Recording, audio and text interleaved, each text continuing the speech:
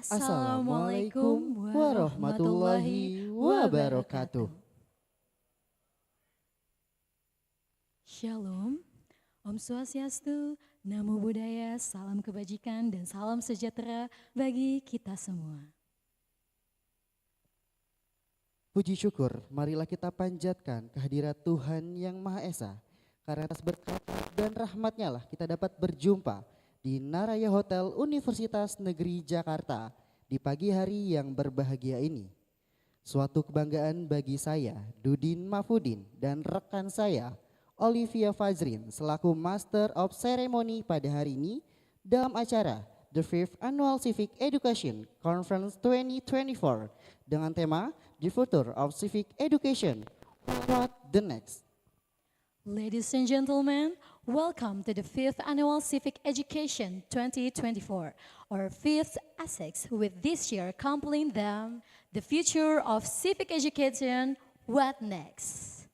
An honor for the student of Civic Education, Faculty of Social Sciences and Law. I am Olivia Pazin and my partner, Dudin Mahfudin.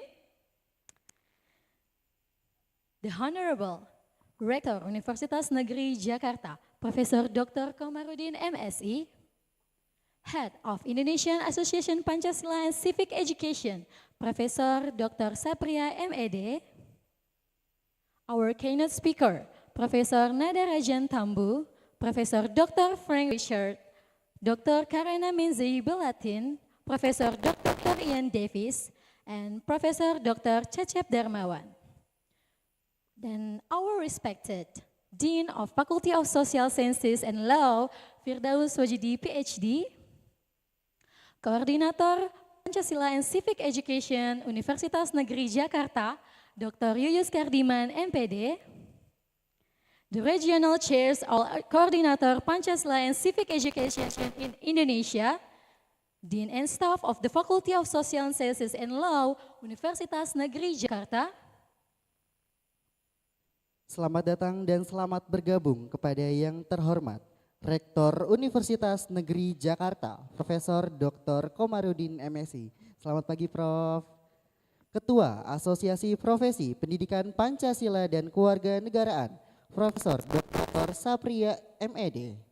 Jajaran Keynote Speaker, Profesor Narajan Thambu dari Universitas Pendidikan Sultan Idris Malaysia, Profesor Dr. Reichert dari University of Hong Kong, Dr. Karena Menzie Belatin dari University Central Queensland, Profesor Dr.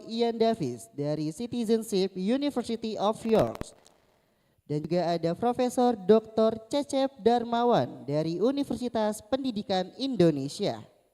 Yang kami hormati para Ketua Wilayah Asosiasi Profesi Pendidikan Pancasila dan Kewarganegaraan se-Indonesia, Dekan Fakultas Ilmu Sosial dan Hukum Universitas Negeri Jakarta, Bapak Firdaus Wajdi PhD. Jajaran Wakil Dekan di lingkungan Fakultas Ilmu Sosial dan Hukum Universitas Negeri Jakarta. Ketua Koordinator Program Studi Pendidikan Pancasila dan Kewarganegaraan atau Pendidikan Kewarganegaraan se-Indonesia atau yang mewakili. Jajaran Koordinator Program Studi di lingkungan Fakultas Ilmu Sosial dan Hukum Universitas Negeri Jakarta atau yang mewakili. Koordinator Program Studi Pendidikan Pancasila dan Kewarganegaraan Universitas Negeri Jakarta, Dr. Yuyus Kardiman MPD. Serta seluruh tamu undangan Bapak Ibu yang berbahagia. Ladies and gentlemen, today's event is more than just a conference. It's a space for dialogue, insight, and forward thinking on how civic education can evolve to meet the demand of rapidly changing the world. All right, ladies and gentlemen, the next agenda we can see together a traditional dance performance by the Dance Education Department. Ladies and gentlemen, please enjoy listening. Baik, hadirin sekalian, sebagai pembuka, marilah kita saksikan bersama penampilan tarian Menzie Nusantara dari mahasiswa program studi Seni Tari Universitas Negeri Jakarta. Selamat menyaksikan.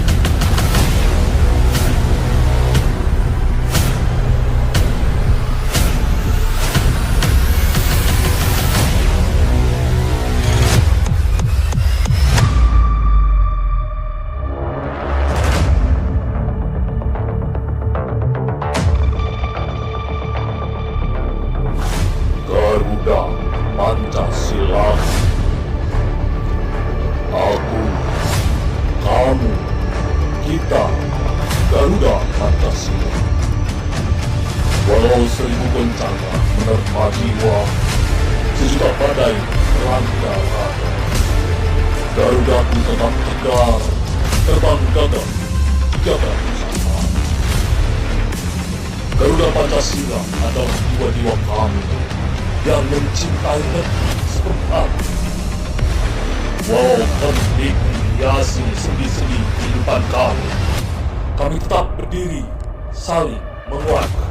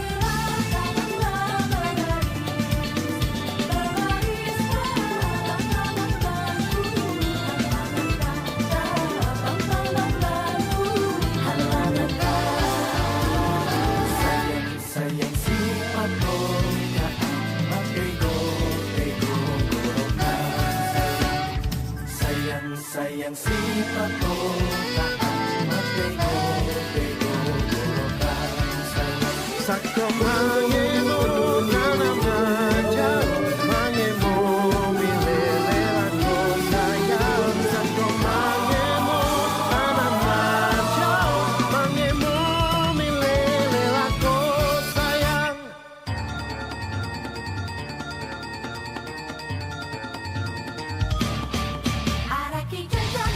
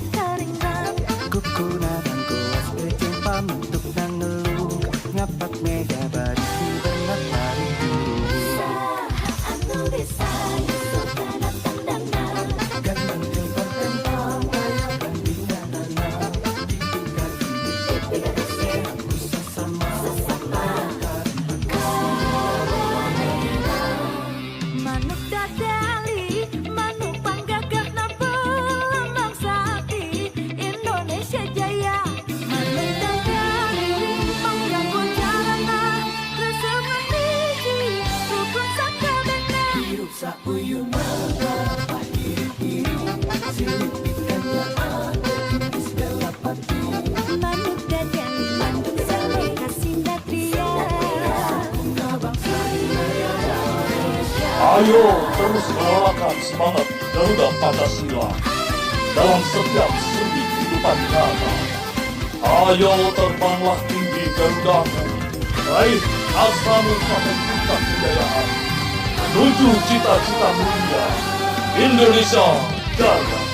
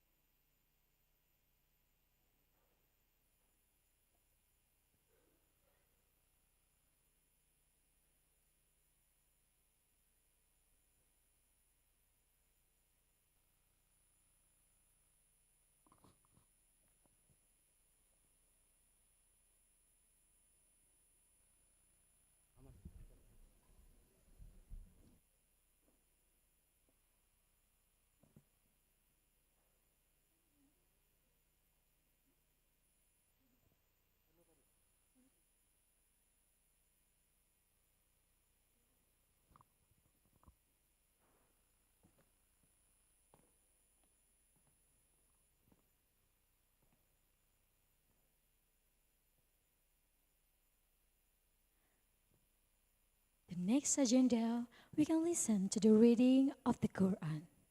From Rizky, please take over. Setelah kita menyaksikan kekayaan Indonesia dari berbagai suku dan budaya, selanjutnya untuk menambah keberkahan pada acara ini, marilah kita bersama-sama mendengarkan lantunan ayat suci Al-Quran yang akan dibacakan oleh saudara Rizky. Kepada Rizky kami persilahkan.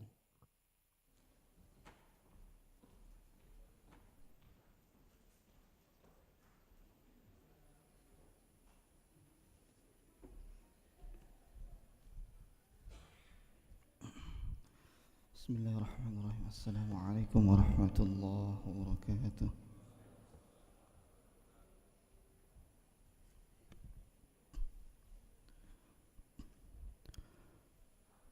A'udzu billahi minasy syaithanir rajim.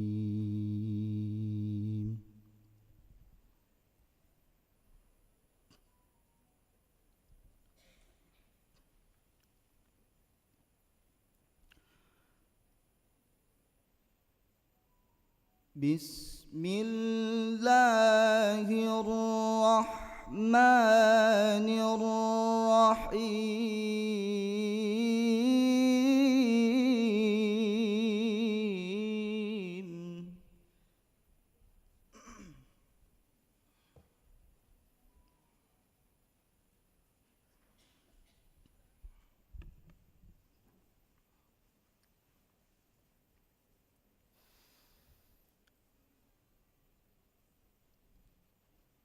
Inna Allah ya'murukum an tu'addul amanati ila ahliha wa idha hakamtum bainan nas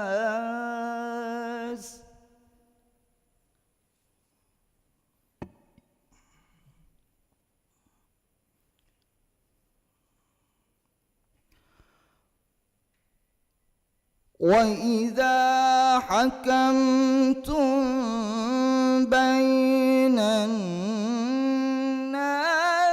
أَن تَحْكُمُوا بِالْعَدْلِ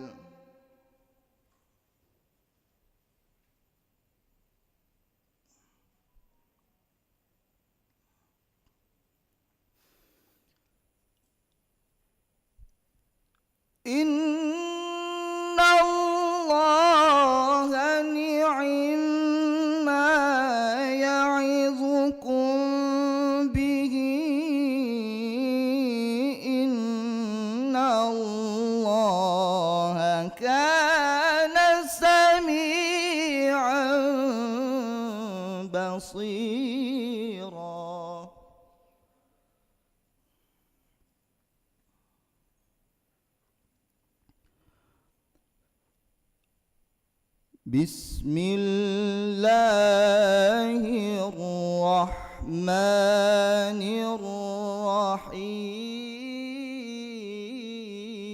الرحيم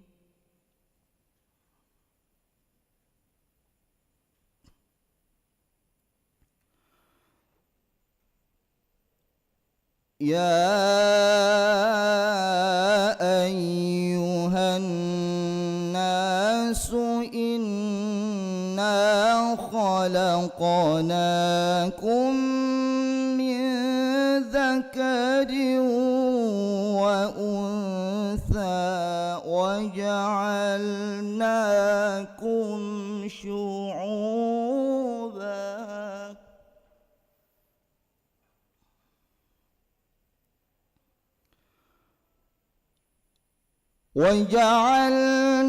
وجعلناكم شعوبا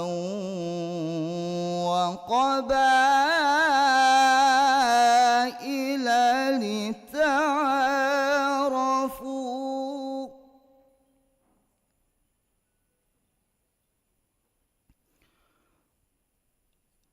إن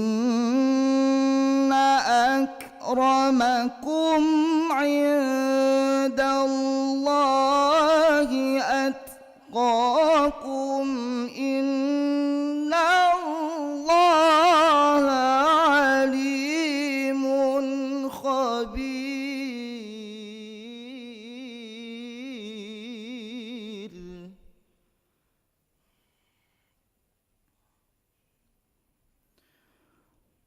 بسم الله الرحمن الرحيم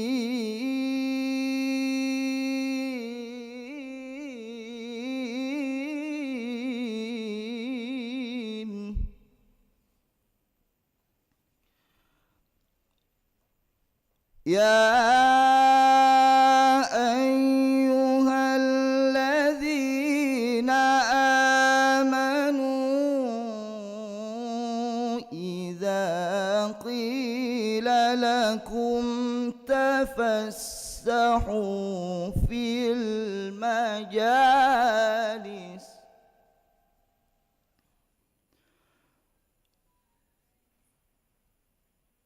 إذا قيل لكم تفسحوا في المجالس فافسحوا يفسح الله لكم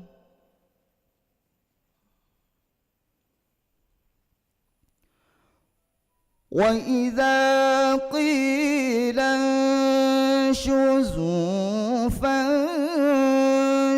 فانشزوا يرفع الله الذين آمنوا منكم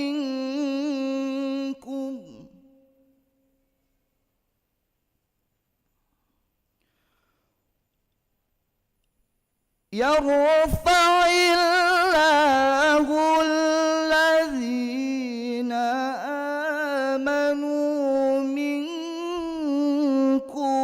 والذين أوتوا العلم درجات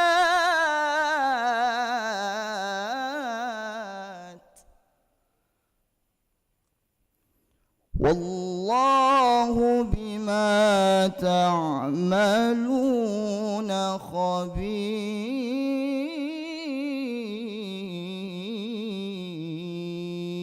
خبير صدق الله العظيم والسلام عليكم ورحمة الله وبركاته.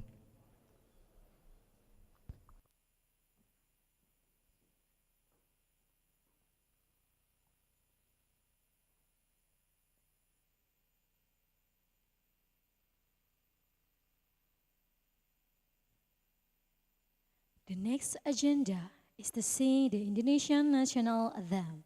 Ladies and gentlemen, please to take a ready stand.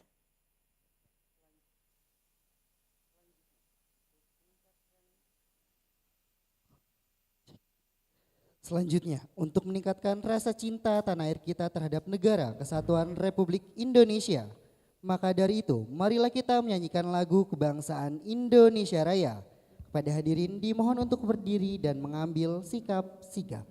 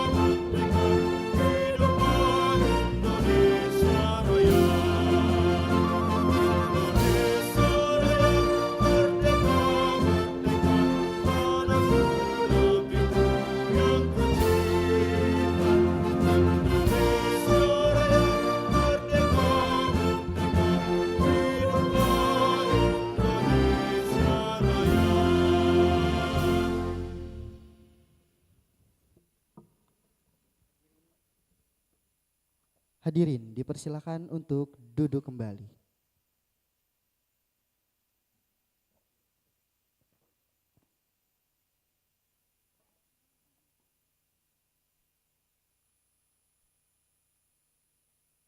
The next agenda, we can listen together to the welcome speech from the coordinator of Pancasila and Civic Education by Yuyus Kardiman, MPD. Please take over. Selanjutnya, marilah kita simak bersama laporan dari Koordinator Program Studi Pendidikan Pancasila dan Kewarganegaraan Fakultas Ilmu Sosial dan Hukum Universitas Negeri Jakarta, Bapak Dr. Yuyus Kardiman, MPD. Kepadanya kami persilahkan.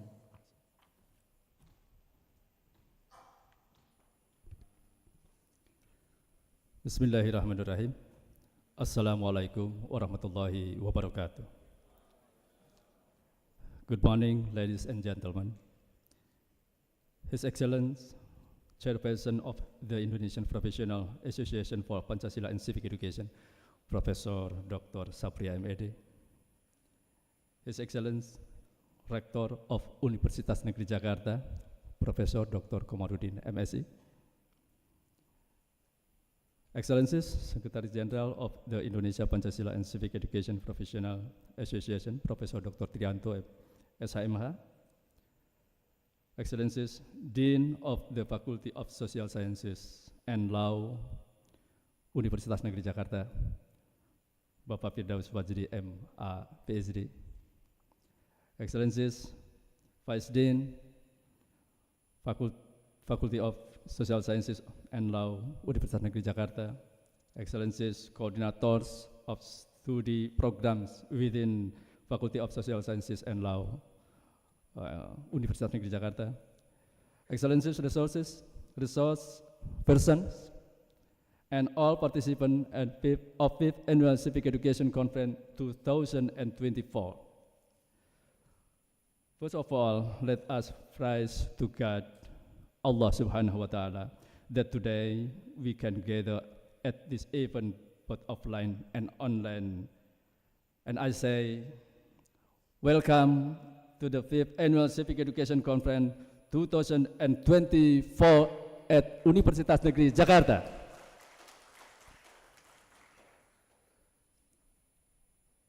The 5th Annual Civic Education Conference, ACEC, is an international conference regularly held by the Indonesian Association of Pancasila and Civic Education Profession, AAPCEP, bahasa kitanya AP3KNI, in collaboration with partner universities.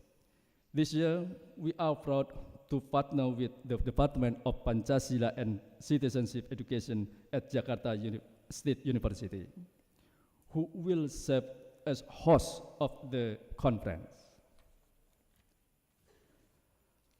Ladies and gentlemen, the number of ACEC participants are 100 people attended offline and 50 people attended online. The output of this conference is publication in IP Scopus Proceeding, Atlantis Press Proceeding, and journals in collaboration with Indonesia Association of Pancasila and Civic Education Profession.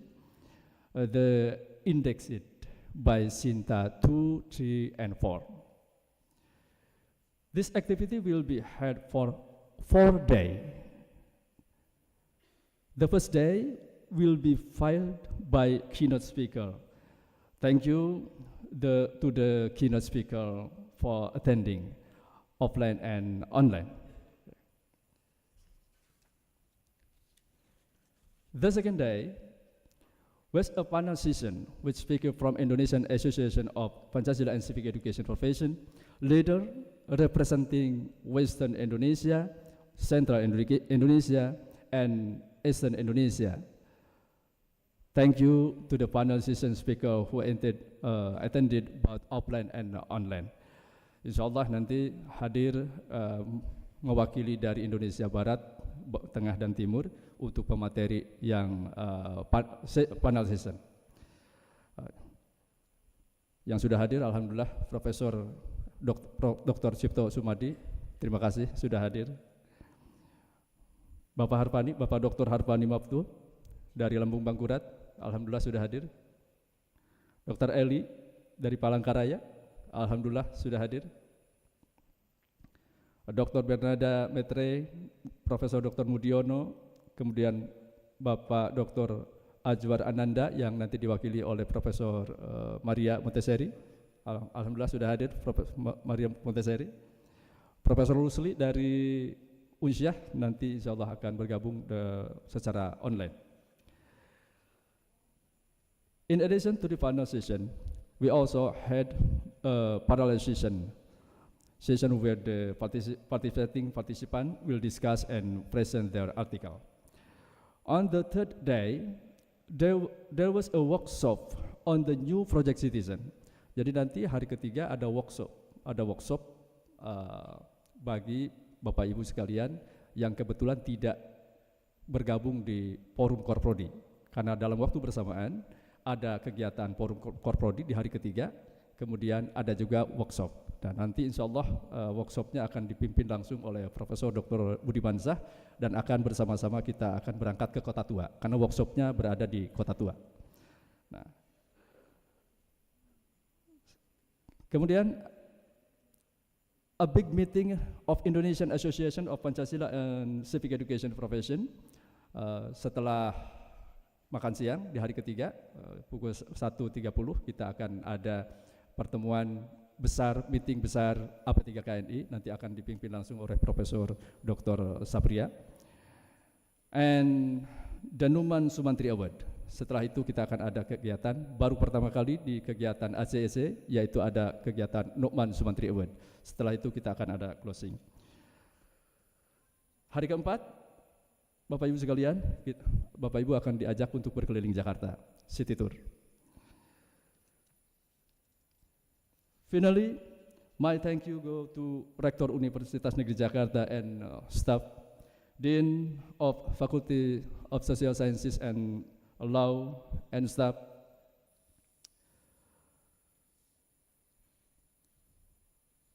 Indonesia Association of Pancasila and Civic Education Profession IAPCEP Center, and staff who have given us to the trust to carry out this ACEC activity, and to all participants who have supported Hopefully Indonesia Association of Indonesia and Civic Education Profession and Civic Education Study Program in Indonesia will be more advanced and have an impact on the progress of civic education in Indonesia and in the world. Thank you for your attention. Enjoy the conference. Wassalamualaikum warahmatullahi wabarakatuh.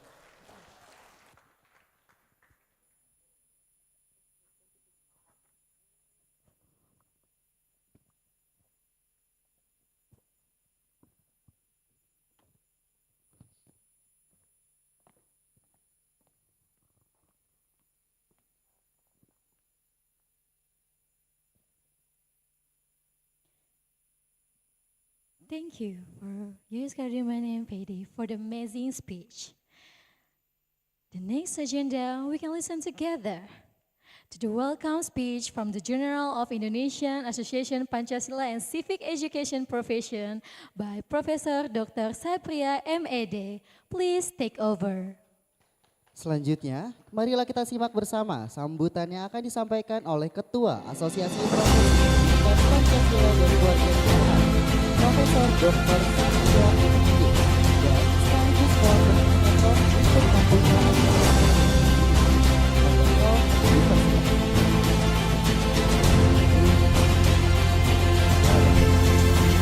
Assalamualaikum warahmatullahi wabarakatuh.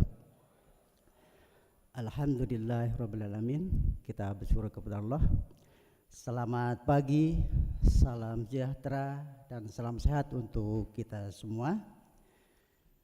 Good morning, distinguished guests, the Honorable Rektor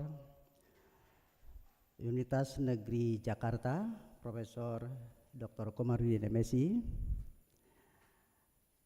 the Dean of Social Science Faculty, Universitas Negeri Jakarta, Bapak Firdaus Wahdi PhD,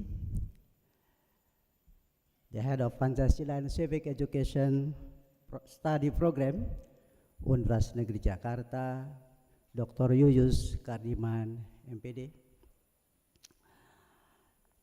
all other keynote speakers who will possibly present their paper online and offline, such as Profesor Dr. Cecep Darmawan from Universitas Pendidikan Indonesia in Bandung, Dr. Karena Menzie Belatin from School of Education and the Arts of Central Queensland University, Australia,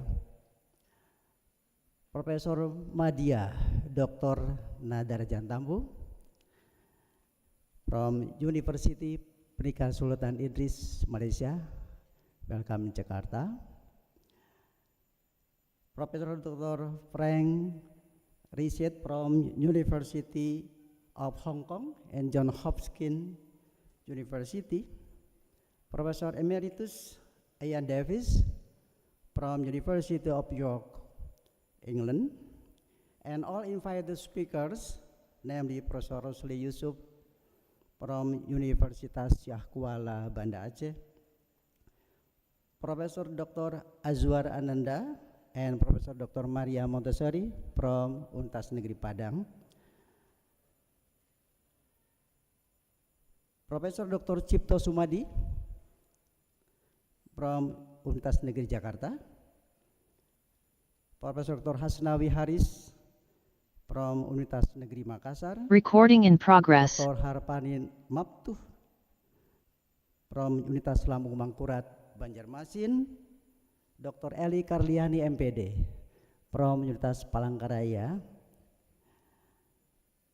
Dr. Bernada Meterai from Universitas Cendrawasih, Jayapura.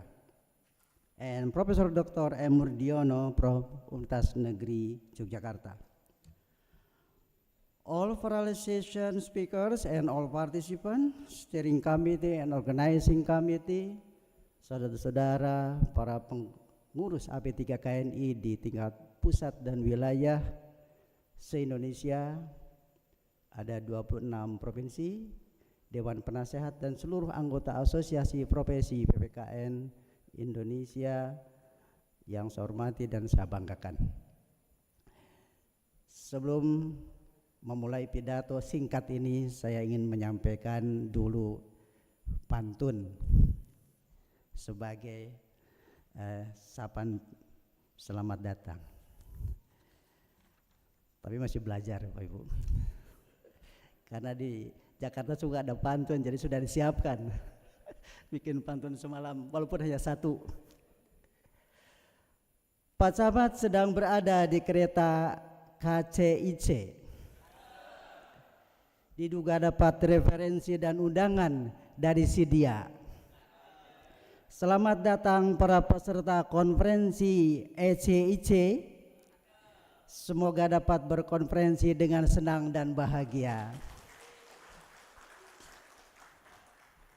Ladies and gentlemen, the 5th Annual Civic Education Conference with the theme The Future of Citizenship Education, What's Next, is a creative and innovative step as well as a promising efforts to achieve the goals of citizenship education in the 21st century,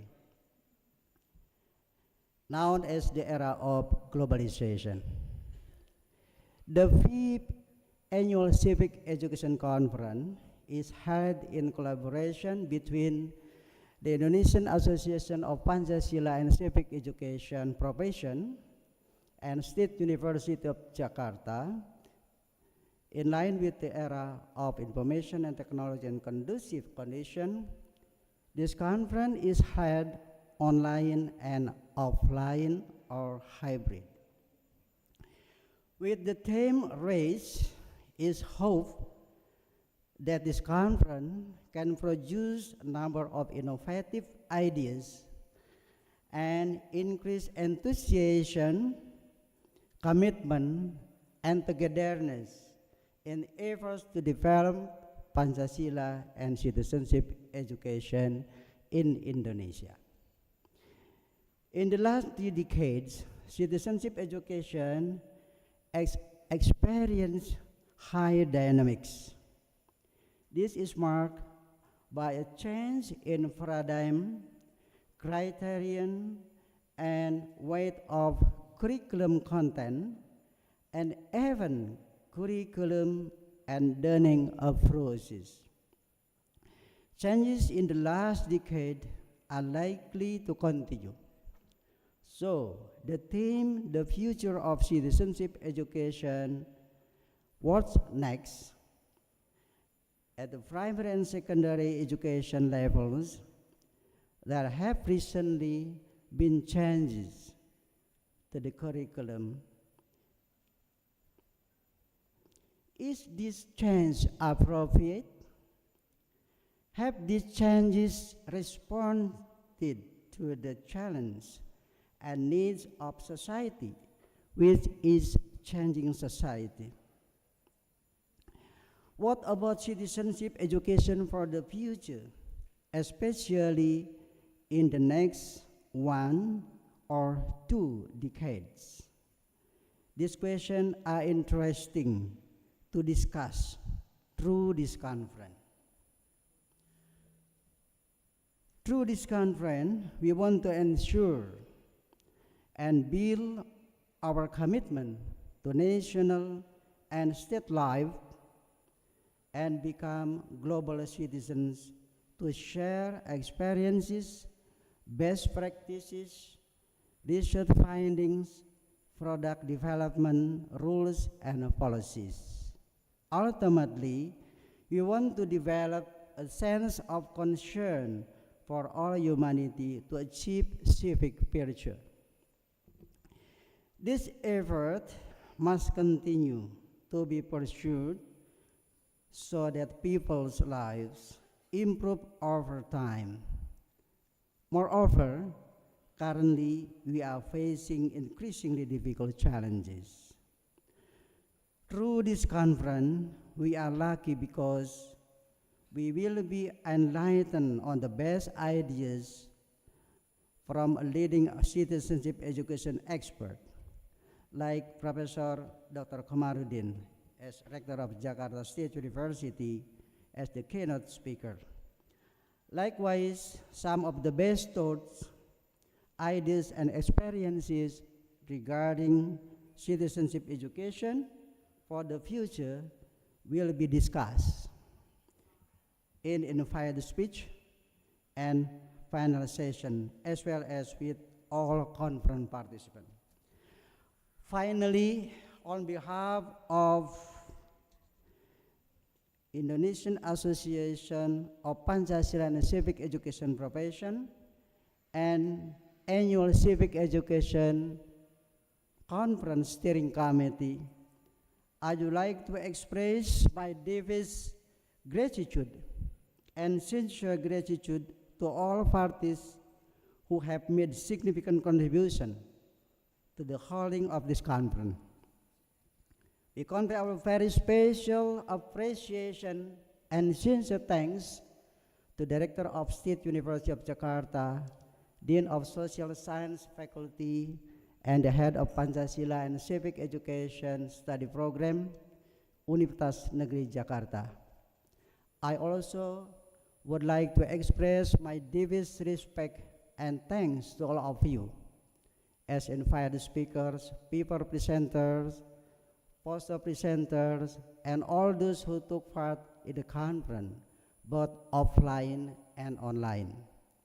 All officials of the Department of Pancasila and Citizenship Education, professors, students, and all participants of the conference.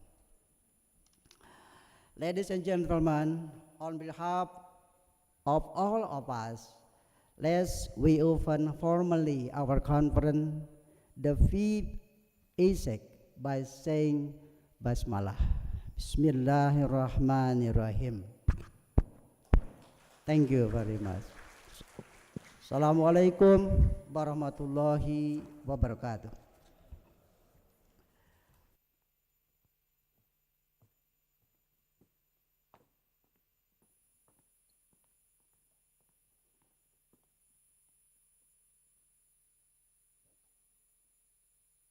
Thank you, Professor Dr. Sapria MED, for the amazing speech. The next agenda, we can listen together to the opening speech or keynote speech from the Rector Universitas Negeri Jakarta, Profesor Dr. Komarudin MSI. Please take over. Baik, terima kasih kepada Prof. Dr. Sapria yang telah membuka.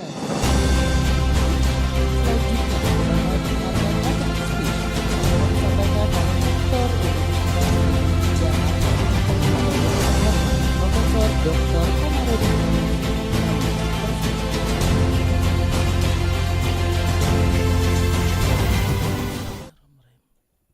Sadar hukum membuat kita patuh. Assalamualaikum warahmatullahi wabarakatuh.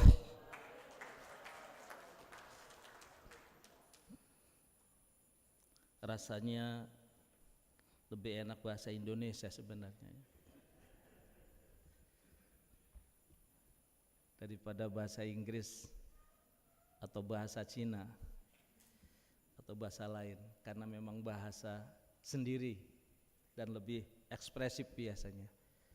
Tapi karena ini seminar internasional, saya dipaksa untuk bicara bahasa Inggris, tepatnya membaca teks bahasa Inggris. The Honorable Keynote Speaker, Profesor Nadarajan Thambu from University Pendidikan Sultan Idris Malaysia. Thank you. Profesor Dr. Reichert from University of Hong Kong. Dr. Karena Menzie, Valentina University Central Queensland. Profesor Dr. Ian Davies, Citizenship University of York. Profesor Dr. Darmawan dari UPI. Beliau sahabat saya, mungkin sudah hadir. Oh, online. Alhamdulillah, biayanya murah.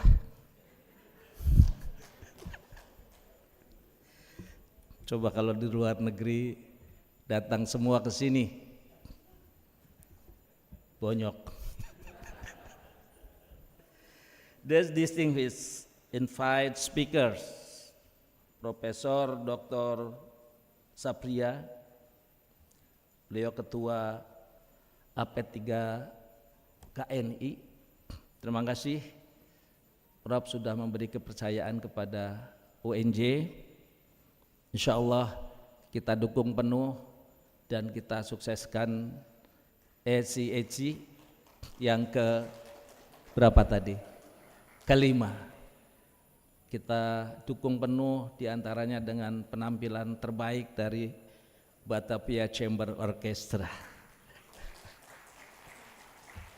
Ini adalah andalan UNJ karena kalau pakai beliau-beliau itu sudah pasti bagus, insya Allah bagus, dan mereka sudah tampil di mana-mana. Kalau pakai, jangan lupa pakai ongkos, kasih ongkos maksudnya. Silakan duduk. Dr. Bernarda Meterai dari Universitas Cendrawasih, apakah sudah hadir? Online juga. Ada menghemat kayaknya ya. Profesor Dr. Azwar Ananda dari Universitas Negeri Padang yang tadi disampaikan diwakili ya. Ibu Prof Maria. Terima kasih Ibu. Mudah-mudahan sehat selalu Bu. Profesor Dr. Rusli Yusuf dari Universitas Syah Kuala online. Dari USK, nggak mau disebut Unsiah, takut disebut satu-satunya universitas Syiah di Indonesia, makanya disingkat USK. Berikutnya senior saya Profesor Dr. Cipto Sumandi dari UNJ. Terima kasih Prof. Sebenarnya ada senior saya juga nih, Prof Nadiroh, giliran berikut ya Prof ya, terutama kalau lingkungan ya. Berikutnya Profesor Dr. Murdiono Universitas Negeri Yogyakarta, mohon maaf, Universitas Negeri Yogyakarta baru saja dilantik jadi dekan beliau. Selamat juga untuk beliau, ini sahabat-sahabat kita.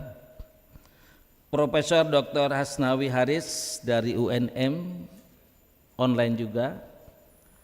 Dr. Harpani Madnuh dari Universitas Lambung Mangkurat, apakah hadir luring? Terima kasih Pak. Dr. Eldi Karliani dari Universitas Palangkaraya. Oh ya, makasih Bu. My dear colleague, Dean of Faculty of Social Science and Law, ladies and gentlemen, it is commonly understood that the world development is exponentially changing, unpredictable. This condition affects various aspects of life in society, nation and states.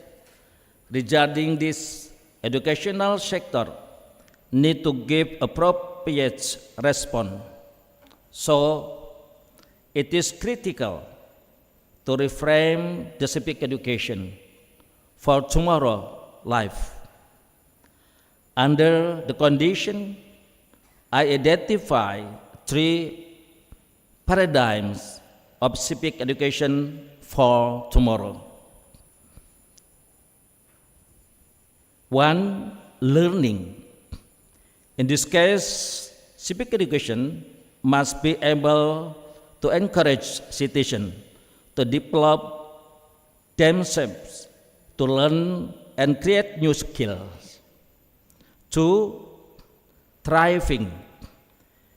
In addition, civic education must also encourage citizens to continue to survive and grow well.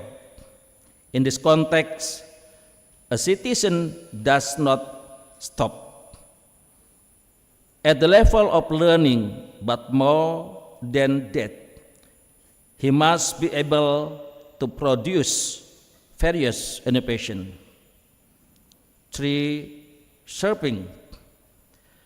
Future civic education must be able to maintain wisdom, lead citizens to serve for the good and progress of the country, no matter how small their role.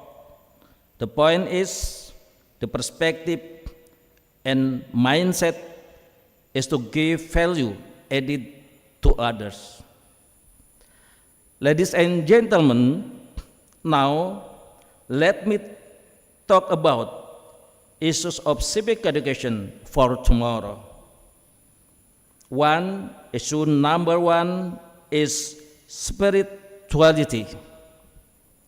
This issue deals with empowering one knowledge and intellectuality of civic education from an early age to strengthen spirituality and morality. This is made and practiced in the day-to-day life. Number two is identity. Identity, encouraging citizens' love for their homeland, strengthening nationalism, and creating Pancasila citizens with the support of the strong geopolitical understanding needs to be strengthened. 3. Digitalization. Facing an increasingly disruptive world, it is important to present digital citizenship as a reflection on the challenges of the digital era. In this relation, it is important to benefit technology to accelerate equality of peace and wisdom, to spread all over Indonesia. With digital citizenship, we can create various activities, including successful technopreneurs, but still love our beloved country. Law. In the future, civic education is expected to become a foundation to strengthen Indonesia's constitution and democracy by encouraging the creation of a political culture, have high stability, consistent, and firm in the supremacy of law. 5. Ecology. Maintaining the sustainability of life, natural resources, energy, and food self-sufficiency are important tasks of ecological citizenship today and in the future. So, future civic education must monitor and campaign for this environmental sustainability.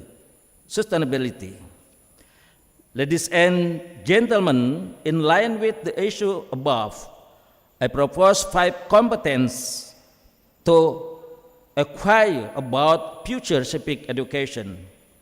1. Spiritual competence.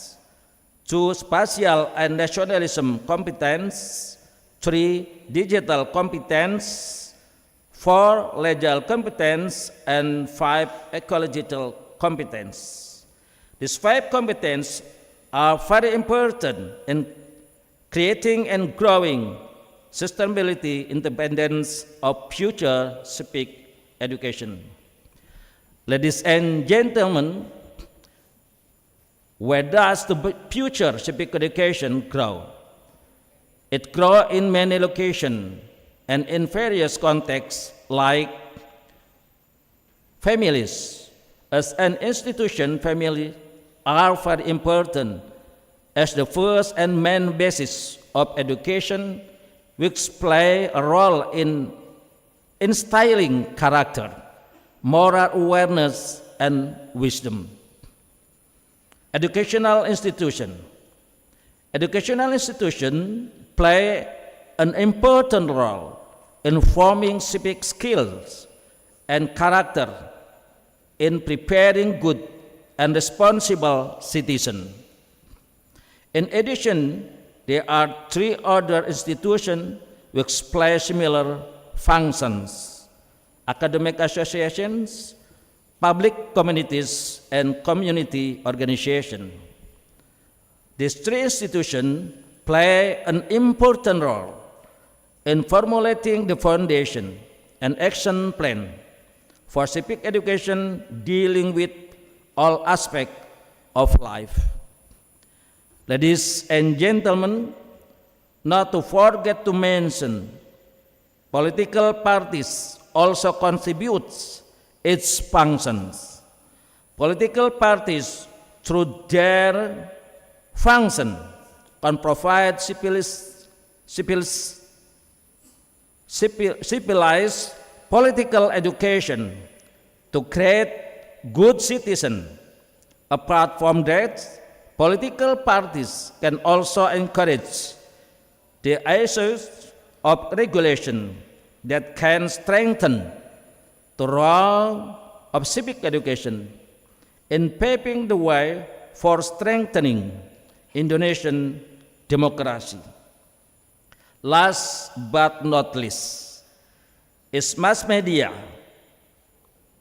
Media can be a channel for disseminating, branding, and strengthening the urgency of citizenship education in everyday life.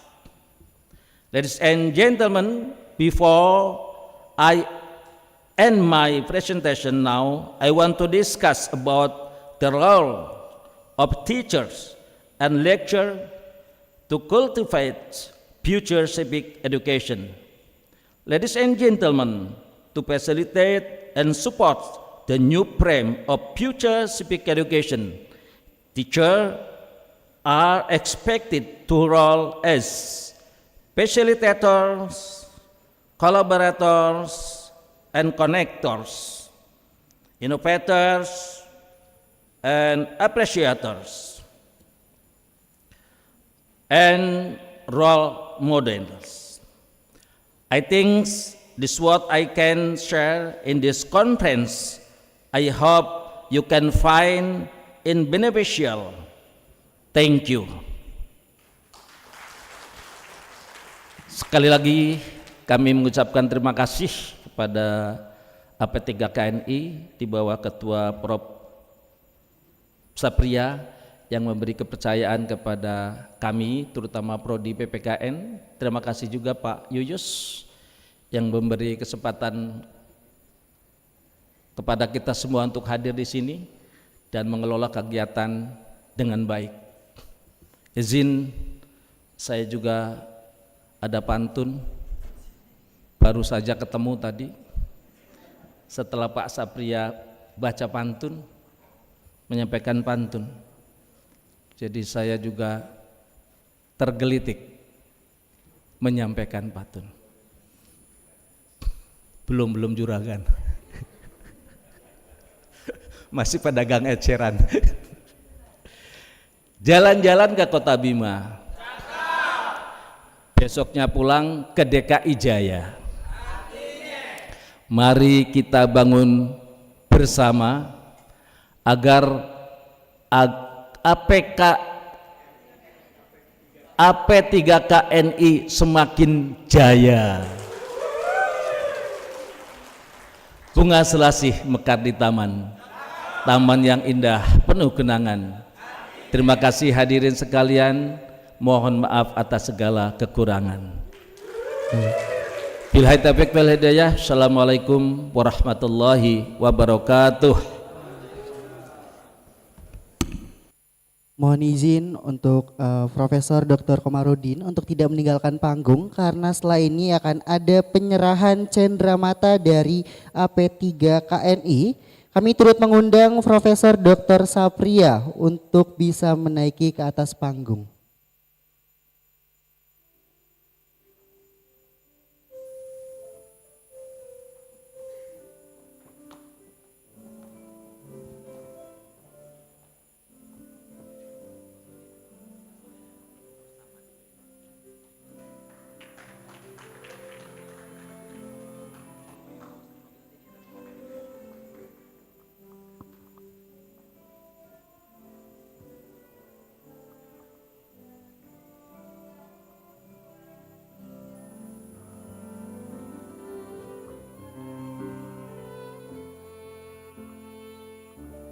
Baik, kami juga turut mengundang Pak Dekan, Bapak Firdaus Wasdi dan juga Pak Yuyus untuk bisa menaiki ke atas panggung untuk melakukan sesi foto bersama.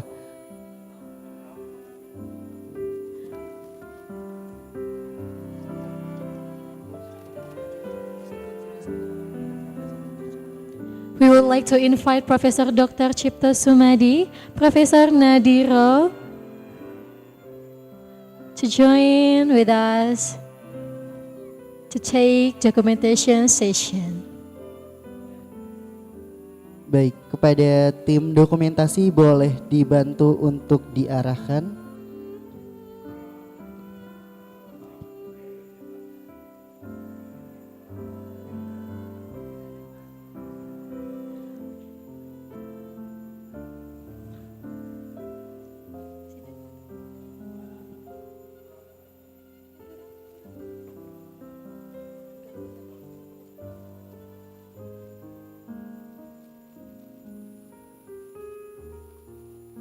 Alright, the photo session will start. 3, 2, 1, smile. Once again, 3, 2, 1, smile. Alright. Baik.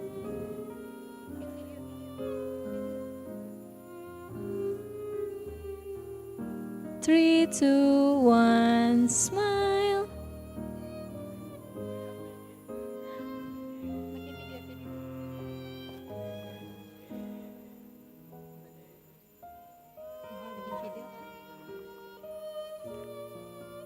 All right. And 3, 2, 1, smile. Once again, 3, 2, 1, and smile. Baik, mohon izin untuk tidak meninggalkan tempat karena akan ada sesi bersama para hadirin sekalian. Boleh membelakangi.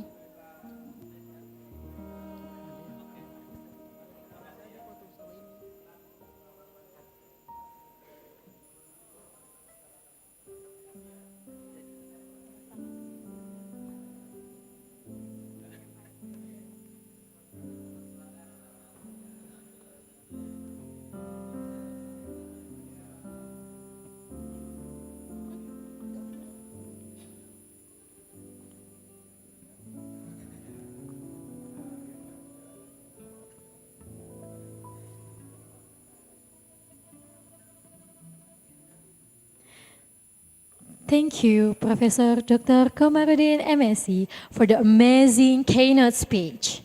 And the next agenda, we can hear shedding prayer from Professor Dr. Ahmad Hussein, MSc. Please take over. Baik, acara selanjutnya kita akan berdoa yang akan dipandu oleh Profesor Dr. Ahmad Hussein, MPD. Kepadanya kami persilahkan.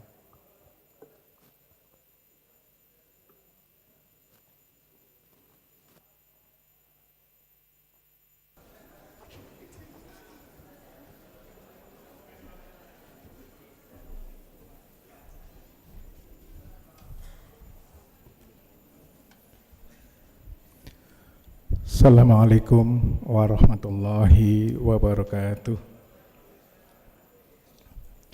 Hadirin sekalian yang kami hormati, untuk keberkahan dan kebaikan kita bersama, marilah kita memanjatkan doa kepada Allah Subhanahu wa Ta'ala dengan segala kerendahan hati dan penuh harap, semoga Allah mengabulkannya. Bismillahirrahmanirrahim. Alhamdulillahi Rabbil Alamin. Hamdan yuafi ni'amahu wa yukafi'u mazidah. Ya Rabbana lakal hamdu kama yanbaghi li jalali wajhikal karim wa li 'azimi sultanik. Allahumma shalli ala Sayyidina Muhammad wa ala ali Sayyidina Muhammad. Ya Allah Azza wa Jal, atas kuasa, iradah dan ridhamu, kami hadir bersimpuh di depan pintu rahmat dan keharibaanmu, mengucapkan syukur dan memanjatkan puji kepadamu. Begitu banyak taufik, hidayah dan inayahmu, tak terbilang rahmat, berkah dan karuniamu telah engkau anugerahkan kepada kami. Tapi kami sering lalai, melanggar dan bahkan berbuat maksiat kepadamu. Oleh karena itu, ampunilah dosa-dosa kami, maafkanlah segala kesalahan kami. Ya Rahman, Ya Rahim, dalam dekapan sifat rahmat dan rahimmu, kami mengajukan pinta dan memanjatkan doa. Tambahkanlah kami ilmu yang bermanfaat, ilmu yang membawa kepada keberkahan dan kemuliaan, yang mampu menghantarkan kepada ketaatan dan ketakwaan. Anugerahilah kami pemahaman yang dapat melahirkan kebajikan dan kebijakan, yang mampu memberikan kemanfaatan dan kemaslahatan, yang bisa menunjukkan jalan bagi kami untuk mencari dan meraih ridho-Mu. Meskipun kami menyadari semakin banyak ilmu yang Engkau tambahkan, semakin yakin kami tidak mengerti apa yang selain Engkau berikan.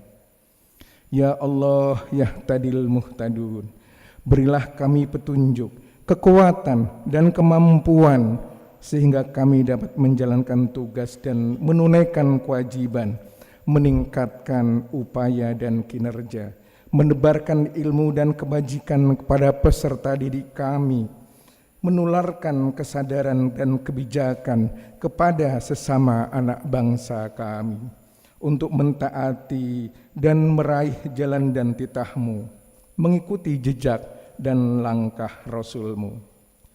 Ya Muqallibal Qulub, satukanlah hati kami, eratkan silaturahmi dan sinergi kami dalam mengembangkan kerjasama demi kemajuan dan kejayaan bersama bagi kebermaknaan masyarakat, bangsa dan sesama. Ya Allah, ya Malikul Quddus, tuntunlah kami untuk tetap ikhlas dalam berbakti dan mengabdi kepadamu. Lindungilah kami dari sifat kikir dan ria yang dapat menjerumuskan kami kepada dosa dan nista. Ilahi, sepenuh hati, doa dan harapan telah kami panjatkan.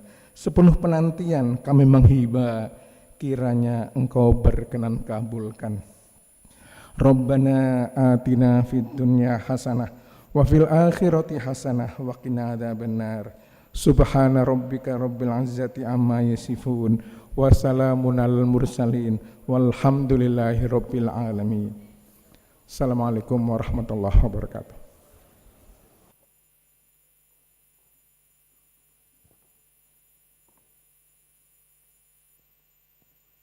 Thank you, Profesor Dr. Ahmad Hussein MPD. Alright, the next event we will watch together the grand opening video. Ladies and gentlemen, please enjoy, watch the video. Baik, selanjutnya akan kita saksikan bersama grand opening video. Selamat menyaksikan.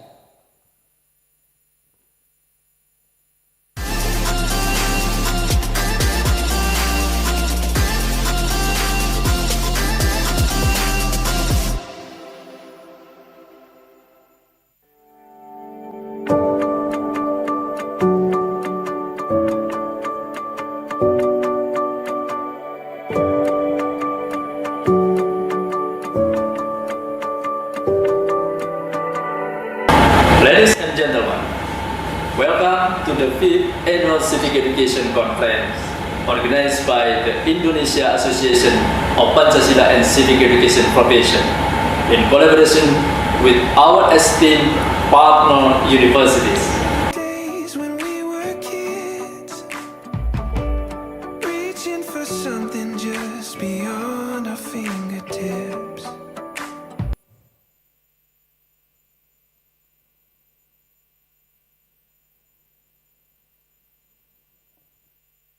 All right. Can you all of you give applause for us? All right, because the next agenda is a coffee break. Ladies and gentlemen, please enjoy your meal.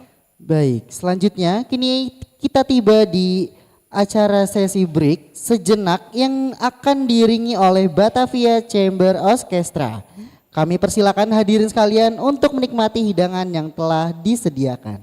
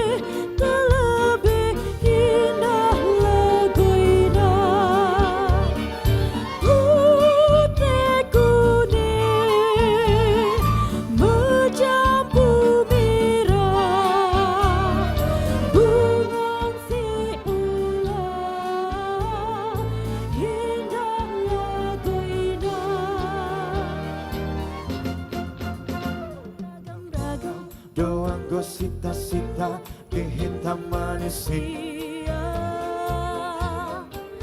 Masingnya doang go pengedoan di ganu-ganu joma Hamorau naga bion hasangapon Dodi ulina deba Dina deba asal mata barita kuanda tali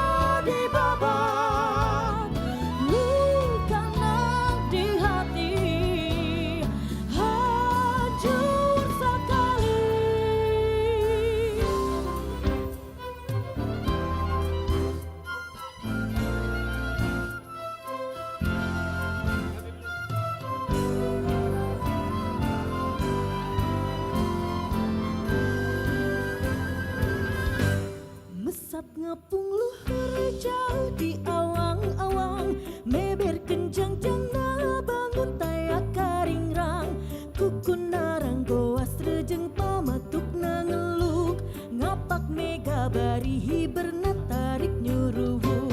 Saha anu bisa nyusukan tandangna, dandang jempar tentang taya bandingan anak.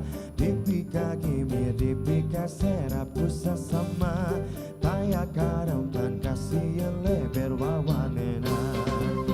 Manuk dadali, manuk panggagana, berlambang sakti Indonesia jaya.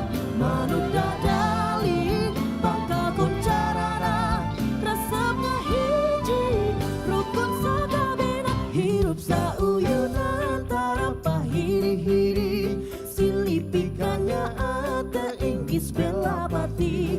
Manuk dadali ngandung siloka sinatria, kesakumna bangsa di negara Indonesia. Di negara Indonesia,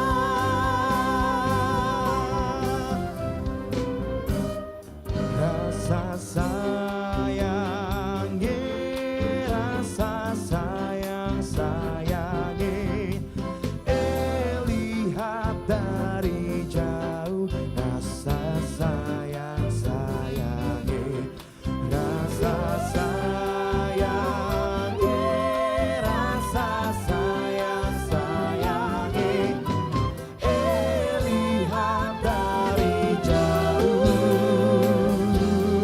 rasa sayang sayangi.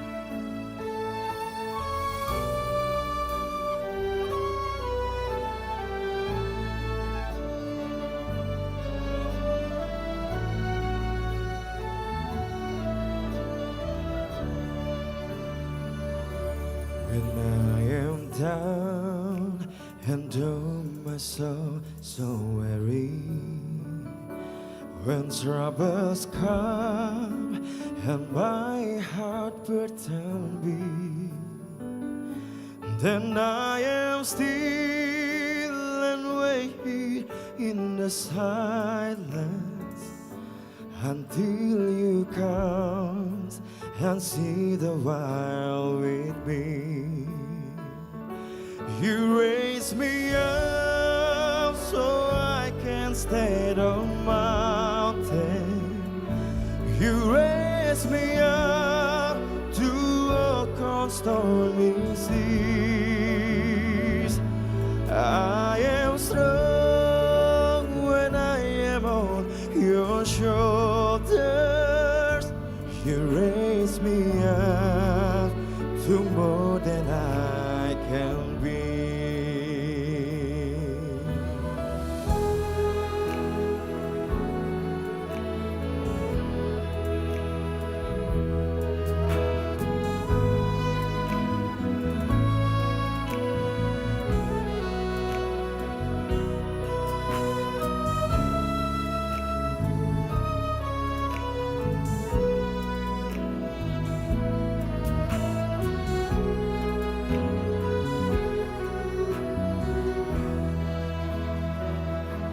You raise me up so I can stand on mountain.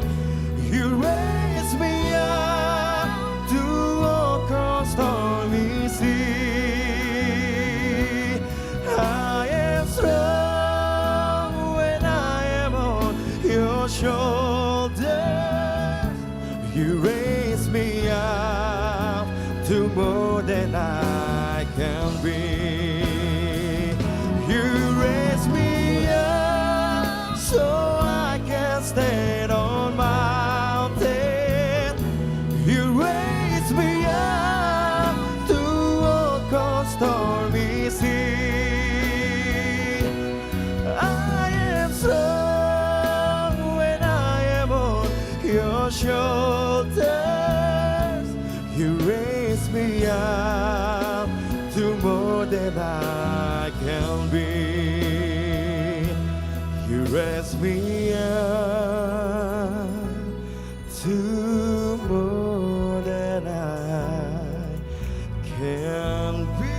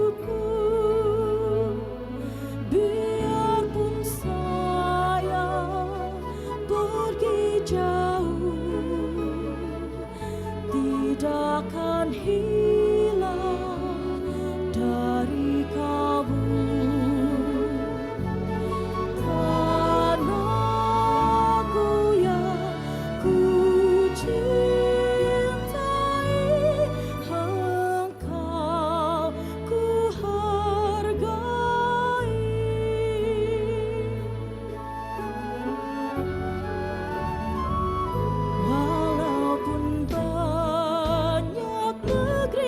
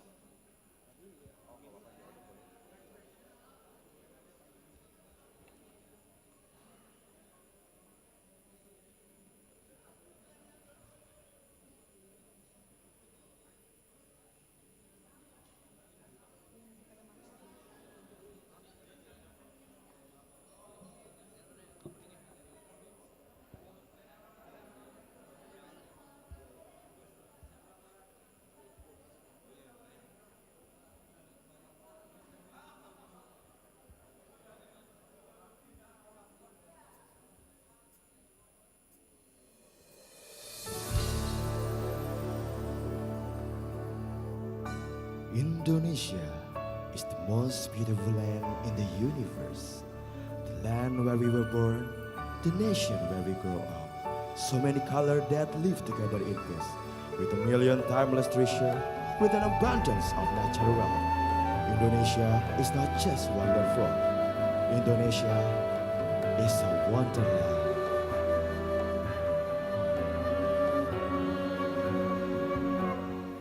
Kota baru gunungnya Bamega, Bamega ubah mana budi salakara, ubah mana budi salakara. Batabu lawala adinda, adinda iman di dadara sama layang, iman di dadara sama layang. Sayang sifat kakaan batego tego gorokan. Sayang sifat kakaan batego tego gorokan. Sayang Sajojo Yuma nampo bisa papara samuna muna keke, samuna muna keke.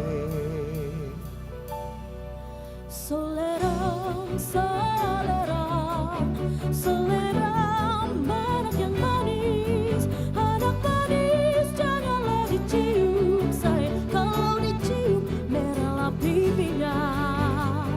Pangan jauh di mata, gunung sansai bakulnya.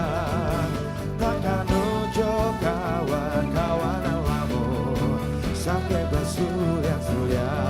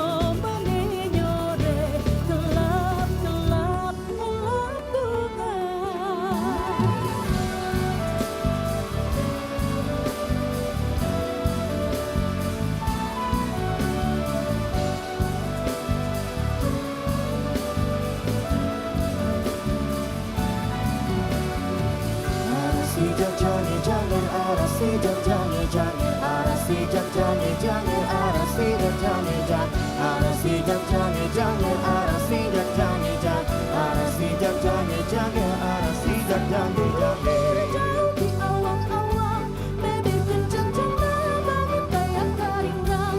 Kutung narang goa sejak pamat tungga ngeluh, nampak mega barihi karena tarik nyuruh. Mana di mana anak kambing saya, anak kambing tua ada di pohon baru. Mana di mana jantung hati saya, jantung hati Tuhan ada di kampung baru.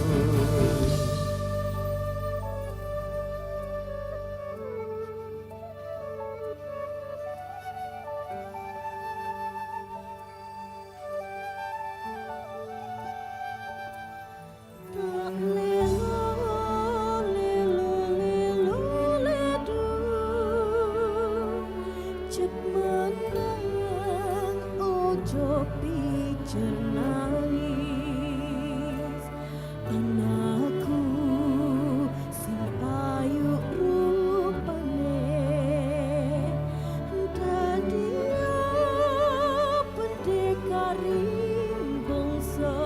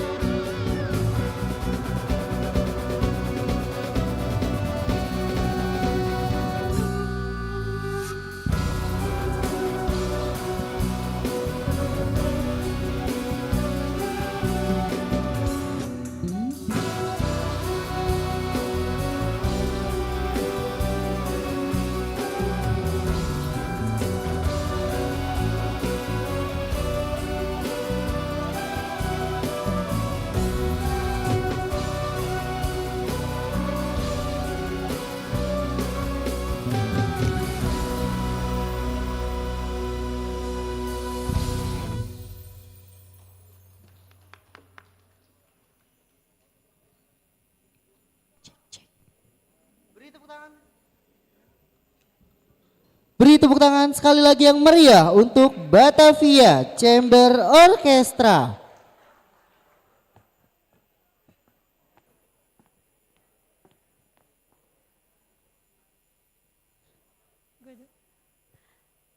Ladies and gentlemen, back again with me, Olivia Pazrin, and my partner, Dudin Mahfudin.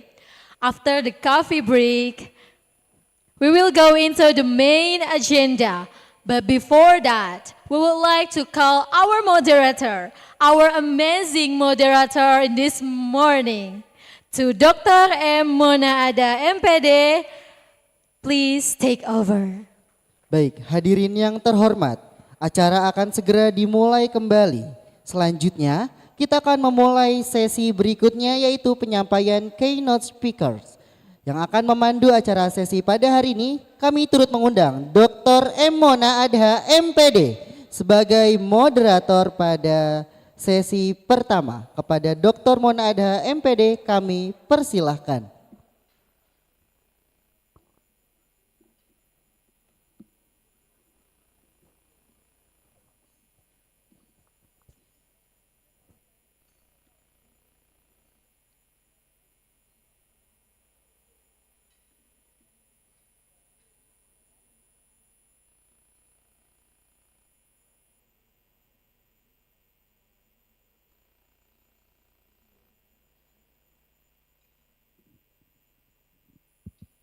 Cek tes.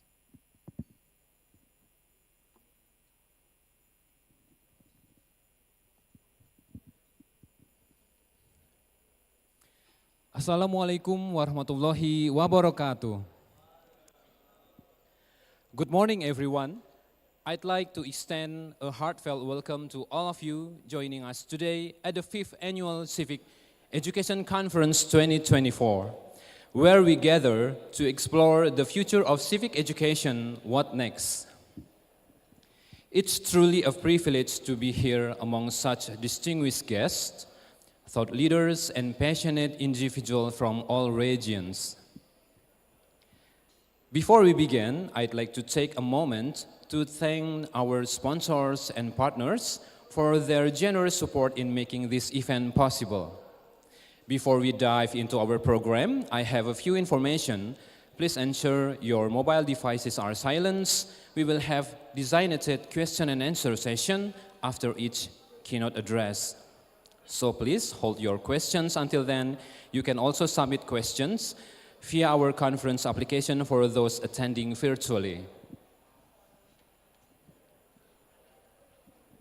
Ladies and gentlemen and all participants for ACEC 2024, today we have an exciting lineup of keynote speakers. We'll kick things off with our keynote address by, first part, Professor Cecep Darmawan, MHMSI, and Dr. Menzie Ballantyne, School of Education and the Arts Central Queensland University, Australia, who will be discussing Prof. Cecep about trajectory of Pancasila education, perspective on educational policy, and Dr. Menzie Ballantyne about global citizenship education future directions. And of course, our experts today will providing a rich knowledge and perspective on the challenges and opportunities we face. Ladies and gentlemen and all participants for today's conference, now it is my great pleasure to invite our keynote speaker to the virtual meeting video conference, Professor Cecep Darmawan MHMSI from Indonesia University of Education and Dr. Menzie Ballantyne from Queensland University, Australia. Please join me in welcoming Professor Cecep Darmawan and Dr. Menzie Ballantyne to the virtual meeting. I'd like to introduce our keynote speaker. Each of these experts brings a unique perspective, and I'm looking forward to a lively discussion. And I want to say hi to Professor Cecep. Selamat pagi. Good morning, Professor Cecep. Selamat pagi, good morning, moderator and everybody. Really nice to have you here in our conference. And second, Dr. Menzie Ballantyne. Good morning, Dr. Menzie Ballantyne. Selamat pagi. Selamat pagi. Thank you for having Apa me. kabar? Okay, thank you so much for joining us today, Professor Cecep and also Dr. Karna Menzie Valentine. Ladies and gentlemen, and all participants for ACEC today, I would like to read curriculum vitae for the first part, for the first session, Prof. Cecep Darmawan. Professor Dr. Cecep Darmawan, SH, SIP, SAP, SPD, MSI, MH, CPM, is a lecturer and professor at the Indonesian University of Education. His doctoral education was completed at the UNPAD Postgraduate School in Social Sciences, 2009. He also completed professional education for advocates organized by the Bandung branch of the Indonesian Advocates Association 2021. His work experience includes head of the Master's and Doctoral Study Program in Civic Education, UPI, 2020 and 2024, head of Center for Study and Development of Public Policy, Educational Innovation and Peace Education of LPPM, UPI. His organizational experience includes Secretary 1 of the Central Leadership Council of the Indonesian Professor Association DPP Pergubi 2022 until now. He has written books and articles published in both national and international journals, as well as number of freelance writing in mass media such as Harian Umum Kompas, Media Indonesia, Republika, Koran Tempo, Jawa Pos, dan Pikiran Rakyat. Ladies and gentlemen, please give applause to Prof. Cecep for the first session. Prof. Dr. Cecep Darmawan, time is yours. Yep. Okay. Can I have me presentation to share? Okay. Assalamualaikum warahmatullahi wabarakatuh. Good morning. Alhamdulillah. I hope all is well. To the Honorable Rector and Vice Rector of UNJ, State University of Jakarta, Chair of AAPCEP Indonesia Association of Pancasila and Civic Education Profession, Professor Sapria, Dean and Vice Dean of Faculty of Social Sciences and Laws, UNJ, Head of Pancasila and Civic Education Study Programs, State University of Jakarta, Mr. Yuyus, and Mr. Sucipto, keynote speaker, moderators, committee, and all participants. Ladies and gentlemen, my apologies. Actually, I planned to come, but I can because there are some agendas to attend at UPI, my campus. Ladies and gentlemen, it gives me a great pleasure to be one of speakers for the 5th annual Civic Education Conference 2024. In this great opportunity, I will present the material of trajectory of Pancasila and civic education perspective on educational policy. We will highlight get a close look into several points related to trajectory of Pancasila and civic education in relation to the educational policy in Indonesia. I believe that we will have a very interesting discussion today. Let's go with the first topic, aspects of trajectory of Pancasila and civic education. Ladies and gentlemen, first education development, it is how Pancasila and civic education is placed within the framework of national development in the education sector. And second, educational law, it is how Pancasila and civic education is able to achieve the mandate of the Constitution and the goal of national education. And the third, educational policy. It is how Pancasila and civic education is placed within the framework of educational policies and programs. And the last, educational politics. It is how Pancasila and civic education is able to accommodate or align with the direction of educational policies, desired by a government or the president. Okay, next. Ladies and gentlemen, now let's move on the second topic, Pancasila and civic education and the goals of Pancasila's human resources development in Indonesia. Okay, the development of Pancasila civic education in the future need to be placed within the framework of the development of Indonesia human resources in a holistic and comprehensive manner. There is no grand design or roadmap, but describe the direction of Pancasila and civic education in the future. And the implementation of Pancasila and civic education in school and in society tends to be partial and not yet integrated in line with the various objectives of human resources development based on Pancasila. Okay. Next. Okay. The following are the objective and direction of Indonesia human resources development based on Pancasila that can be the basic for the development of Pancasila and civic education. First, we know national good of Indonesia nation based on Pancasila, as stated in the preamble of the Constitution and the Article 31, Paragraph 3 of the Constitution. It is a national good of Indonesia nation based on Pancasila. Next, national education objectives based on Pancasila. As stated in the Article 2 and Article 3 of Law number 20 of 2003 concerning the national education system, SISDIKNAS.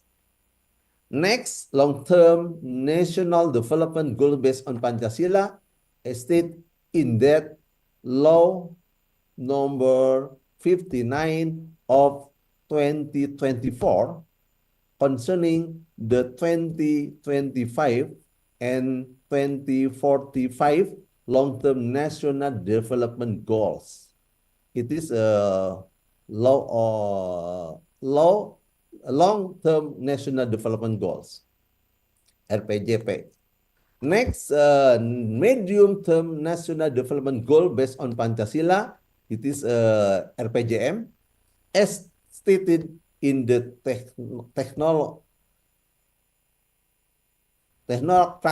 draft of 2025 to 2029 medium-term national development, RPJM nasional. Ladies and gentlemen, next, goal, policy, direction, and principle of ethics in national and state life. It is as stated in the People Consultative Assembly, MPR. It is a top MPR. Yes, about the ethic of national life. Okay, next, the purpose of developing national defense awareness, as stated in the Law number 23 of 2019 concerning management of national resources for national defense. Undang-undang tentang manajemen pengembangan sumber daya nasional untuk pertahanan. And next, the purpose of Pancasila ideology development, as stated in the Agency for Pancasila Ideology Development, BPIP, Regulation number 2 of 2022 concerning the basic material of Pancasila ideology education. And next, and the last, the objective of Pancasila and civic education, as stated in the decree of the head of BSKAP, BSKAP of the Ministry of Education, Culture, Research, and Technology, Kemendikbud Research, number 22, 2024. Okay, next. Okay, ladies and gentlemen, next let's more on the three topic. Inconsistency of regulation related to Pancasila and civic education. The inconsistency regarding the regulation of Pancasila and civic education in law and regulation can be seen in Article 27 to Law number 20 of 2003 concerning the national education system with rising several problem name. The first, the national education system law only regulated civic education as a mandatory content in the curriculum for elementary, secondary, and higher education. Meanwhile, Pancasila education has not been regulated as a mandatory content in the curriculum for elementary, secondary, and higher education in the national education system law. This is the fact. And the second, that is the disharmony between the Article 25, paragraph 3 of the higher education law, which regulation the mandatory content in the higher education curriculum, including Pancasila and civic, and the Article 27, paragraph 2 of the national education system law, which only contains the civic education. And the last three is the harmony between the Article 27 of the national education system law, which does not include Pancasila education, but the Article 40 of government regulation, peraturan pemerintah, number 4 of 2022, which regulation Pancasila education is a mandatory content in the curriculum in primary and secondary education, as well as higher education. Therefore, it is necessary to amount of change the national education system law as soon as possible. In order to include Pancasila education is as a mandatory curriculum content as well as mandatory subject. This need to be done not only to maintain consistent legal order, but also to strengthen Pancasila education in school based on the national education system law. Okay, next.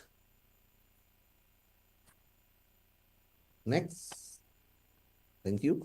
The next topic is Pancasila and civic education during the transition period of government. In the current government transition period, the existence of Pancasila and civic education is uncertain due to the potential for a review of the independent curriculum along with the program of Pancasila student profile strengthening project. And in this transition period, it is necessary to carry out an evaluation of the current education policies to see the extent for their impact on the world of the education. Therefore, this is the potential for the new minister, new curriculum. Ya, menteri baru, curriculum baru. And next, the change of the curriculum will certainly have an impact on the structure and substance of Pancasila and civic education content in the curriculum. And in the future, it is necessary to study the change in the nomenclature of Pancasila education, containing the substance of civic education, which changes to Pancasila education and civic education. Pendidikan Pancasila dan pendidikan kewarganegaraan. Oke. Next. Ladies and gentlemen, we finally arrived at the last topic. The last topic is Pancasila and civic education in the vision, mission, and education program of the President. Of the President Prabowo. The document of vision, mission, and education program of the President cover the following point.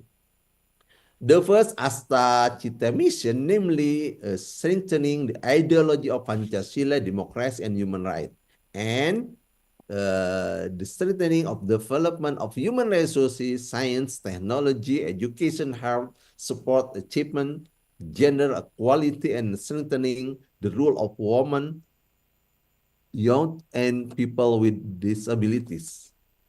The second Astra Cita for Work program, namely building a national education system that prioritize the formation of national character by implementing a character development program for an early age, and to building a national education system that prioritize the formation of 8 main national standards such as religious, moral, healthy, intelligent, and creative, hardworking, disciplined, and orderly, independent, and use.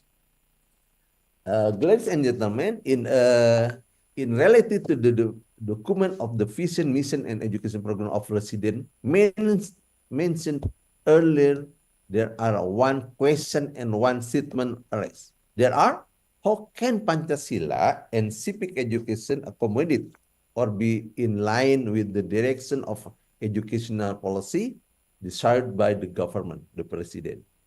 And the direction of education policy can certainly be influenced by the direction of educational policy proposed by the President.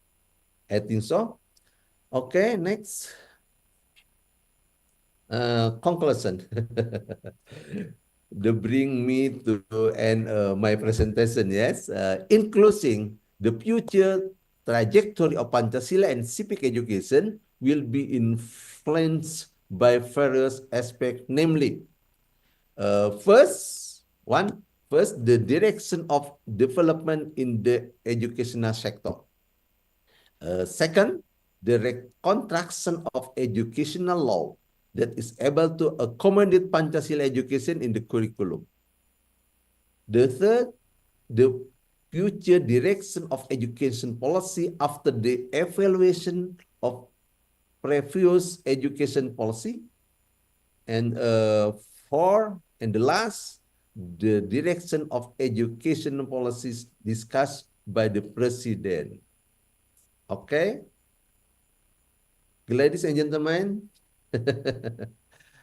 that all that I can share with about the trajectory of Pancasila civic education perspective on educational policy.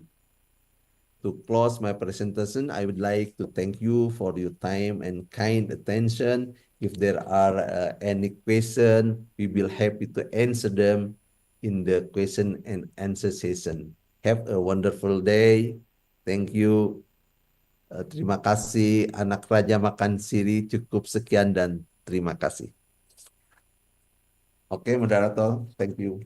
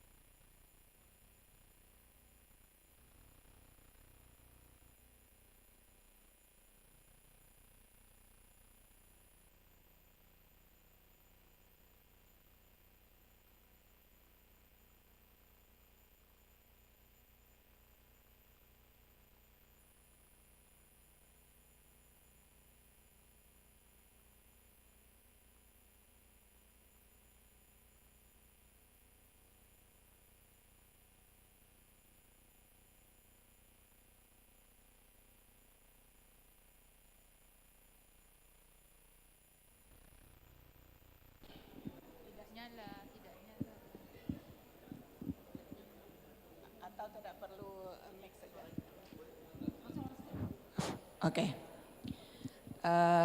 Thank you, Mr.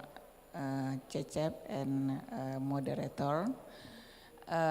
This is amazing presentation. I see it's very complete and include so many things that important for our civic education.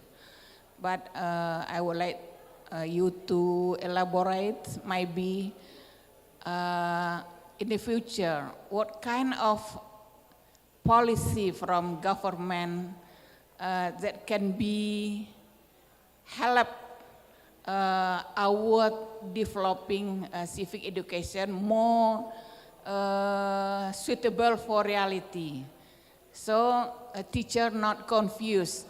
They teach something good in the school, but students see the other in the environment. So what kind of government policies that we need to make civic education is useful, meaningful for students and our nation? Thank you very much. Thank you. Thank you so much for the questions. Prof. Cecep, you would like to answer the question straightforward or just collect the question first? Okay. Yeah. The second question, is there any question from the participants?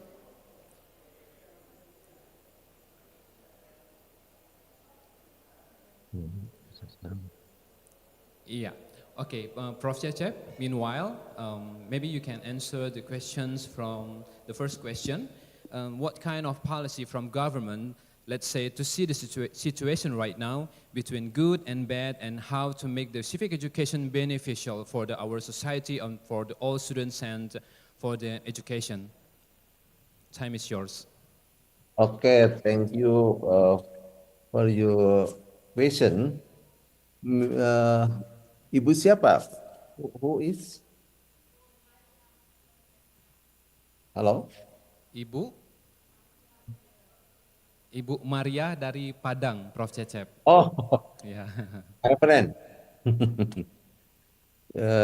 Thank you, Bu Maria.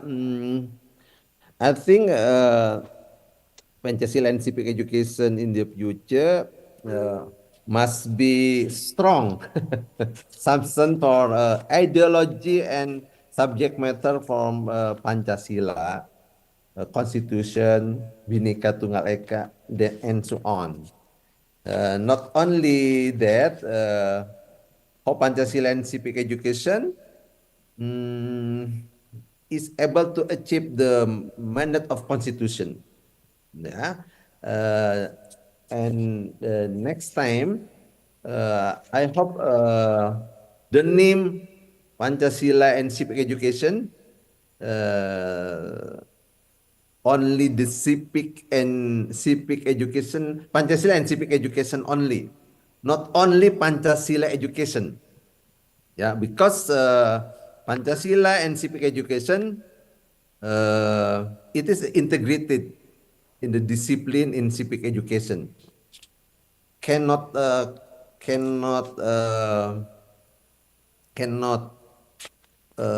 development of civic education without ideology Pancasila. Yeah. Nah, in current government transition period, some axis of Pancasila and civic education. I think I hope Pancasila and civic education is must be strengthening the ideology of Pancasila, strengthening of development of human development, and how to Pancasila and civic education future be in line with the educational policy. Yeah, I think that. Thank you. Thank you, Prof. Cecep. Give applause to Prof. Cecep, Bapak Ibu. Thank you so much for insightful answer. And any question from the participants in our room right now? Okay. Prof. Cecep, please let me read the questions that appear in my device. There is a question from Pak Rahmat. Okay. The question is, how does Pancasila education align with Indonesia's goals for national development and unity? How does Pancasila education align with Indonesia's goals for national development and unity? And what are the main barriers to effectively implementing Pancasila education in schools?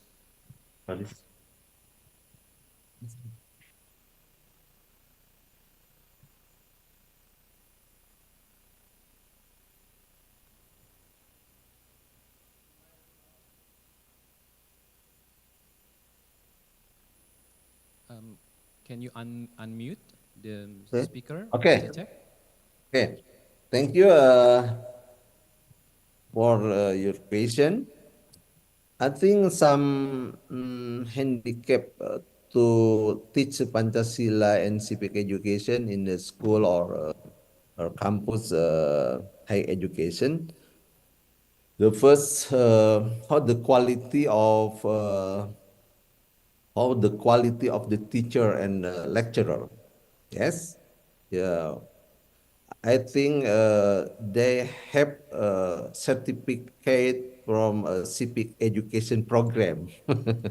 Yeah, and the second, the Pancasila and civic education program must be must be developed to substance or material, because Pancasila and civic education is very dynamic. Yeah, according to regulation, according to political dynamic, and so on. And the third, the problem of Pancasila and civic education in school or campus, I think about methodologies, yes, how to create the methodologies for the critical student, and not only critical but also to be characterized person. I think so. Thank you so much, Prof. Cecep, for the answer, the insightful information for us. And I would like to offer to the floor for the participants if there are any questions for Prof. Cecep. One more questions. Yeah, Prof. Yeah, I think enough. Yeah, I think enough. Okay. Okay. Thank you so much, Prof. For your time and joining us today in our conference and for the virtual meetings, very insightful for all participants today. Thank you so much and good morning. Sehat selalu, Thank you, Prof. moderator. Yeah, thank you, moderator, and so on. Thank you. Good morning, everybody. Okay. Thank you so much, Prof.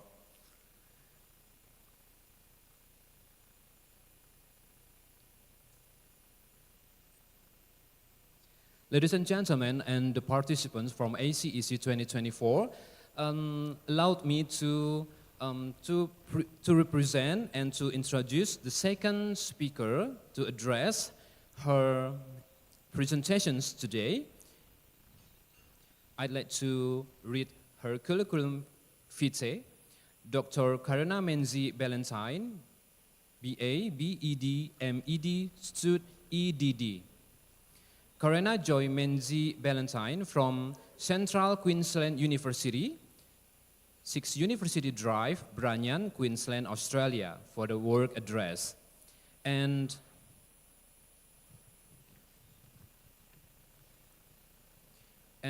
Dr. Karena Menzie Ballantyne is a senior lecturer and teacher educator based at ACEC University, Australia, Bundaberg campus. And her publications, many publications, but I'd like to read only 3 publications. about identifying the language of global competence or global citizenship. This really relates to our topic today. In the education policies of Punjab, Pakistan. And the second, about using teachers' prior knowledge as a foundation for collaborative policy development, an Australian case study in Asia-Pacific Journal of Education. And the third, about transforming a global competence agenda into pedagogies of intercultural understanding and student voice 2023. That's the newest publications from her. Okay, we continue to the next part, to Dr. Karena Menzie Ballantyne. Time is yours. Salam pagi. Terima kasih atas undangan Bapak Ibu. That's the entire extent of my bahasa. I apologize. So the rest of my presentation it's okay. will be in English. If I could have my slides, please.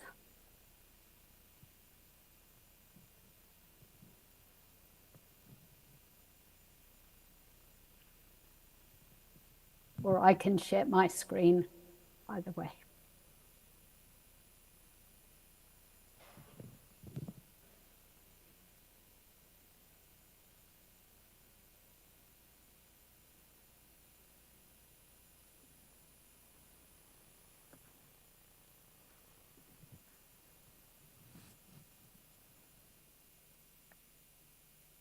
Moderator, we can see my slides now. Thank you. Yeah, we can see clearly. Yes. So what I'd like to talk to you about today is I would like to talk about the alignment between the national and the global when we talk about future directions. But I would like to thank you firstly, most sincerely, for providing me the opportunity to join with you in this very important conference. And I would like to thank you also for allowing the whole conference to be live streamed. I very much enjoyed the cultural performance at the start of the day and the beautiful music and singing that I enjoyed at morning tea time. I must admit that You Raise Me Up is one of my favorite songs. And I feel it is very, very relevant to our topic here today, because that's what global citizens do. They raise each other up. They work with each other. They enhance each other.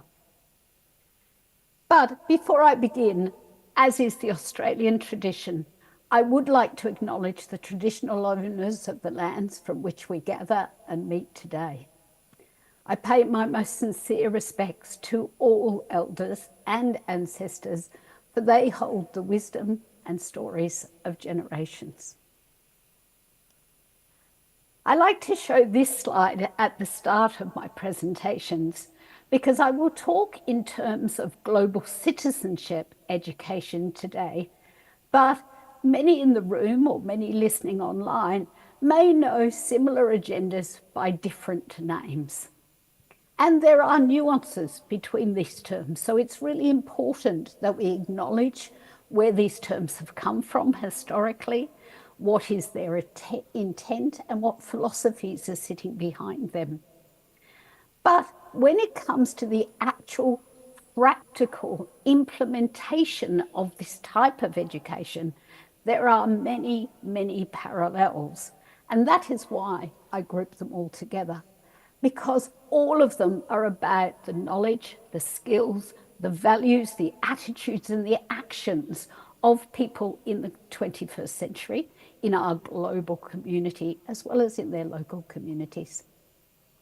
You'll note there that I've highlighted the 4 Cs because I'm familiar with those and with Indonesia's commitment to the 4 Cs, because one of my own doctoral students is currently exploring the ways in which vocational education teachers are implementing those 4 Cs in their curricula. So what do we mean? We have all these different names, we have all these different terminologies. What are we actually talking about? Well, my own studies is specifically in this field, and so I've looked at a lot of the research, the policy and the curricula internationally and particularly in the Asia Pacific. And I find that these are the commonalities that develop when I read those documents. So first up, in terms of knowledge and understanding, we're talking about understanding of both local and global issues. We're talking about that understanding that we are all interconnected and that the actions and behaviors that we take have both local and global ramifications. We're also talking about a set of skills, and those skills can roughly be divided into two categories, although they obviously overlap. In other words, being able to have the cognitive capacity, the cognitive skills to think critically and creatively, to appraise meaning, to analyze, to solve problems. And we know in this era of a lot of fake news and misinformation, those critical thinking skills are absolutely core to true citizenship. We also know that citizenship involves the social emotional skills. These used to be called the soft skills in many contexts, but literature around what employers are looking for and the types of skills that are required for the types of international collaborations that we need in our globalized era have made them the essential skills.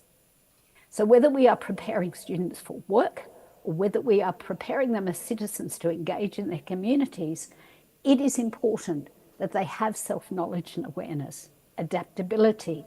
They can manage uncertainty, because we certainly have plenty of that in this day and age. They have empathy, and they have the ability for cross-cultural communication, collaboration, and the ability to resolve conflicts, which we know often arise if we don't have those skills of negotiation. In terms of values and attitudes, it is that bigger picture of looking at the common good. We need to have appreciation of democracy and freedom. We need to have appreciation of inclusion, of democratic rights, human rights. But we also need to take responsibility. We also need to take responsibility for one's own actions. And obviously, we need to be able to respect each other and to respect the environment. And I know that Dr. Sapria picked that up when he was talking about the ecological aspect of citizenship. And last but not least, we can have all the knowledge and all the skills and all the values and attitudes in the world, but if we do not have the belief that we can make a difference and a disposition to actually act, those skills and knowledges will go to waste. I'd just like to also include this slide in my presentations because we know that there are cycles that we go through with our education. And we know that there are cycles of curricula, there are cycles of priorities. And so just in case we're sort of thinking, oh, what is this global citizenship education? Is it just another fad? Is it just another passing priority? I want to emphasize that this has been recognized as a really important agenda for decades, but particularly the last decade. We know that the UNESCO 2030 agenda and the 17 SDG Sustainable Development Goals that go with that agenda include very specifically elements of education, which are really highlighted in SDG 4. And you'll see by the language that I've highlighted there in green, target 4.7 of SDG 4 talks about learners acquiring the knowledge, the skills for education for sustainable development, promotion of culture and peace and non-violence, global citizenship, cultural diversity. So that, if you like, was the first stimulus in this past decade that really gave impetus to this global citizenship agenda.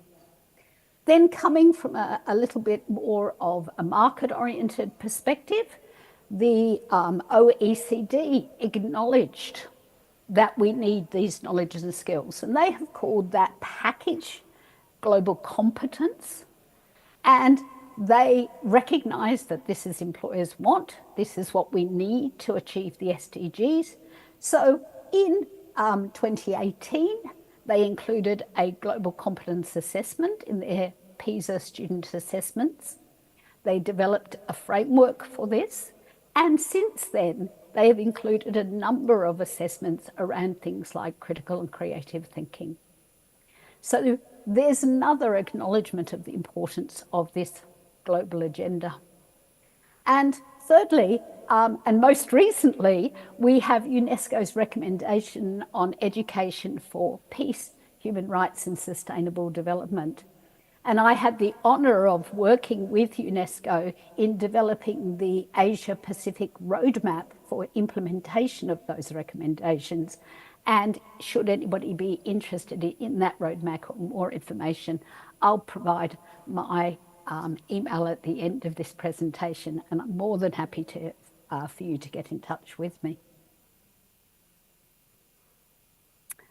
So I keep talking global, big picture, international policies, but the one thing I really emphasize is whether you are interested in the OECD's global competence framework, UNESCO's global citizenship, or any international policy agenda, even if it is about global citizenship, you should always ask the question, but how does that fit in my country, in my context?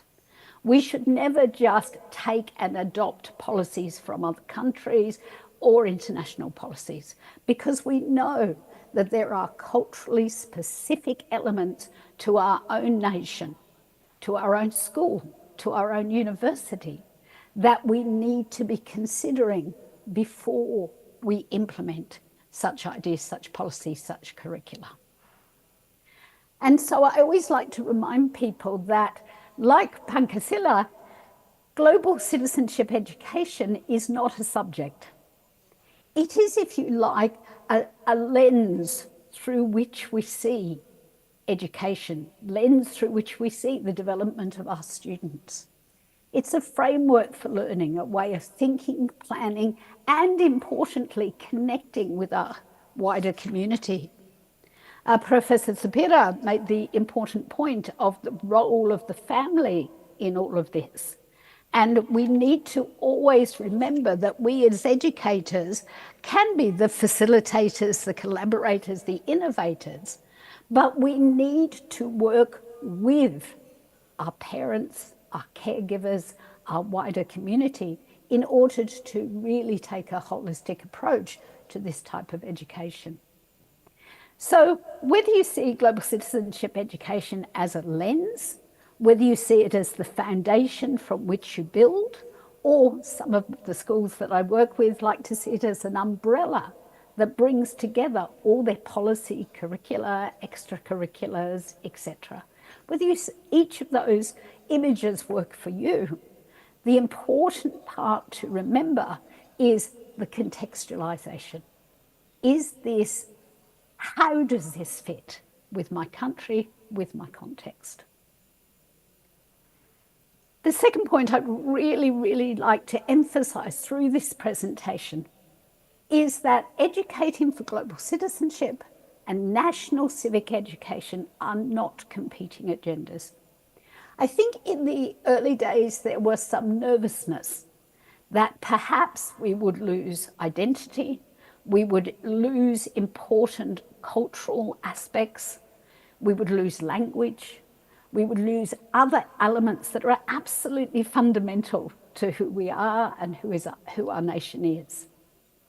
But theories of cosmopolitanism tells us that individuals can identify and feel a sense of belonging at multiple levels. As mentioned by the moderator, I am here in a regional university in Queensland, Australia, And we have a big sporting competition every year between Queensland and New South Wales. And at that time, I very much identify as a Queenslander. But I am born in the small state of Tasmania. I also identify as Australian, and I absolutely identify as a global citizen. And your students can do that too. Their colleagues, their peers are not just sitting in the classroom with them, although you have the whole globe in your classroom. They are connecting with members of their community, whether they're down the road or in another country. And it's important that we have that concept of cosmopolitanism in our mind as we go through this. So what I'm doing, if you will indulge me with my presentation here, is I'm taking a moment to show the alignment between Indonesian civic education, the 4 Cs, and Pancasila, with the agenda, the knowledge, skills, values, and attitudes of global citizenship. But I'm doing this in the spirit of being a big picture overview. I absolutely acknowledge that I am an outsider who is just beginning the joy of learning more about the Indonesian culture and language. So please in no way consider this my imposing.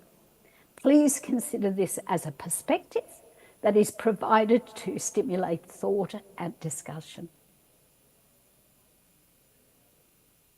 So firstly, very quickly, if I go back to my original slide of the skills of global citizenship, and you will immediately see and identify the 4 Cs. I've highlighted them there in orange.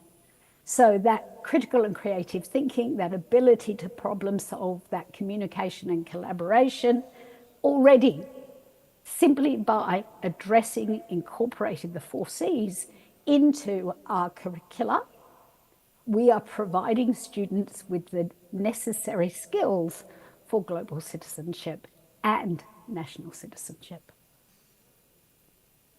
So I have taken the liberty of looking at the 5 elements of Pancasila.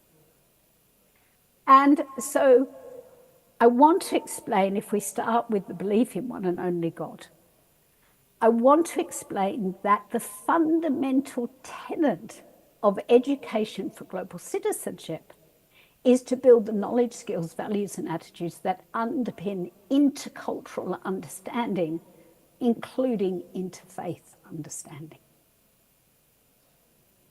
And the other thing I want to acknowledge here is that this type of education must begin with one's own culture, one's own faith, one's own values. It is not possible to respect the culture of others without first having pride and respect for one's own culture. So you can see here is that we are looking at ways in which we can develop Indonesian citizens who are honoring their faith, who are honoring God, and having the understanding, the respect of their own religion, their own faith, their own culture, in a way that can open their eyes and allow them to have respect for the religions and cultures of others. To look at a just and civilized humanity again, and I must confess, I had a great deal of joy in researching this to get ready for this presentation, because the alignments of Pancasila and global citizenship just leapt off the page for me. Global citizenship is based on a foundational concept of working for the common good. Now, the common good might be the good of the family, the good of the school or the university, the good of the nation, or the good of our global community and our planet. So, in order to really realize the common good, what we need to recognize is that, as with all conceptions of citizenship, It involves both rights and responsibilities. I think sometimes people are very quickly to, especially in the modern era, I know my rights. And we are honoured to be members of a particular nation state, which affords us those rights and supports us as an Indonesian or an Australian citizen. But to truly understand our responsibilities requires a degree of maturity, identifying the role we can play. And educators can help their students develop this maturity by developing their civic knowledge and understanding, as mentioned by Dr. Sapria, by providing them with inspirational role models, being the role model themselves or bringing other role models into the classrooms, into the schools, into the universities, but also giving them the opportunities to contribute both within their school or university context and in the broader community. We know that like the global citizen skills, like all skills, whether we're going to learn to use a hammer or learn to type on a computer, skills need practice. And so if we offer our students opportunities to contribute to their communities, then they are practicing the skills and the disposition to act. The unity of Indonesia is one that always gives me joy. I attended a conference there many years ago in Yogyakarta, and we were honoured with exhibitions of culture from the absolute diversity of Indonesian provinces. And that was when I first found out about Pancasila and its concepts. And so, to me, taking this concept of unity, and particularly unity in diversity, is taking it just to the next level and looking at our global unity. The realization that we are all connected, that there is unity, is a concept central again to global citizenship. It's really important that we not only acknowledge, but celebrate our differences for the richness it brings to our lives. And I got to experience some of that joy this morning in watching your cultural performance. So as educators, it is our role, both as civic educators and global citizenship educators, to challenge ignorance and intolerance. It's also our role to assist our students to see, respect, and embrace the interconnections and diversity in both their local and global communities. Next one, democracy. The concept of democracy guided by inner wisdom and the deliberation amongst representation. Again, perfect alignment with active global citizenship. In fact, global citizenship is actually founded on the principles of direct participation. It's founded on participatory democracy and providing opportunities to directly connect. I'm not aware enough of the culture and the engagement in Indonesia, but I know certainly in Australia and from international studies, there is this perception that the young people are not interested. They're not interested in politics. They're not interested and they're not engaging. Well, I can tell you from studies of youth engagement that they absolutely are. They may not be joining political parties in the way that they did. And this, unfortunately, has come from some disillusionment that their voice is not being heard at governmental level. But they are participating at the grassroots. They are connecting through social media platforms and forming groups. They are engaging, and the School Strike for Climate Change was an example of this, where they are actually getting engaged at the grassroots level of issues that are of importance to them. So here we can help our students because we know they are still developing. We know that frontal cortex isn't fully developed until they're about 25.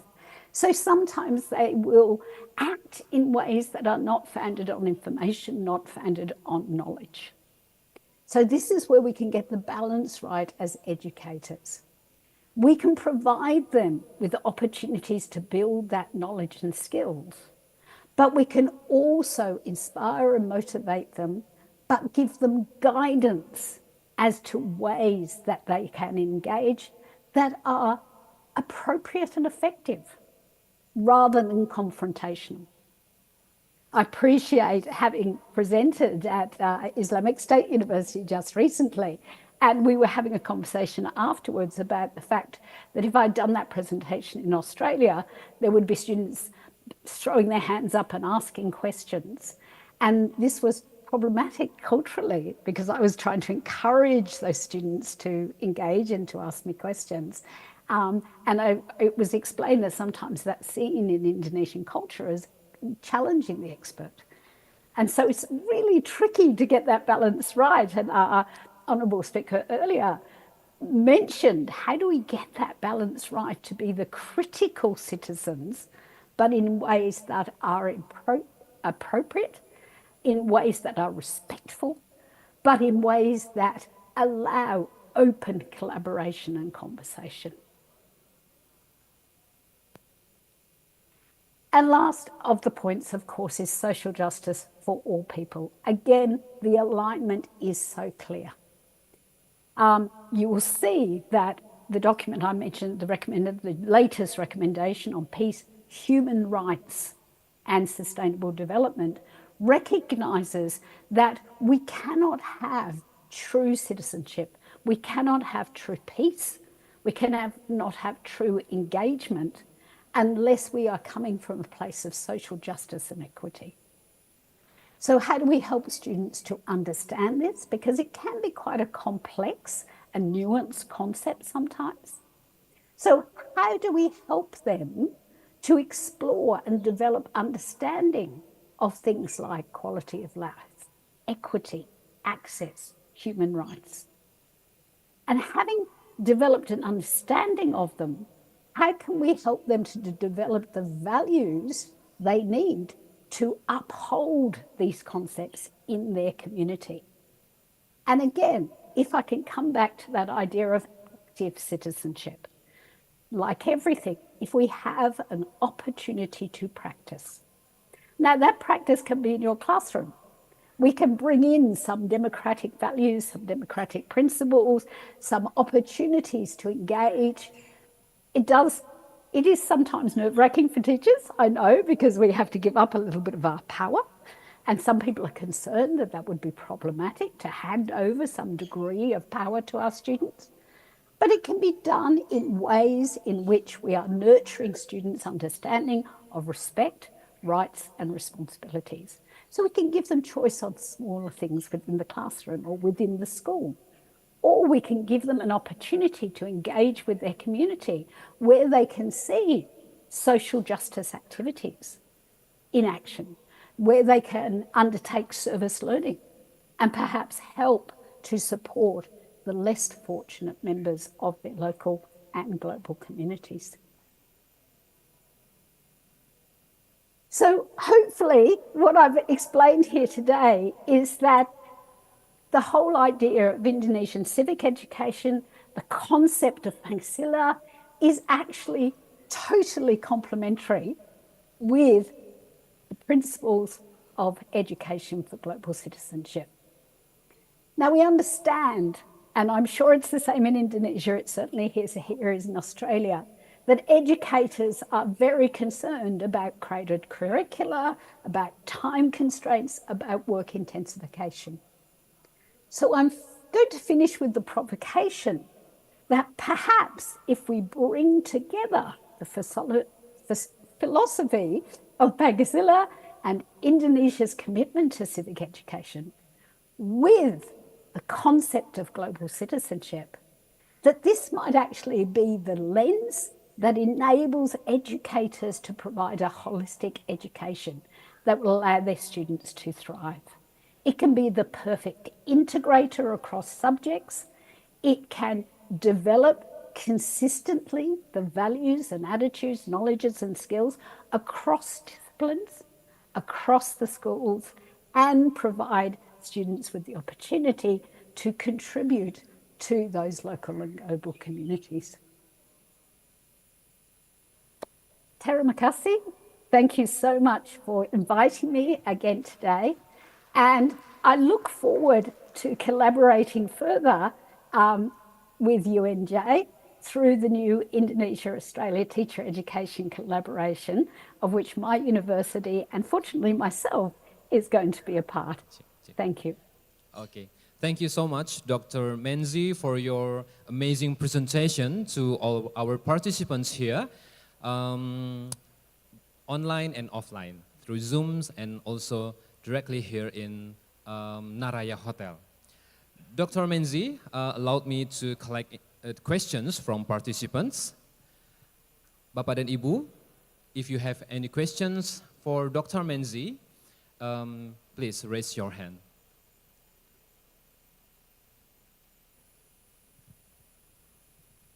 But before, meanwhile, I'm waiting the questions from the audience here. Dr. Menzie, I have, this is from me, about global competence. In your PowerPoint, that global competence is what employers want and what is required to achieve. Global competence is what employers want and what is required to achieve. I know now that's the global competence focus on that. I thought that global competence is about what people want to add more and more their skills and always have an international framework of thinking in their life. But in the reality, now I know global competence is about what employers want and focus on. Is that right? Yes, thank you so much for that question. I think one of the things here is sometimes we get hung up on the global element. And I think sometimes that's part of those nuances and discussions that we have, because some people use universal or human instead of global, because as you quite rightly point out, people think that global competence or global citizenship is about engaging with other countries, traveling to other countries, dealing with international agendas. But what it actually is the developing those knowledge, skills, values, and attitudes, which means that we can work, we can engage, we can contribute at any level, in any context. So irrespective of whether we're working by small regional community of Bundaberg, or we are sitting at an international conference like this, or at the table at UNESCO, we have the types of skills that will allow us to engage in that context.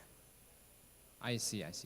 Thank you for the insightful informations from me. Now I know about the global competence right now. Thank you. Okay, participants, yeah. Prof. Sapria, please give the microphone to Prof. Sapria, committee. Okay, Dr. Menzie, there is a question from Prof. Sapria, one of our senior lecturer here from Indonesia University of Education. Yeah. Thank you, Moderator. Thank you, Dr. Karina. It's amazing and it's interesting presentation, I think. So I appreciate about that.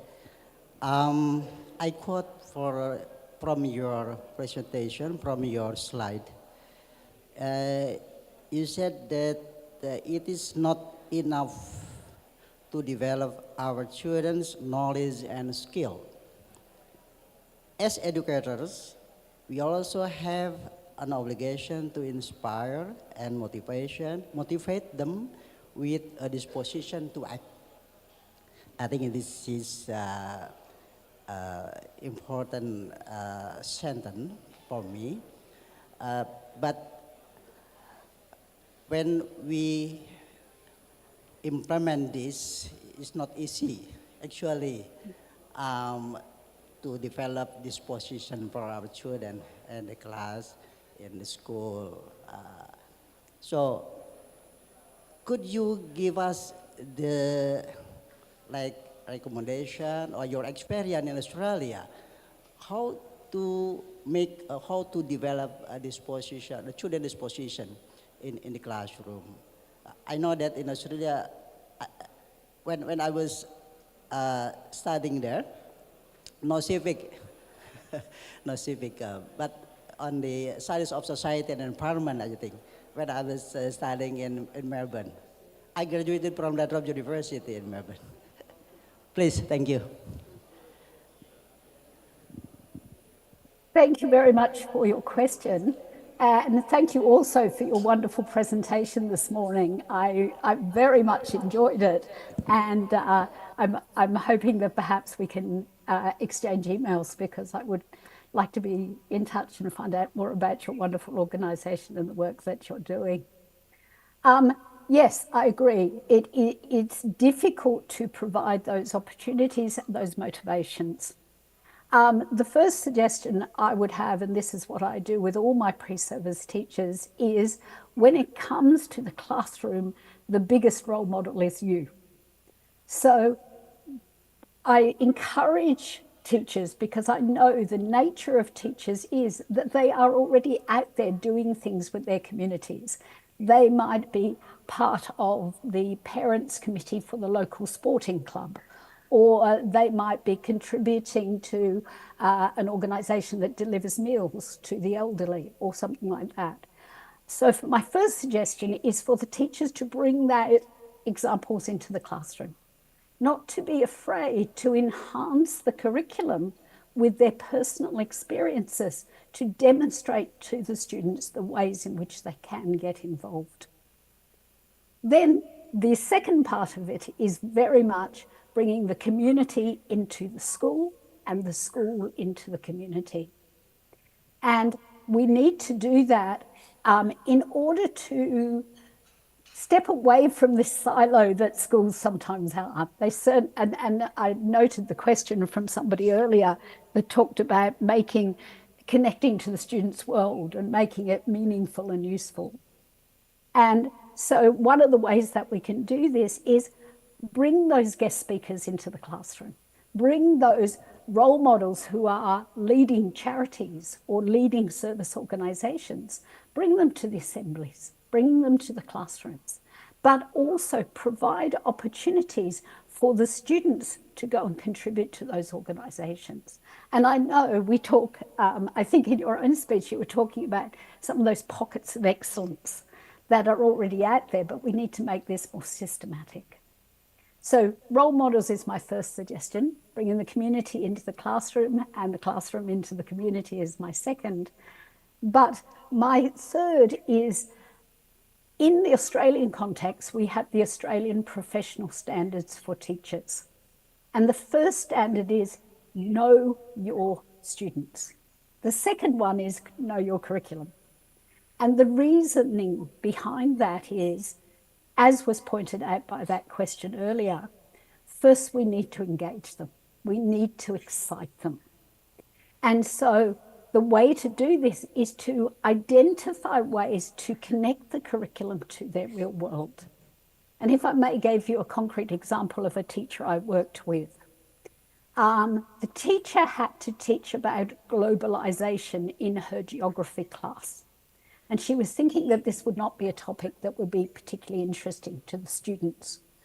So we developed a unit of work, an inquiry unit, called The World in My Wardrobe. And we got the students to bring items of clothes from their own cupboard and to look at the labels and to see where they came from. And then to go deeper and to look at that particular company's record in terms of its supply chain, in terms of its sustainability, in terms of its use of workers and workers' conditions. And suddenly the students got really passionate about it, to the extent that the students themselves suggested an opportunity to raise some funds for a local charity through a recycled fashion workshop. And they had to go and create a piece of recycled fashion that they then presented in this parade. Hopefully that answers at least a starting point, but as I say, very keen to have further conversations. Yeah, thank you, Dr. Karuna Menzie, for the answer for Prof. Sapria. Dr. Karuna Menzie, I would like to, there are two questions from my friends through the text. From Ibu Mariatul dari Universitas Lambung Mangkurat, the question is, how can global citizenship education be effectively integrated into existing curricula across different educational levels? Thank you for an excellent question, because I think what happens sometimes is we have some excellent extracurricular activities or some service learning, or we might even have a class that deals with some global issues, but we don't directly embed global citizenship in the curricula, in the way in which we are teaching our disciplines, which is why this important question. My answer to that is to bring that lens, that pedagogical lens, to your disciplines. And I will give you an example here. There are multiple opportunities to bring global issues into different disciplines.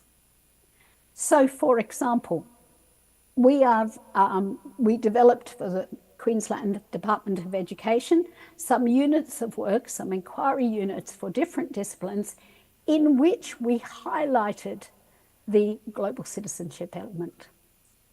And because they told us, oh, you can't do this in mathematics, it made us determined to do two different versions.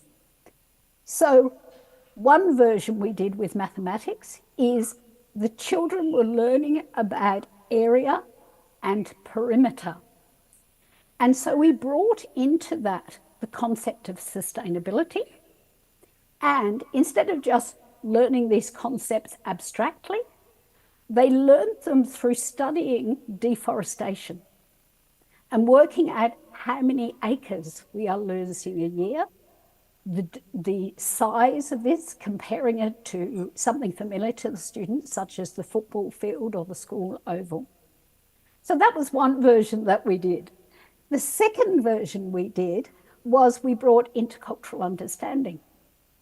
And we brought that into, it was a senior secondary subject where they were looking at some of the mathematical concepts. And so what we did is we actually looked at ways, the history of some of these concepts and who was the first developers of them.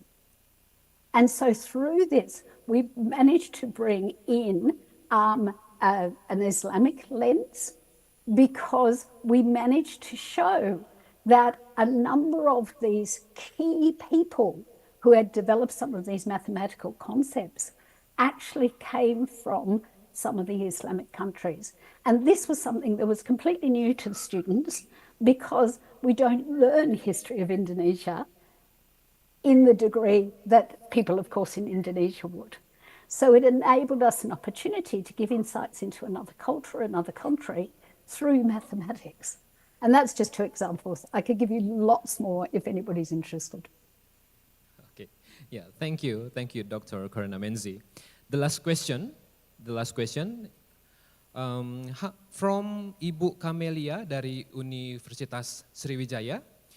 How can teachers be supported in developing the skills and knowledge necessary to teach global citizenship effectively?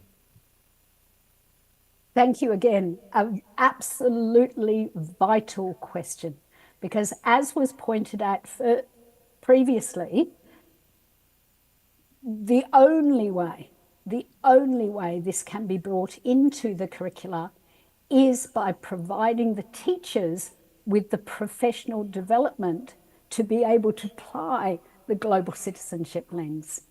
It is a different way of thinking. It is a different style of pedagogy.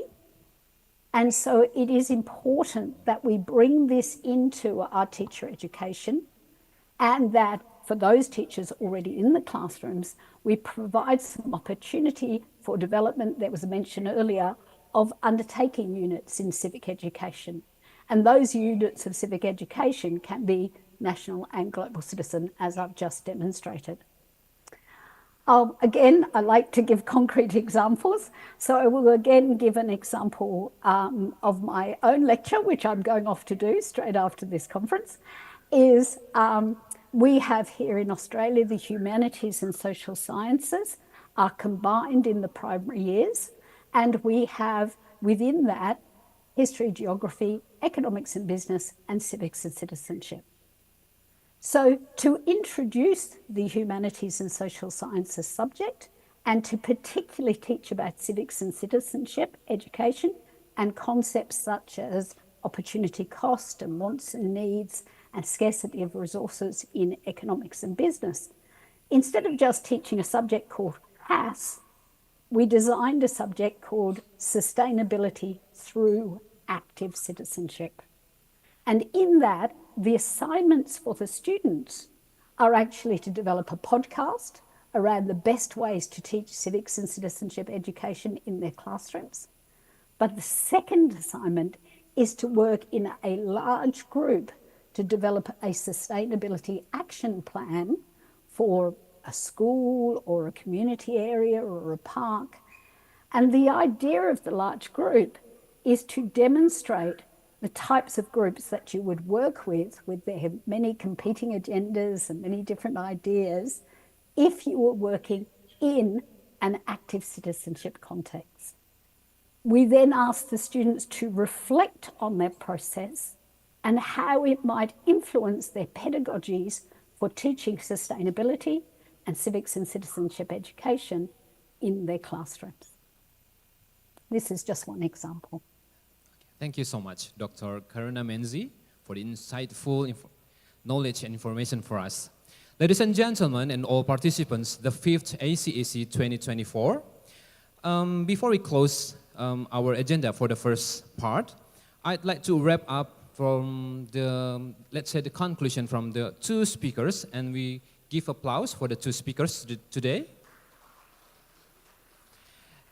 Okay, from Prof. Cecep, talking about inconsistency of regulations related to Pancasila and civic education, transition in period of government, and then about the strengthening the ideology of Pancasila, democracy and human rights, and strengthening the development of human resources, science, technology, education, health, sport, and other crucial in life components. And from Dr. Karuna Menzie, I can wrap up like this. Global citizenship education aims to be transformative, building the knowledge, skills, values, and attitude that learners need to be able to contribute, just like we heard just now, contribute an active citizenship to a more inclusive, just and peaceful world. Global citizenship education takes a multifaceted approach, employing concepts and methodologies already applied in other areas, including human rights education, peace education, education for sustainable development, and education for international understanding, and aims to advance their common objectives.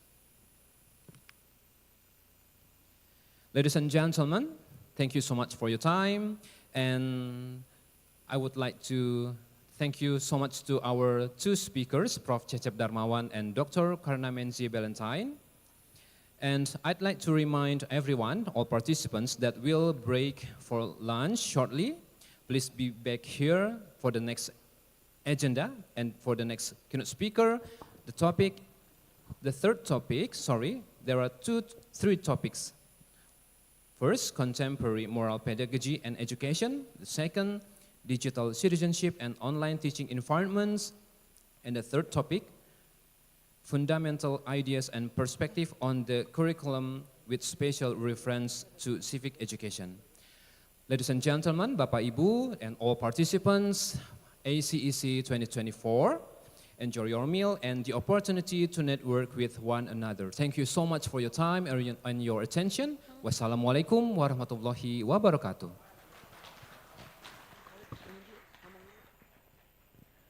Waalaikumsalam warahmatullahi wabarakatuh.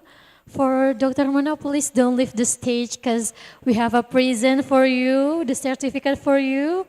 So please don't leave the stage.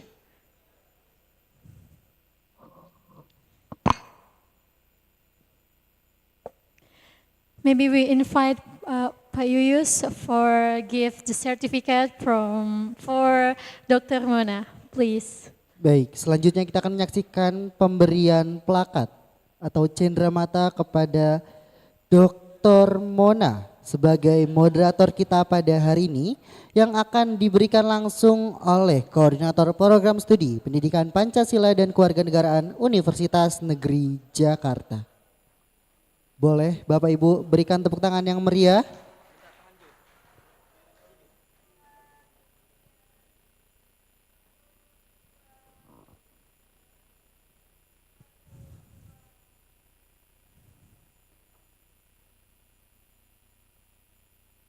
Yes, we have one more. Yeah.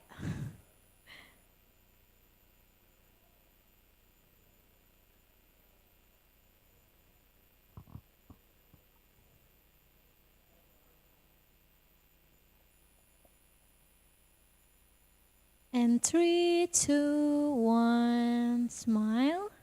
Once again, 3, 2, 1, and smile.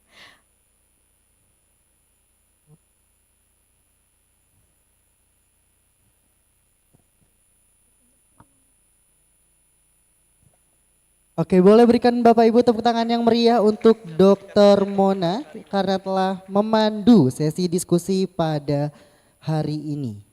But before we next to the next agenda, we have present for our speaker, our keynote speaker for Dr. Karina in Zoom meeting maybe.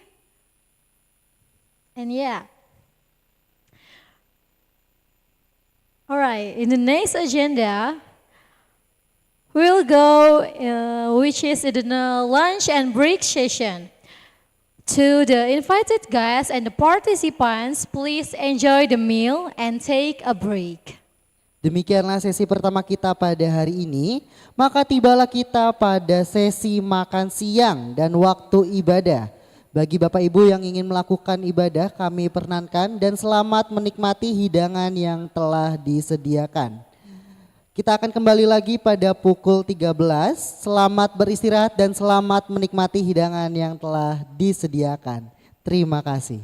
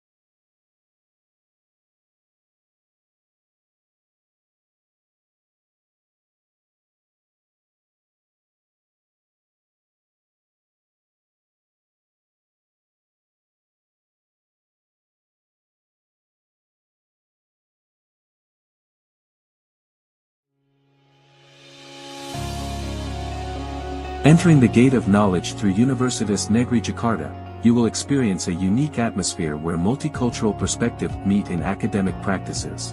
As one of the best public universities in Indonesia, Universitas Negeri Jakarta offers you with world-class programs enriched by the touch of local wisdom and supported with high-technology facilities and disability access.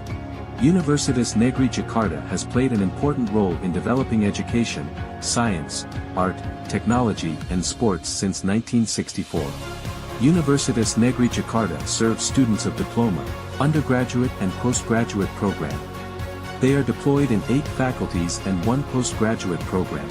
To achieve Universitas Negeri Jakarta vision to go global, various international program has been conducted comprising such as student mobility program, lecturers exchange program and various international seminars. In line with this, Universitas Negeri Jakarta keeps on developing both international program and infrastructure facilities to achieve Universitas Negeri Jakarta towards a world-class university.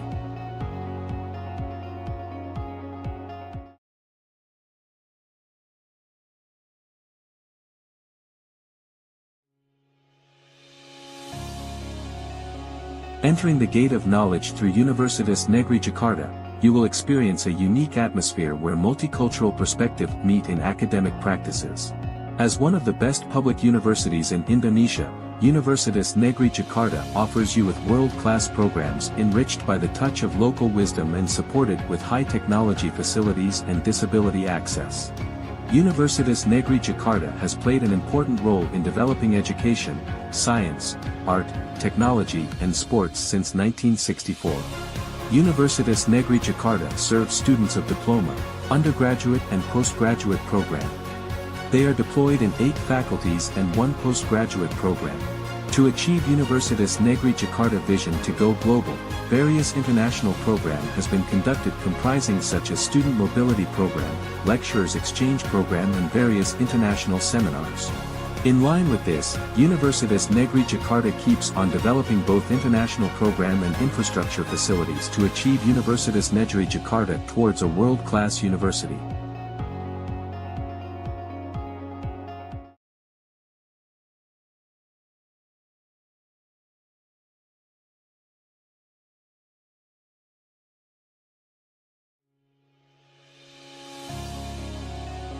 Entering the gate of knowledge through Universitas Negeri Jakarta, you will experience a unique atmosphere where multicultural perspectives meet in academic practices. As one of the best public universities in Indonesia, Universitas Negeri Jakarta offers you with world-class programs enriched by the touch of local wisdom and supported with high-technology facilities and disability access. Universitas Negeri Jakarta has played an important role in developing education, science, art, technology, and sports since 1964. Universitas Negeri Jakarta serves students of diploma, undergraduate and postgraduate program. They are deployed in 8 faculties and 1 postgraduate program. To achieve Universitas Negeri Jakarta vision to go global, various international program has been conducted comprising such as student mobility program, lecturers exchange program and various international seminars. In line with this, Universitas Negeri Jakarta keeps on developing both international program and infrastructure facilities to achieve Universitas Negeri Jakarta towards a world-class university.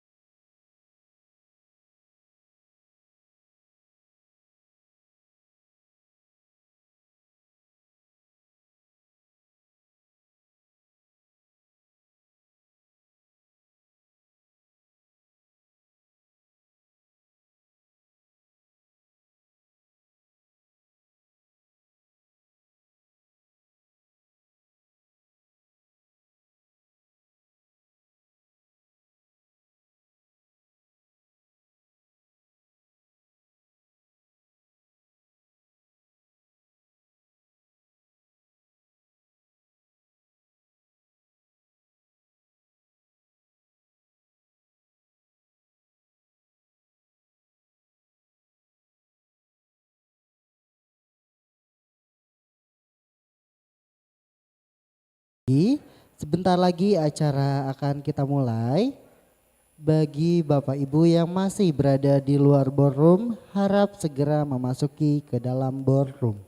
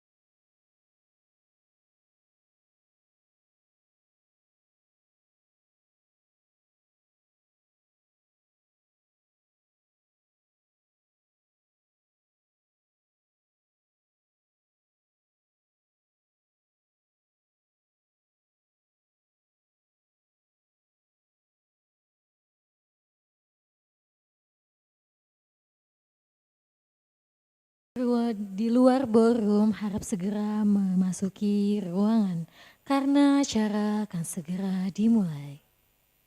Sekali lagi, hadirin sekalian yang masih di luar ballroom diharap memasuki ruangan karena acara akan segera dimulai.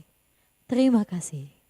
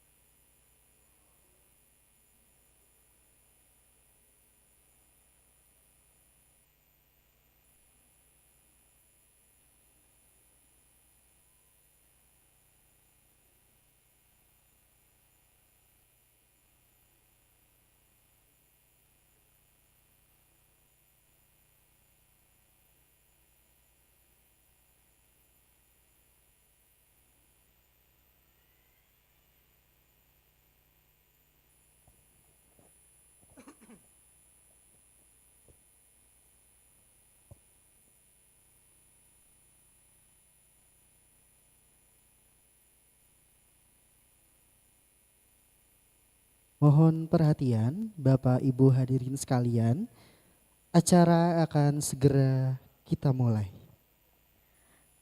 Ladies and gentlemen, please be quiet because the event will begin.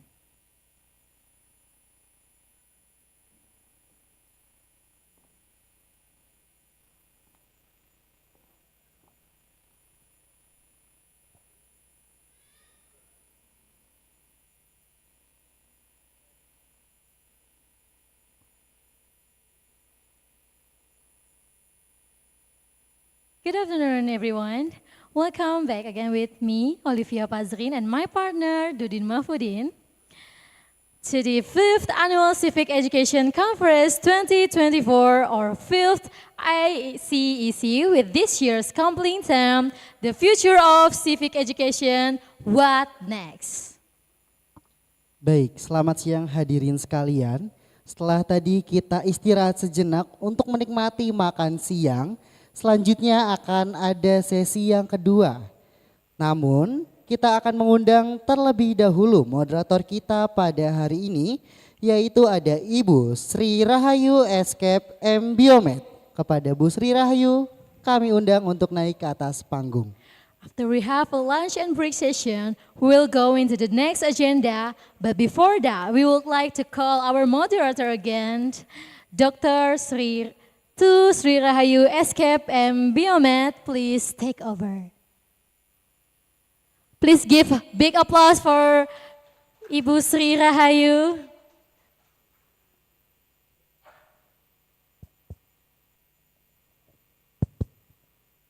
Okay. Good afternoon. Assalamualaikum warahmatullahi wabarakatuh.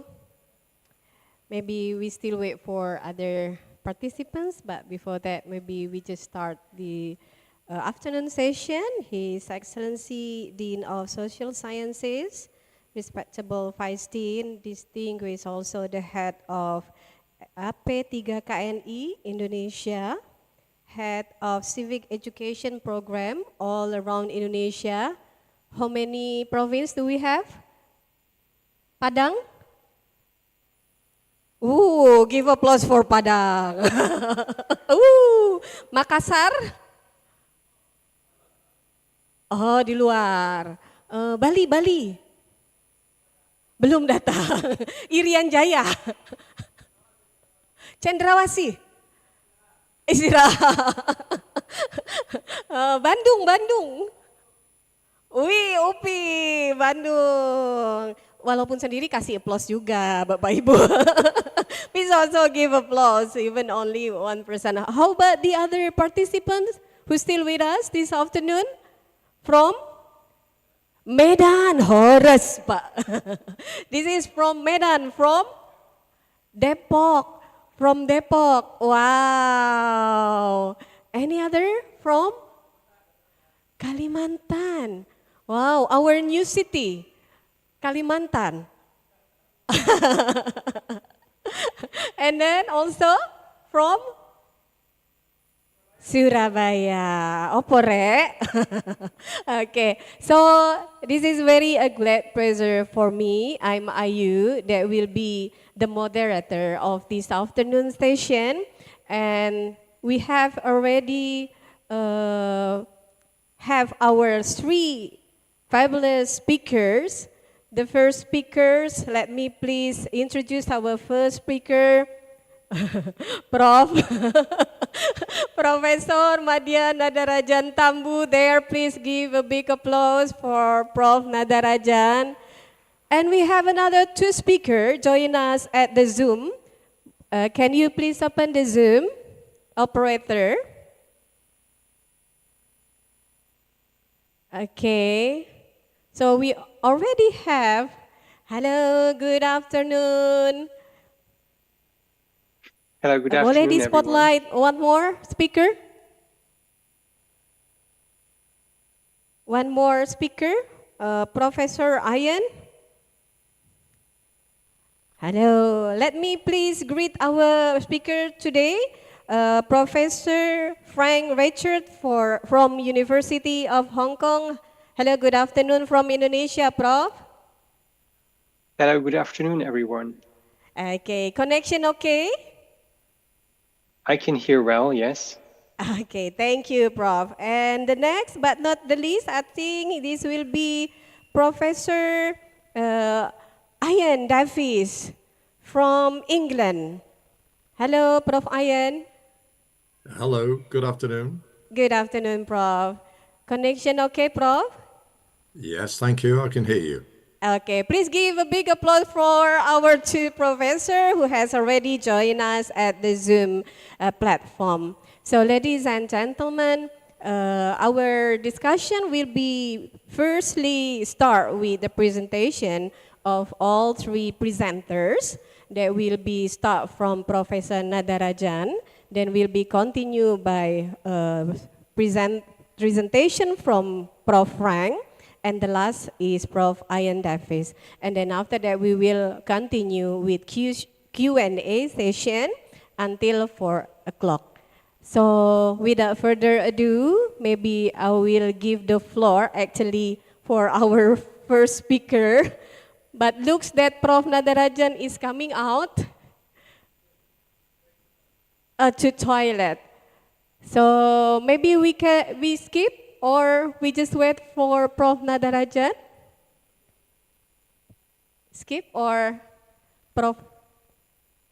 Okay, so we invite Prof. Frank first to deliver your speech for 30 minutes. Without further ado, please give a big applause for Prof. Frank Reichert.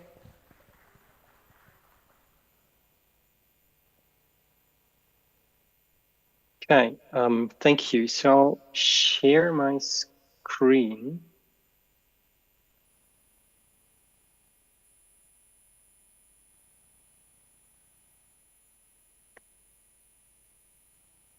Okay, so thank you again, everyone. I'm sorry that I can't be in Jakarta today. It so happens that I'm currently in the US East Coast, and it turned out to be too challenging to travel to Jakarta at this time. I will be talking about digital citizenship, online learning environments, and civic education. And I will be taking an approach where going through first starting with some conceptual clarifications. I will be drawing then subsequently on recent work that my colleagues and I have been conducting in Hong Kong and to some extent also in Germany to illustrate what concepts of citizenship teachers of civics related subject have, how they experienced civics teaching during the pandemic when the digital aspect of civic education became very important. And so there is still some time afterwards, after those three aspects of my talk. I will also dive into some more recent initiatives where I'll look at how digital literacy, civic engagement, and well-being are related to each other, and how we can potentially utilize game-based learning approaches to help young people develop the skills that they need in the digital era.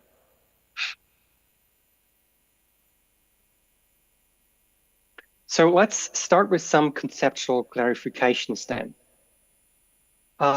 Traditionally, I believe many of you know that citizenship has often been defined by membership in geopolitical entities, most notably the nation state, where we have rights and responsibilities, rights, for example, the right to vote, privileges such as a passport that allows us to travel to different regions and countries, and responsibilities such as the requirement to pay taxes. But in recent discourses, this has become more detached from status. Citizenship is now often also discussed in the context of being a civic struggle, a civic act, or civic practice. These discourses have come about and emerged through the globalization, through international migration movements, and this has been reinforced through digitalization, because nowadays we can basically communicate across borders, we can mobilize across borders. What we find in the literature, or what the literature finds, is that the term digital citizenship has actually burgeoned in recent years, but what it means and how this concept, digital citizenship, is being measured, that differs. There's no consensus. So then what does digital citizenship actually mean? Well, broadly, we can say it is the responsible and ethical use of digital technology and of the internet to engage in society, politics, and culture. Many definitions that we find in the literature actually refer to online civic engagement or media literacy or both. There are some narrow definitions where the term digital citizenship merely uses the traditional offline concept of citizenship and transfers this to the online domain. On the other hand, there are also relatively broad definitions of digital citizenship, where even aspects that seem to be unrelated to the political sphere are being included, such as, for example, wellness and other well-being related aspects. Now, although digital literacy, digital citizenship has been defined in different ways in the literature, education-related definitions or definitions that come from the field of education actually dominate. And these definitions often see digital citizenship as a goal.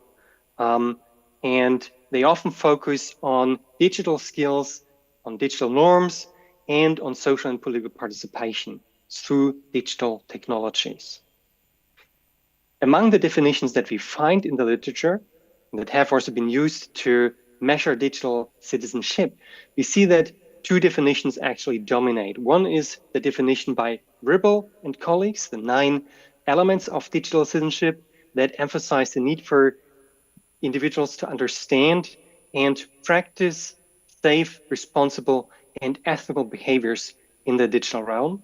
And on the other hand, we have Mossberger and colleagues' online participation theory that stresses the ability to participate in society online, and where digital skills are also emphasized, skills for civic engagement. There are other definitions, other scholars have expanded these definitions, and the European Commission, for example, has even released a framework, its digital competence framework for citizens, that is quite comprehensive as well. There are, however, also a range of challenges to accomplishing digital citizenship. I don't want to mention and discuss all of them in detail here, but I would like to at least briefly mention them. Obviously, there are a range of digital divides that have been identified in the literature, including a gap between those who have access to digital resources and devices and those who don't have access to digital technologies. Then there are differences in the motivations and the skills and the purposes for using digital technologies and resources. In particular, the aspect of digital skills, inequality in digital skills, has been mentioned a lot because skills and digital competences appear to be unequally distributed in society. And that then also poses challenges to accomplishing other aspects of digital citizenship, such as civic engagement on online platforms. And there are also differences in the offline benefits or returns of using digital technologies, such as political participation. We have concerns that digital technologies might not be the great equalizer, but potentially actually exacerbate existing divides in civic engagement. There are other challenges to accomplishing digital citizenship, such as the spread of misinformation that is, I believe everyone has heard about, many are potentially concerned about it, then manipulation that can happen on social media. There are ethical aspects, health-related aspects, and safety aspects. Cyberbullying, online harassment have been mentioned. Safety on the internet, particularly for children, but also other people when it comes to, for example, safe online banking, and privacy aspects. How do we keep our data as digital citizens safe on the internet? in addition to these challenges, there is also no consensus on how we should measure digital citizenship. There are differences in how it is defined, and as a result, it's unsurprising that digital citizenship is also measured through different instruments. But even when studies or researchers use the same instruments, you find that they may use different, if they use similar definitions, they may still use different instruments. Nevertheless, most of the conceptualizations include skills or literacies, such as media literacy, information literacy. These two are most commonly included in conceptualizations of digital citizenship when it's being measured. There are, on the other hand, fewer research studies that have focused on ethics or participation as elements of digital citizenship in empirical research. Besides that, because there are differences in the definitions, differences in the conceptualizations, even when researchers look at similar aspects, similar research questions, when they use different measurements, the results may not be easily comparable. And that applies not only to different contexts, different countries, it can also happen within the same country or over time. So a lot depends also on how we measure things. So now that we know that there are many different definitions of digital citizenship, and we also understand that many of these definitions actually come from educational perspectives and usually refer to some kinds of skills and literacies, we also need to understand educators' perspectives on digital citizenship, because we know from other research in other contexts of citizenship education that educators' perspectives matter for how education is implemented, what is being taught, how it is taught, and potentially what students learn. And with this in mind, colleagues of mine and I and my team, we carried out qualitative research as well as quantitative research in both Hong Kong and Germany to find out what teachers of civics-related subjects think about digital citizenship, how they characterize education for digital citizenship, and what their experiences were during the COVID-19 pandemic when they actually had to teach civics through online means. So where the aspect of digital citizenship education has a completely whole new meaning. And although I understand that these insights may not be directly applicable to the Indonesian context, I believe that we found some core aspects of what digital citizenship and digital citizenship education means to these educators that may be potentially also applicable to other contexts, for which, however, we still need more research. So what we did initially, we conducted semi-structured interviews with teachers of civics-related subjects in both Germany and Hong Kong. We asked the same key questions, but we had specific questions, more detailed questions that were tailored to their context. And essentially, we asked them to describe what they consider to be citizenship and digital citizenship, what skills and competencies they believed were required of digital citizens, and what this meant for citizenship education. In addition to that, because we conducted this initial research during the COVID-19 pandemic, we also asked them how they dealt with the COVID-19 pandemic and with teaching civics during the pandemic. We then explored themes, and I'll be briefly inform you about some of those results. You will see on some of those slides that I have in the following some quotations from teachers in italics that I will not read, but I will be very happy to share with you some of the publications that have come out from this research and also engage with you what this could potentially mean for civic education in an Indonesian context. So let's look at what civics teachers in Germany say about citizenship more broadly. They emphasize aspects of participatory citizenship. And mostly when it came to the participatory aspects, they were focusing also on voting. Now, in contrast to the teachers in Germany, teachers in Hong Kong, which is a different cultural, different societal, different political contexts, they highlighted duties such as obeying the law and being a member of the community and having a sense of community. So we see the aspect of identity much more strongly emphasized here in an Asian context in Hong Kong.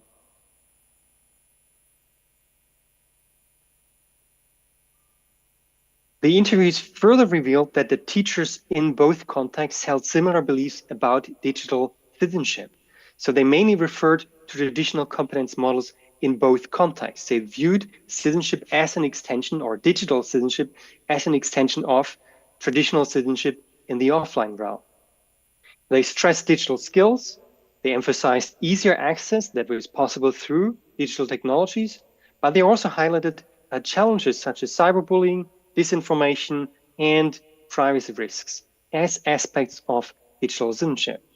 The only main difference that we identified between the teachers' perceptions of digital citizenship in Hong Kong and in Germany was that the teachers in Hong Kong also more strongly emphasized aspects of digital ethics, which makes a lot of sense if we understand that generally aspects of morality and harmony play a much bigger role, a much greater role in Asian citizenship. So then, what does it mean for digital citizenship education as per the teachers' reports? While the teachers in Germany, they focus on technical and analytical competences.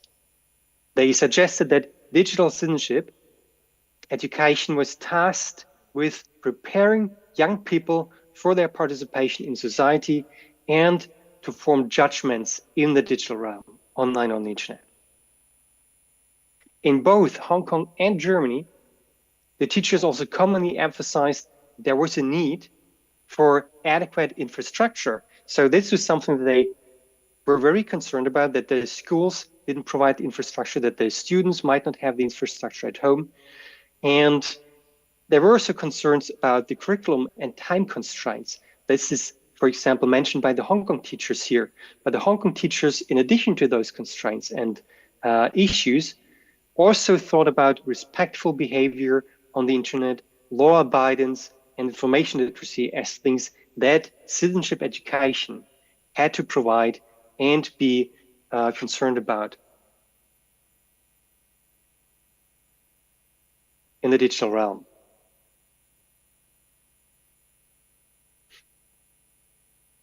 So following this initial qualitative study, we developed a questionnaire instrument, and we started with teachers in Hong Kong to ask them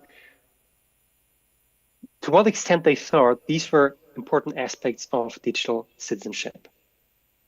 What are the skills that digital citizens need today? And in Hong Kong, we were able to gather data from initially 277 teachers. We just recently also conducted a similar study in Germany with around 2,000 teachers. The analysis is in progress, but interestingly, our initial analysis showed that the results are quite comparable, which means that there seemed to be, based on 14 items that we measured, one that didn't match those aspects a lot, meaning that coding skills don't seem to be relevant for digital citizens. But besides that, we see that in very different contexts, teachers believe that digital citizens need information and media literacy, aspects such as being able to evaluate online information, to understand that there are algorithms that influence how social media work and what we see in our social media feeds, on the one hand. And on the other hand, civic engagement in the online sphere, being able to participate in online political groups, being able to post online comments about social and political issues. These are the two main aspects that we identify. In addition to those, however, there were two aspects that seem to link to both media and information literacy on the one hand and online civic engagement. And that was being respectful when engaging with other political opinions on the internet and being able to resolve online conflicts. And this indicates that either they are really relevant or linking both civic engagement online and media and information literacy together, or potentially it is even a third aspect that potentially then links to the ethics dimension of digital citizenship that we need to consider as well. And for this, we have to carry out more research, not just in the Hong Kong and German context, but also in other contexts. And as I said, the results in Germany are astoundingly similar. We are finding very similar results in Germany as well, which is very promising because it tells us that there seems to be a core of what digital citizenship is in the views of educators, and that this might be transferable to a certain degree to other contexts. So now that we sort of know what teachers' perspectives on digital citizenship are, well, what were their experiences teaching civics online during the pandemic? And we asked them about that, and our analysis revealed 4 main themes that the teachers discussed. First, they talked about teaching practices that they had to adapt to teach civics using digital technology. Second were challenges that they faced, including 3 types of challenges. Technology-related challenges, such as unreliable internet connections.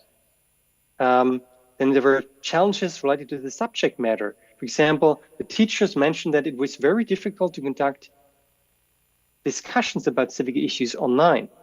And discussions, as many of you perhaps also know, for civics is really an important an important method in civics classes.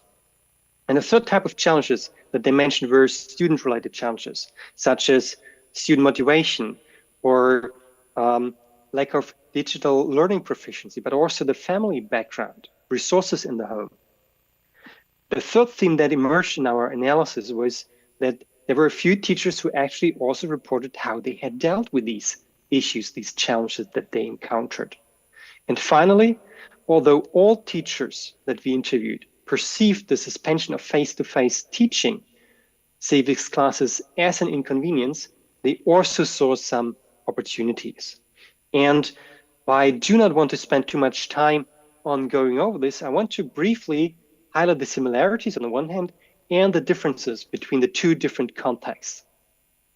So there were several similarities. One of those was that the teachers in both societies noted that the students from low socioeconomic status backgrounds had huge problems adjusting to online learning. The teachers also noted that there were deficits in digital competencies and there was a lack of infrastructure, and that this applied to both the students and the teachers. So teachers as well had digital literacy, digital competence deficits that were challenges to teach civics. The teachers in both societies also mentioned that students were actually familiar with the smartphones, but they were not so familiar. They did not necessarily use computers. So writing an email can be a challenge, and the teachers had to adapt to that so that they actually were able to communicate with the students on the platforms that the students were using. I had already mentioned that carrying out discussions about social and political issues online in online classrooms was a similar experience that the teachers in both contexts found very challenging. And in addition to that, the teachers in both societies reported that the students were missing out on social interactions and that the teachers found it very difficult to offer the support, the social and emotional support that they believed the students actually needed. And to further illustrate this last point and how important this is for civic education or for civic educators, I want to look at some other data that colleagues of mine collected in Hong Kong during the pandemic in the E360 Citizen Project in Hong Kong, where we here see a comparison of civics-related subjects, teachers, and other teachers. So LS, GS, and MCE are liberal studies, general studies, and moral and civic education in Hong Kong. These are civics-related subjects. And what we see is, on the one hand, primary school teachers of civics-related subjects were much more supportive, as per their own reports, of students' and parents' social and emotional needs during the pandemic than secondary school teachers. And secondly, we see that at primary schools, it didn't matter whether the teachers were civics-related subjects or were teachers of other subjects. They were about at the same level of support. But at secondary schools, teachers of civics-related subjects actually reported providing more support to students, more emotional and social support to parents as well than teachers of other school subjects. This illustrates the importance that civic subjects teachers actually give and allocate to social and emotional needs of their students. I will not look at this here.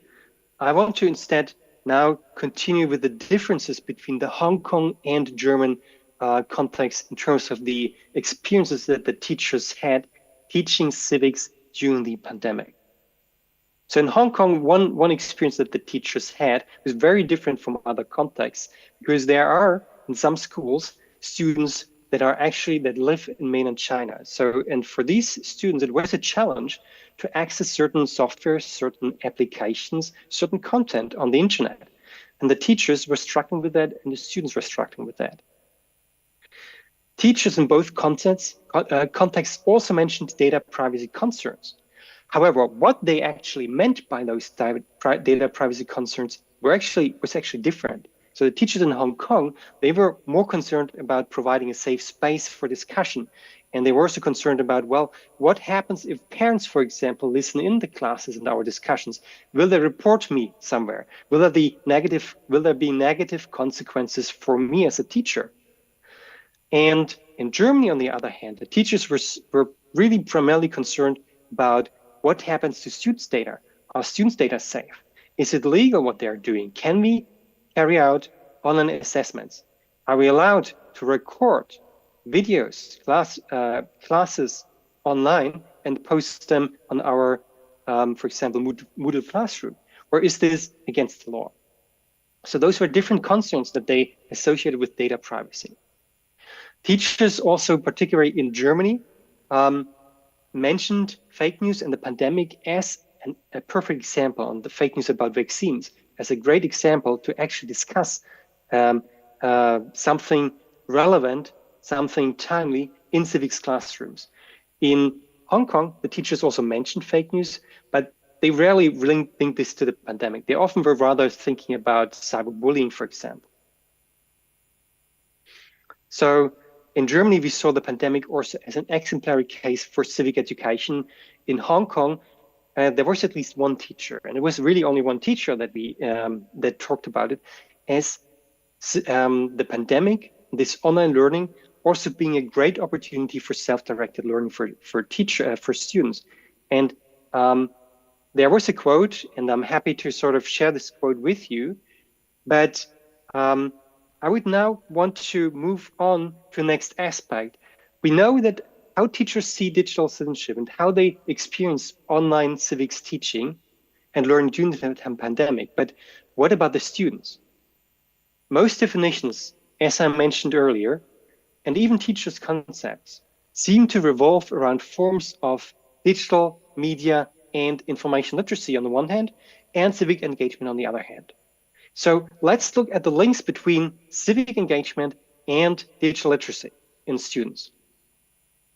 What we did, and here I'm relying and utilizing data that we collected from the same students in 2019 and again in 2021 in Hong Kong. We had around almost 600 Hong Kong secondary school students who completed, on the one hand, a digital competence performance assessment, and on the other hand, a self-report survey where they reported their civic engagement. One caveat here, the students were asked about different aspects of civic engagement in 2021, simply because the context had changed so much, but the findings are still quite interesting. What we found was that students, well, there was a pretty large number of students who were disengaged, 27% here. And these students were pretty unlikely to say that they were gathering any information about social and political issues. They weren't discussing them, and they weren't doing anything about in the community, in politics, etc. And it didn't matter whether this was online or offline. Then we had a very small group of engaged students, 13%, who reported doing all those things, or who were likely to report that. In between, there were communicative students, the largest group with 29% of the students, who said that they were gathering information about social and political issues, that they were talking about these issues, but they weren't doing anything. And on the other hand, an uncommunicative group, just 10%, who said that they were not talking about it, they were not really gathering information, but they were doing something. They were active in the community. They were really engaging in civic activities. And finally, we had an informed group that only reported gathering information about social and political issues, online and offline, but not talking about it and not doing anything about it. Now let's move 2 years further, 2021. We had fewer measures, but interestingly, those measures that we had led us to extract 4 groups again, and those 4 groups map pretty well on the groups that we had identified in 2019 already. Prof. Frank, I'm sorry, you have another 2 minutes for the talk. Sure. Thank you. Okay, so basically what we see here is that they map onto each other, and we also find that these were actually related to digital competences and also to internet addiction. And with that, as I only have probably less than 2 minutes left, I will not look into like how can we actually use game-based learning to help young people develop those skills. Rather, I want to come to some conclusions here so that we also have the opportunity for discussion after that. We know, or we've seen that there are digital citizenship is a multidimensional concept, and that home infrastructure, that education inequalities exist and persist. And this is something that requires social and educational policy so that all students have access to the necessary infrastructure for digital and online learning. And this applies even more so in countries where this is a bigger challenge than in Hong Kong or Germany. And teachers also need to be prepared. We learned from our interviews with teachers that they also were struggling, that they didn't necessarily have the skills or the resources, so they also need to be prepared. And it's important that we understand whether any new civic pedagogies have actually emerged since then, and how this might be in contexts other than Germany or Hong Kong. We saw, and I didn't have the time to really show you this, but we saw that there's a strong empirical link between digital competence and civic engagement. But we also know that civic engagement and digital competences are unequally distributed. And therefore, we need civic education to promote digital competence and promote civic engagement, and not to forget that there are also health-related implications. So a balanced health-related education must very likely also become an aspect of civic education, because there are potential detrimental effects of a civic engagement in the digital realm. And with that, I will come to the conclusion. And if you have any questions, if you're interested in any of this research, if you want to engage in discussions about what it means to be and become citizens in the digital realm, I'm very happy to engage with you you can write me an email, or you can also find my information on the internet. Thank you very much. Thank you very much, Prof. Frank. Please kindly stay with us for the question and answer session after the last speakers. Now we invite our second speakers.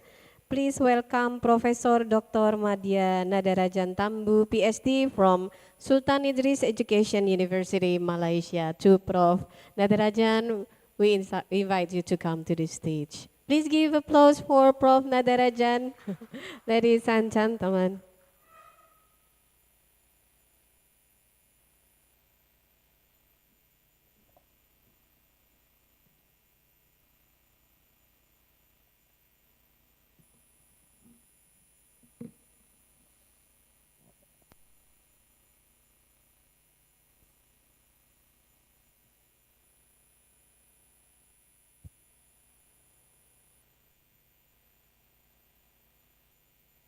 the slide, please. Okay. Okay. Good day. Good day, and thank you, our moderator, Doctor, to Dr. Yuyus as a coordinator for our conference here today, Prof. Sapria, Prof. Tijo, and all the participants, keynote speakers, guest speakers, and students. Thank you very much. So it's very good opportunity for me be here. And I would like to thank you for the first performance. The dance was very nice. The Indonesian cultural dance was very nice. And then the music also, the performance was very good. Okay, we are going to talk about contemporary moral pedagogy and education. Next. Next, sir. Okay, if you look at the Pancasila, I see Pancasila is a very important foundation and main philosophy for the Indonesian people. Okay, and when we look at the civic education, is some more important topic also to encourage students or to to produce a good citizens who are well characterized, and it's good for the Indonesia. So how we link Pancasila and our civic education? Next. Okay, if you look at it, the things really strengthen the Pancasila and civic is a moral. So moral is a basic thing. If you want to excel as Indonesian citizens, become a good citizen and well-developed character person, I think you have to be a good moral person also. So you have to inculcate a moral in every angle. Okay, that's why I see morality here is very important. If you want to realize our national goal to achieve Pancasila and civic education. Next. Okay, so moral education. What is moral education?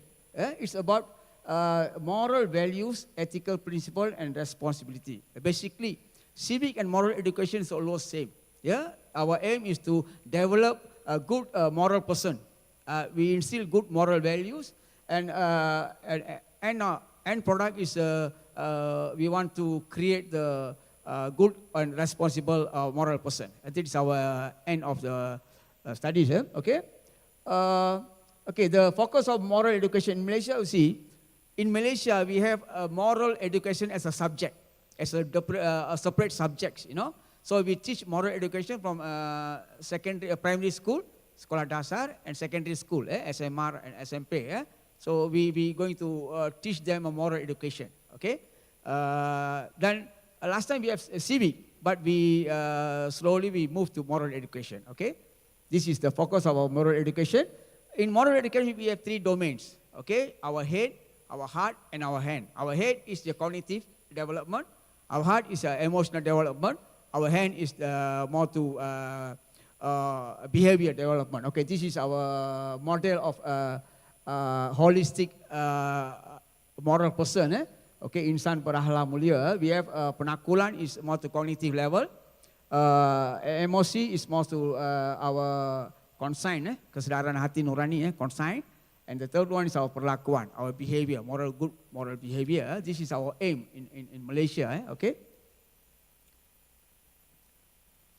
Okay, what is pedagogy? We look at the pedagogy, combination of teaching methods, learning activities, and assessment. Okay, when we want to, when we teach our moral pedagogy, we will emphasize on 3 things here. We will emphasize on pedagogy, activities, and the assessment. Okay, so next.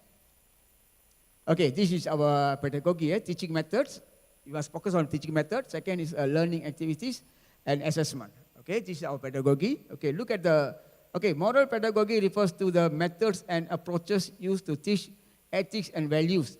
In today's diverse, interconnected world, moral education is vital for fostering responsible and ethical citizens. Okay, so this is our grandfather for moral education and civic education, I think. Yeah. Okay. So why moral, what is the main emphasis on moral education? Okay, first we will instill moral values. Okay, we will instill moral values. So for instilling the moral values, usually we will use the conservative method. Okay, we will instill the conservative method. We call a moral dilemma discussion technique. We will use the moral dilemma discussion technique to instill the moral values. This is a conservative method. Yeah? The second aim of moral education is to develop reasoning skills. Basically, moral is a law of reasoning. Morality is a law of reasoning. We want a student to rationalize and reasoning their behavior. Why they want to do that? We want them to think and rationalize and realize that they have to realize reasoning. Okay. Third one is shaping a student character. Yes. Okay. The third thing is we want to shape the student's character, morality. That's why almost a civic education and moral education with Pancasila, the core business is to shape a student's moral behavior and character. Okay. Okay. So we have used two approach to teach moral here. First is constructivist approach, encourage students to construct their own moral understanding through discussion and reflection. This is we used to use this method for every subject. I think not only in moral, in civic also we will use this. No, a constructivism approach. The second approach, restorative practice. This is very important, I think, for current education system. This is very important. Why? Focuses on conflict resolution and repairing harm rather than punishment. So now the problem is we have to repair their harm, repair their harm rather than punishment. No longer we cannot give punishment to students anymore already. They are different era. We cannot punish them. But we still have to repair them. We have to teach them the good things, the good values, so they can repair themselves. Okay? So I use these restorative practices as my core business to create one pedagogy for teaching moral education. Okay, I show you the pedagogy. Yes, sir? Next. Okay. We call a rationale of moral dilemma discussion theater. Okay, I create one moral dilemma discussion theater. This moral dilemma discussion theater is a combination of moral discussion created by Lawrence Kohlberg. And then the theater, yes, we use theater for teach students. Okay, I combine these two methods to teach moral education to our student. Okay, guided by these two contemporary approaches, innovation in teaching techniques or pedagogy for moral education has been created. This technique is named Theater Perbincangan Dilema Moral or Moral Dilemma Discussion Theater. Okay, I combine with Rapport. Dr. Rapport is from UITM. She is majoring in seni perfilman. I combine with her and Dr. Sukadari from PGRI. Okay, one of the lecturers from PGRI and me. So we try to combine this theater and moral element to create on a new pedagogy to teach moral. Okay, how? Okay, this according to morality is a law of reasoning. Okay, okay. The teaching should be involve stimuli that involve moral dilemmas. That means we will give moral dilemma to the student. Whatever dilemma we will give to the student will create. Mostly we will use a textbook. From the textbook, we ask students to create an script for acting, acting script. We call this acting script. From the acting script, we ask them to show the script, the immoral script, and then we will call the participants, the students who are not involved in the acting, to come and create a new situation to solve the problem. This is the way, because we want a student to come up themselves and to solve the problem. Mostly we will ask them to do, but this is more to interactive theater. It's not a conventional theater. Like conventional theater means we just see the performance only. Whatever moral values they show, we just grab it. But in this kind of theater, we want students to involve. Immediately involved in the play, and then they will give their solution, how we can solve the problem. So from this, we can inculcate the values and the behavior and the emotional part to them, okay? Okay, we have 4 steps in a moral dilemma discussion session. First one is a script development session. The student have to develop the script from the textbook or from whatever they learn. Okay, script. This script must be with some conflict or moral dilemma. The script should have some conflict or moral dilemma. They will create the script. After that, they will act the script. We call it immoral acting. They will act the script, immoral acting. This immoral acting, we don't have any solution. We cannot see any solution, but we can see this conflict is there. The moral dilemma is there. Okay, third one is moral dilemma discussion. After the immoral acting, we have on moderator. But this moderator will use the costume like a clown in the circus to attract their participant from the crowd. Okay, so he will conduct this moral dilemma discussion. Okay, he will ask the students, okay, what is the problem now? How we can solve the problem? Which character we have to change? Why the character we call it a negative character? What the behavior we call it negative and all that. We have some discussion. After the discussion, the play will again, they will put again the play, the first play, the anti-model play. And this time in the first, the step 4, the student will come. They will come and they try to change whatever the negative character, whatever the negative thoughts from the play, and to become the play, to become a very harmonious play. They will give the conclusion in step 4. Okay. Okay, this is a script development. I told you that we have to create the script with the moral dilemma script. Okay, sir. Next.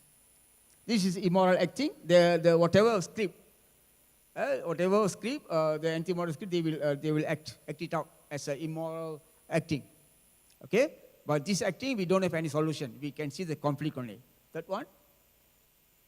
Okay, moral dilemma discussion. So we have to discuss. We have a forum to discuss about the dilemma, how to solve the dilemma. The fourth one, okay, this is a dilemma resolution that the students will come. Those who are not in acting, those who are not participating in acting, they will come up and they will change the character. Okay, and we can see when they change the character, we can see their behavior, they can see their cognitive level, and we can see their acceptance level, the emotional level. Okay, so through this is a very, very, very soft kind of way to change their behavior, their character. Okay, they will change their character during this one. Okay, this is a moral dilemma discussion theater. Okay, we can see some. This is from classroom experience. We can see some this one from classroom experience. How these people are conducting their moral dilemma discussion theater.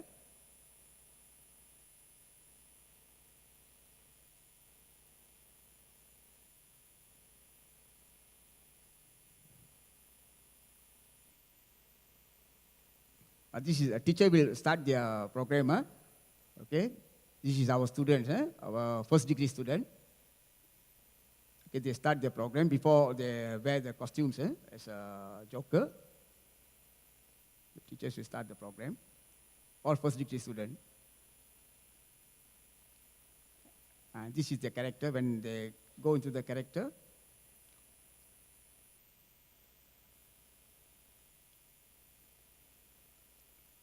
This is I call develop a script. Sometimes they come to our room to discuss about how to develop the script. Once they develop the script, we will ask them to change whatever they need. Okay, the student discussion to develop the script. Okay.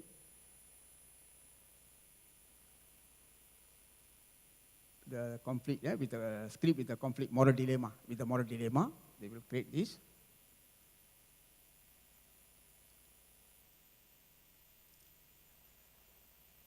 This is our Dewan Kuliah, our Dewan Kuliah. This is all first degree student.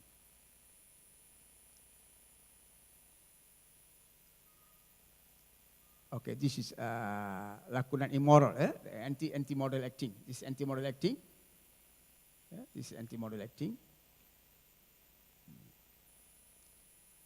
During the class, they will act. They will give the conflict and they will act. Anti-model acting. We give time for them to create the script and to recite and to do some rehearsal before their performance.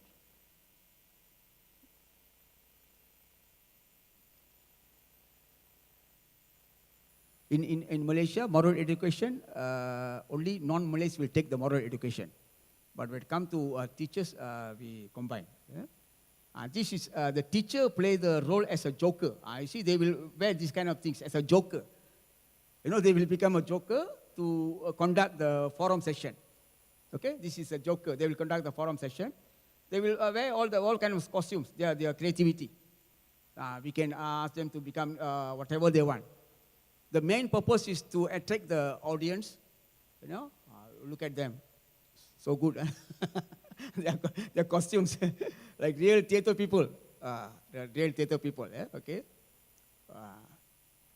One of the ways to overcome their shyness, you see, they're going to become a teacher. So they must be brave. So this is the way we overcome that. They can be a badut. Okay, the teacher will be there. After that, this is the forum session. The forum session. Okay, the forum session. So they will give their opinion how to overcome the problem in dilemma. We will give them a moral dilemma how to become this one. Okay, they will give their ideas. Sometimes they ask me to act also. They call me, okay, daughter, you come and act with us. So yeah, I have to act with them because we are teaching them. So they want us to be part of them. So I don't know how to act, but I still go on with them because the student want that. Okay, this is we call freeze. After freeze, this is intervention. How to solve the problem. The problem solving. This is the problem solving. So they will freeze and ask and to cover the play, and they will solve the problem. This is the problem solving session.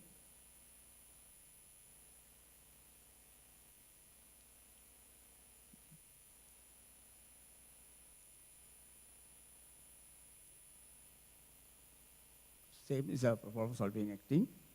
Okay.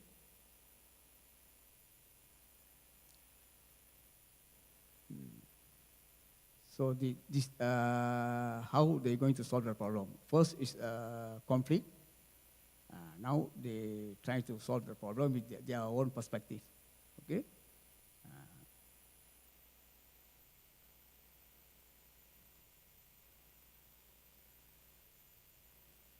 We can see a little bit of their lacunan. Okay, it will happen in the class. It was happening in the class.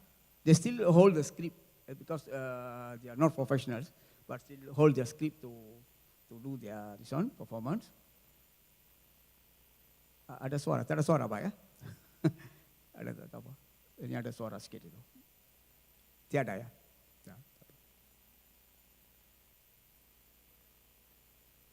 So then we can see why they changed this is a conflict in the classroom. They don't want the student be they are part of their clique, that's why the students are very upset and all that.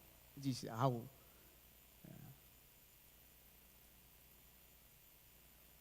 is how the teacher will interact with the student, how to solve the problem.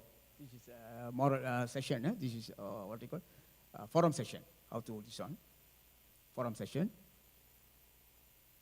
How to solve the problem. The teacher will ask the students how to solve the problem.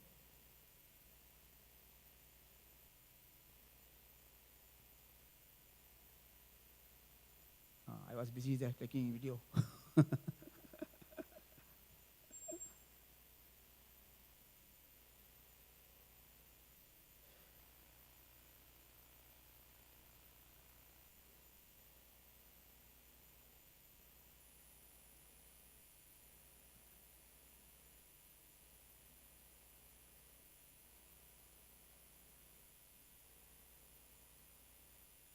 Sudah habis ini ya. Ini video ini is a joker, a kind of joker. When you start the lesson, the teacher will become a joker, and then they will give the task to the student, what they're supposed to do. The costume is compulsory for the moral dilemma discussion because this is the way to attract the students. When they go to school, they will do this as their teaching practice to attract the student.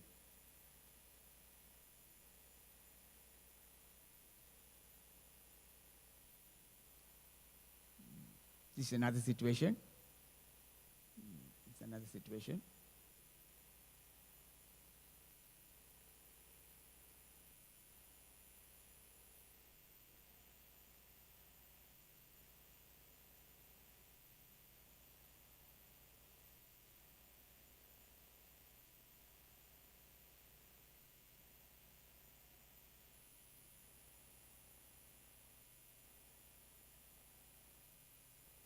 I think that's all.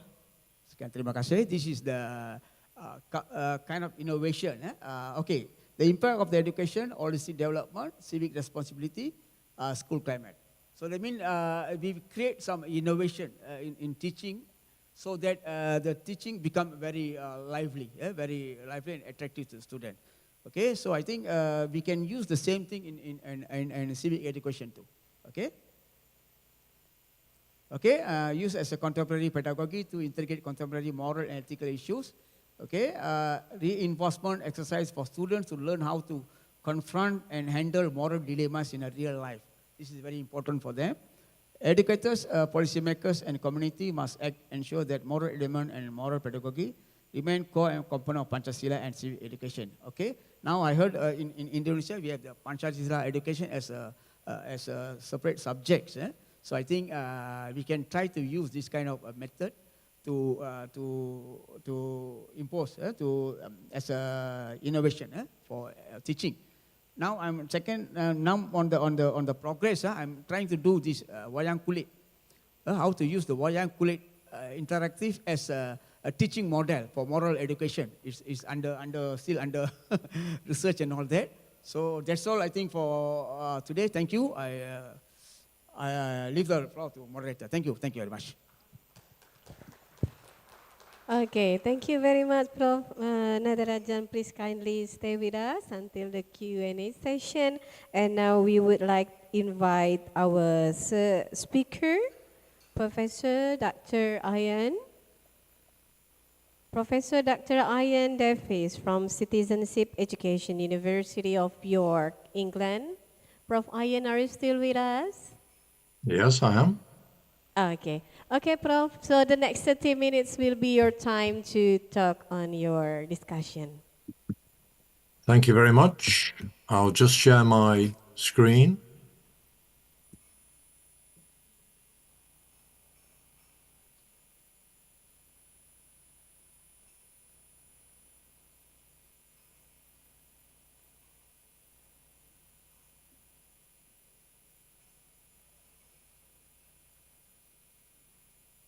Okay, well, thank you very much indeed for the great honor of inviting me to be with you at your conference. Thank you very much indeed. I'm going to talk about some ideas and perspectives on the curriculum with special reference to citizenship education. First of all, some comments about the context. I'll talk about England, and my view is that since about 2008, we've experienced a great deal of political turbulence.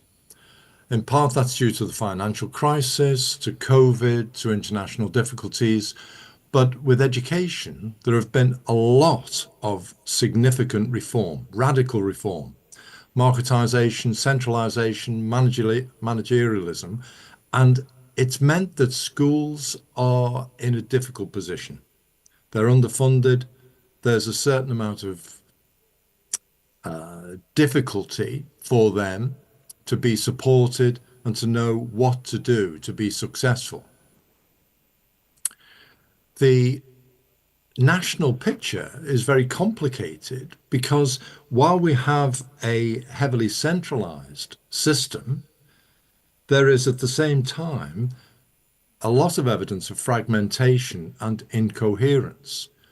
So education in the UK is actually nationally based, and there are 4 nations in the UK: Scotland, Wales, Northern Ireland, England. Now, 3 of those nations, Wales, Scotland, and Northern Ireland, have aims-based curriculums, but England doesn't. So it's very difficult for schools to get a clear picture about the aims that they should be fulfilling, although there is a great deal of political centralization. In relation to citizenship education, the situation there is very difficult indeed. Citizenship education remains a national curriculum subject, but actually most schools don't have to follow. The type of pressure on citizenship education teachers is very particular. There's a perceived need in society for discipline and increased individual volunteering.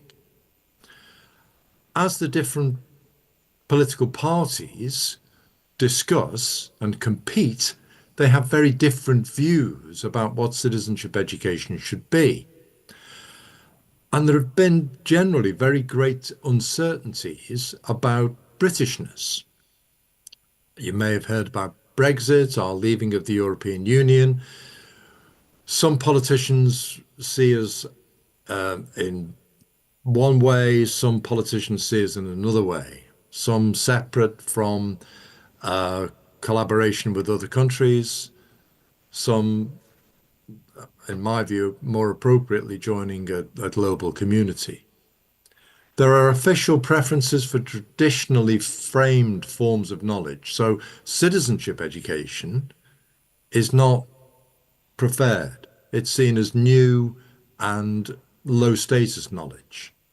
And when citizenship education has been very effectively done, that evidence, the research evidence, tends to be ignored. So we have a great deal of challenge generally in the system and specifically for citizenship education. The current national curriculum for citizenship, although, as I say, most schools don't have to follow that, I think it's rather incoherent. These are the main elements of that curriculum, and you can see the first 2 bullet points essentially require students to gain knowledge. The third tell them they should volunteer, and the fourth says rather vaguely that they should think critically. This is not, in my view, a professional view of developing citizenship education. What has been preferred officially in contrast to citizenship education in recent years has been character education. And that's certainly not a bad thing. It's of course very good if people are of good character. And many of the things associated with character education are very positive. Perseverance, drive, ambition, neighborliness, tolerance, all those things very good indeed. And many people on the left, and I'm mentioning that because now we have a Labour government, a left-leaning government, they've been in favour of character education. But it is criticised. It is on occasion moralising. It is on occasion individualising rather than societally based. And in any case, organisationally, there is now a divide in the social studies world between those people who favour character and those people who favour citizenship. So there are significant difficulties. But now, in 2024, is there an opportunity for a new start? In 2024, there was a general election in July, and there is now a curriculum review. So I'm going to consider, in the rest of the time that I have, 3 questions. What should the government consider as it does its curriculum review? What should, in my view, happen? And what is likely to happen. So initially, all I'm saying is there's a great deal of chaos and incoherence. Now we're going to have a curriculum review. What do I think the government should consider? That's the first part of what I'll deal with. So in this, I'm going to draw attention to what I think of as key elements of establishing a good curriculum. Well, first of all, there are fundamental things that need to be considered. We need to decide in any review of the curriculum what we are principally concerned with in the education system. And that means not either or, but rather establishing a position in relation to key things. Is it public or private? Is it about rights or duties? It's obviously about all these things, but to what extent are we suggesting that people should be educated for a private life or a public life? To what extent should they have rights or duties? What's the school's position on these things? Similarly, generally in education, and obviously particularly applied to citizenship, is it about an individual identity that a school is to foster? Is it about a collective identity? Where on the continuum should we position things? Should we conserve? Should we critique? What would we be happy with as people leave education if they were on these spectra, on these continua? What generally do we want the education system to do? What fundamentally do we want it to do? What choices do we have as we develop citizenship education? Now, in the last 50 years or so, we've tried many different approaches to what is now called citizenship education, that attempt to help people to understand and develop the skills and capacities to engage in contemporary society. Well, we've tried different things. We've tried neglecting it. We've tried political literacy, looking at the issues in everyday life. We've tried global education, a rather affective or emotionally based approach to education.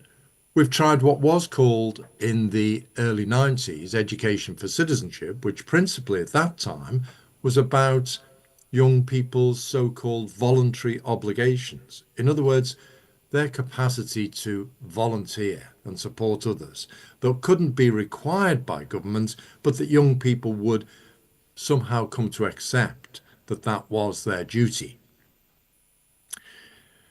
Citizenship education from about 1997 to about 2010, roughly, looked at political literacy, community involvement, and social and moral responsibility. And I thought during that period, very good work was done.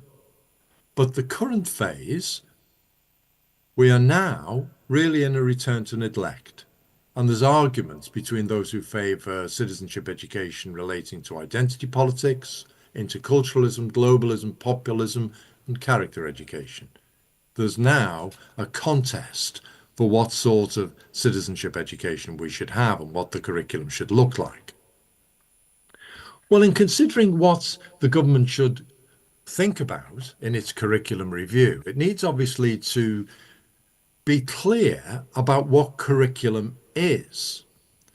And there is an approach to this which is very, very narrow, which says that a curriculum is really just a collection of subjects: history, geography, English, maths, science, and so on.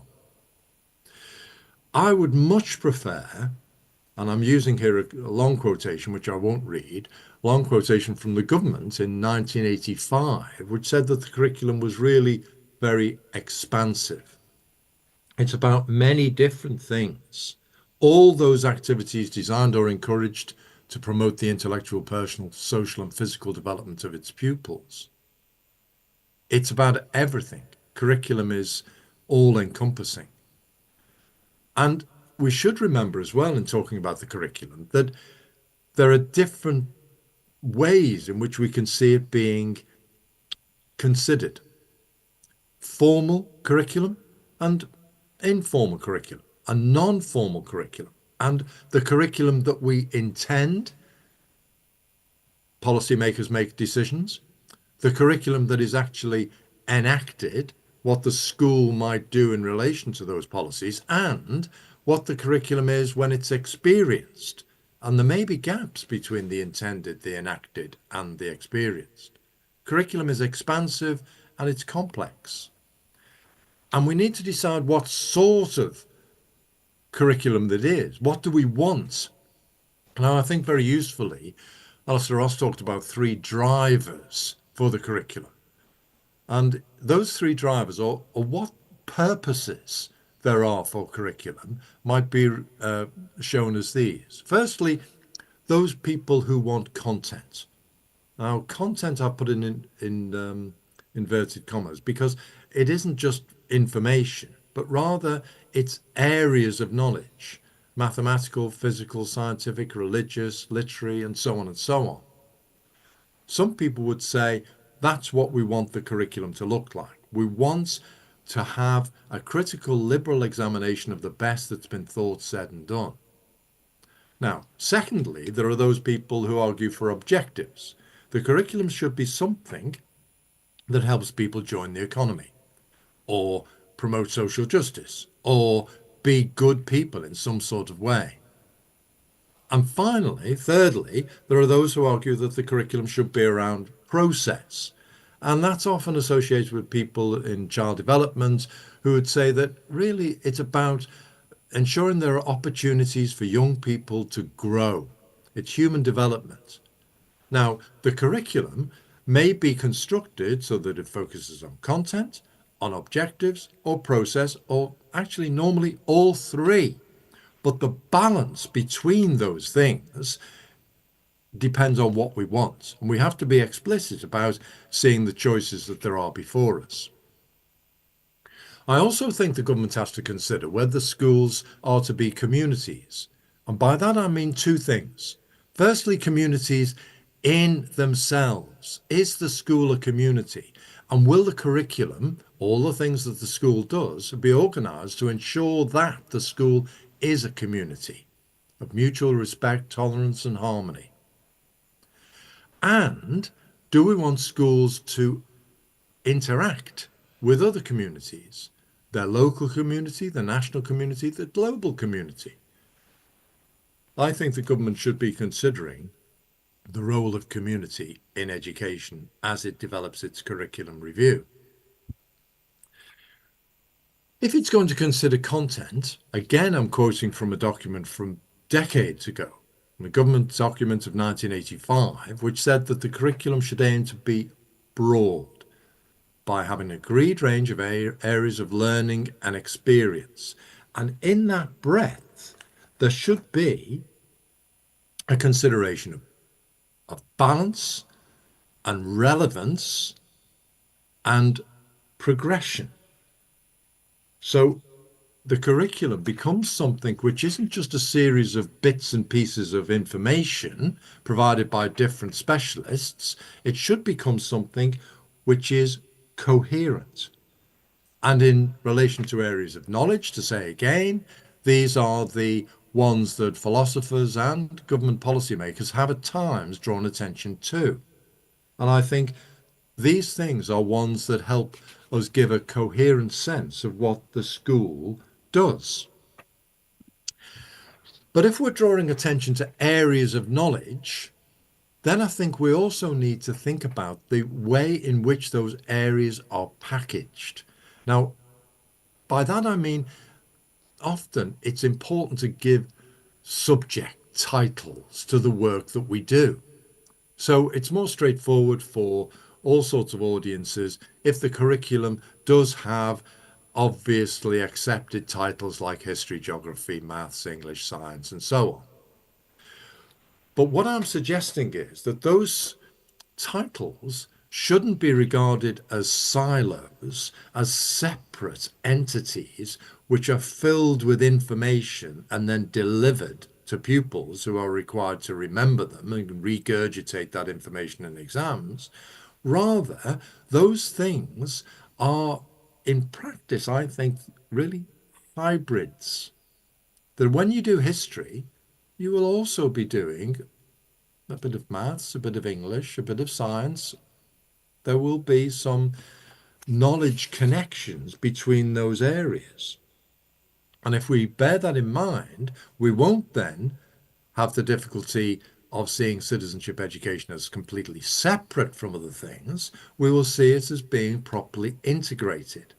But we will, if we allow for a separate title of citizenship education, be giving it a status, a profile, which means that people recognize it as something important.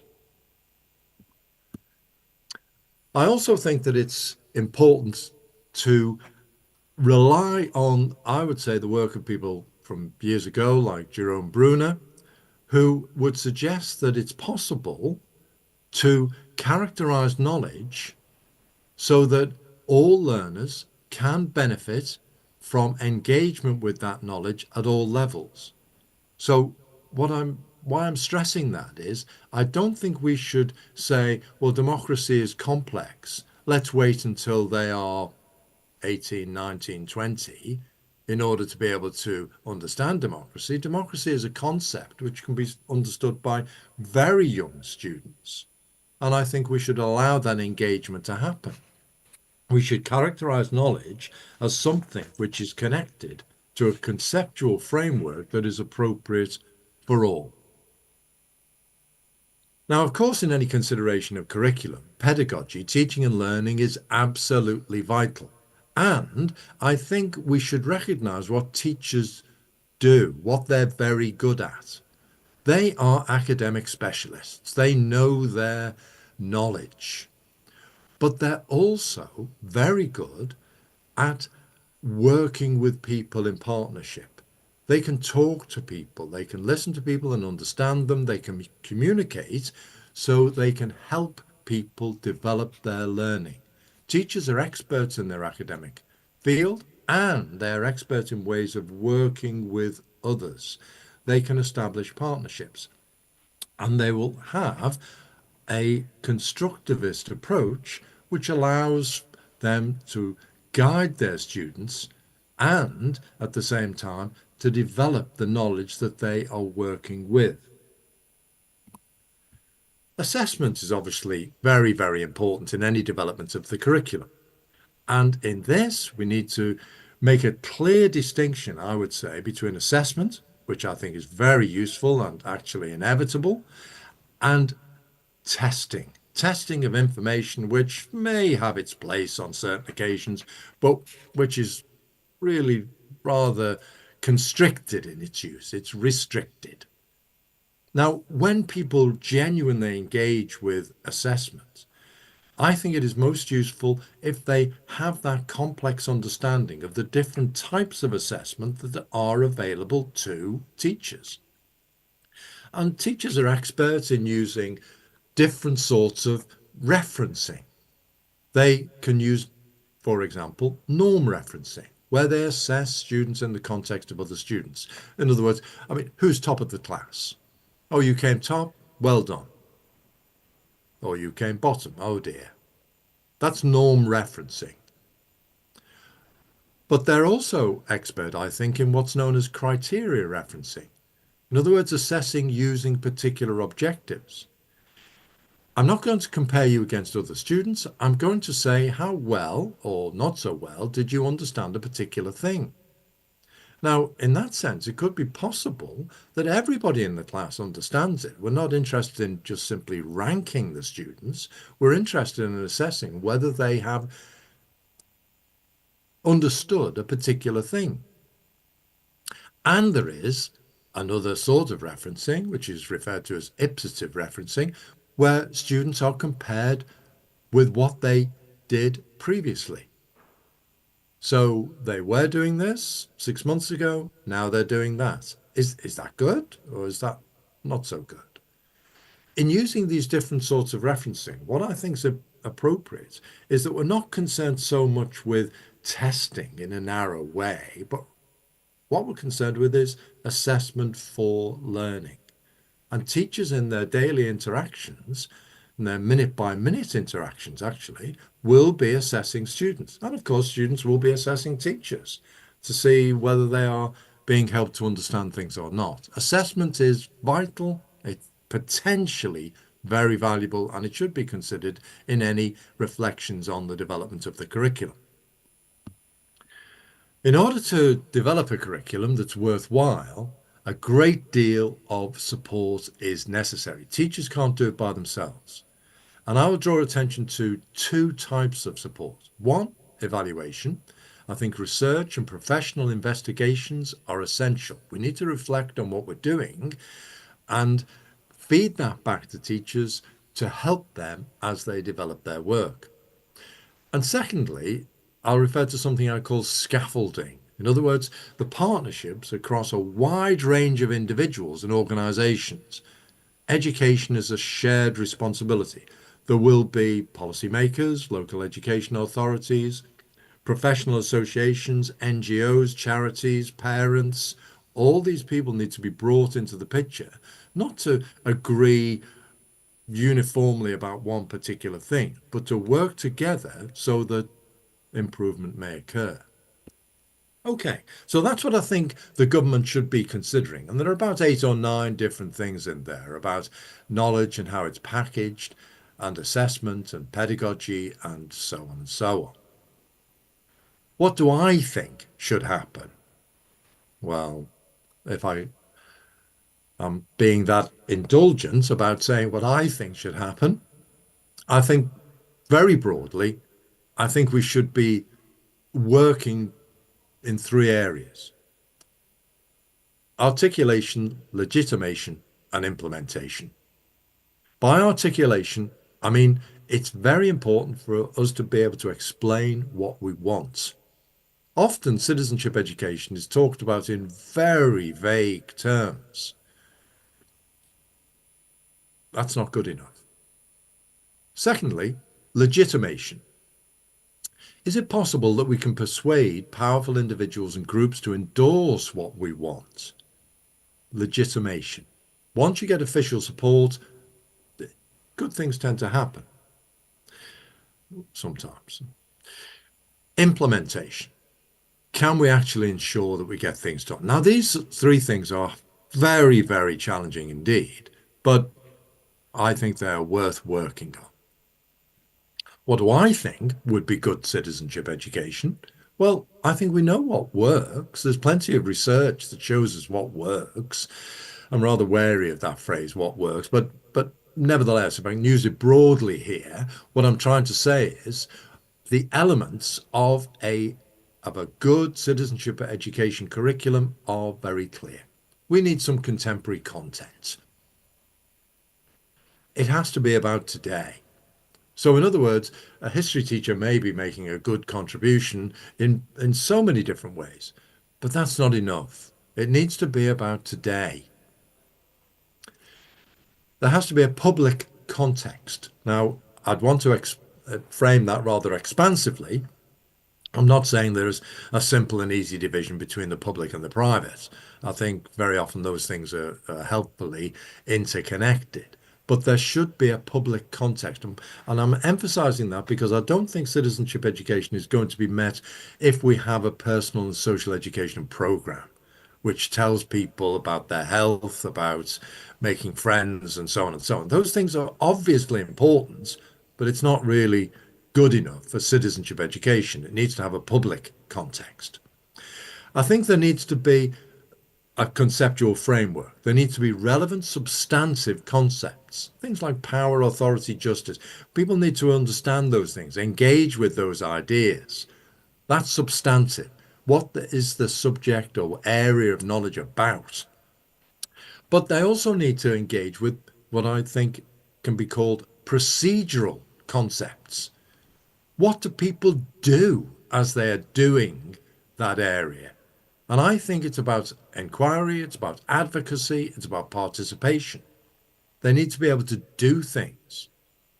And finally, I think there should be participative processes. There should be an open classroom climate, engagement with political activities for learning, not just to get children involved in activism, but to promote their learning within and beyond school, and with an appropriate emphasis on assessment. So I'm highlighting contemporary content, public context, a conceptual framework, and participative processes. That's what I think the curriculum should be built around for citizenship education. And actually, In England, we have experienced something like that about 10 years ago, where the national curriculum was framed in terms of key concepts, which were rights and responsibilities, democracy and justice, identity and diversity. These were the things that were highlighted for students to learn. We highlighted key processes. We wanted them to think and inquire, to advocate and represent, to participate and take informed and responsible action. And then we realized that we need to have some content if we're going to be able to do that. And I think it was framed in such a useful way, because content did not dominate. That didn't come first, what we want children to remember, rather key concepts and key processes. They were the most important things. And then we used content because you've got to have content in a lesson. And there was very practical, significant practical support. Professional association, which is still in place, was set up and doing very good work. There was European and wider international cooperation, teacher training, and so on and so on. That's what I think, well, that's what we know works, and we had it.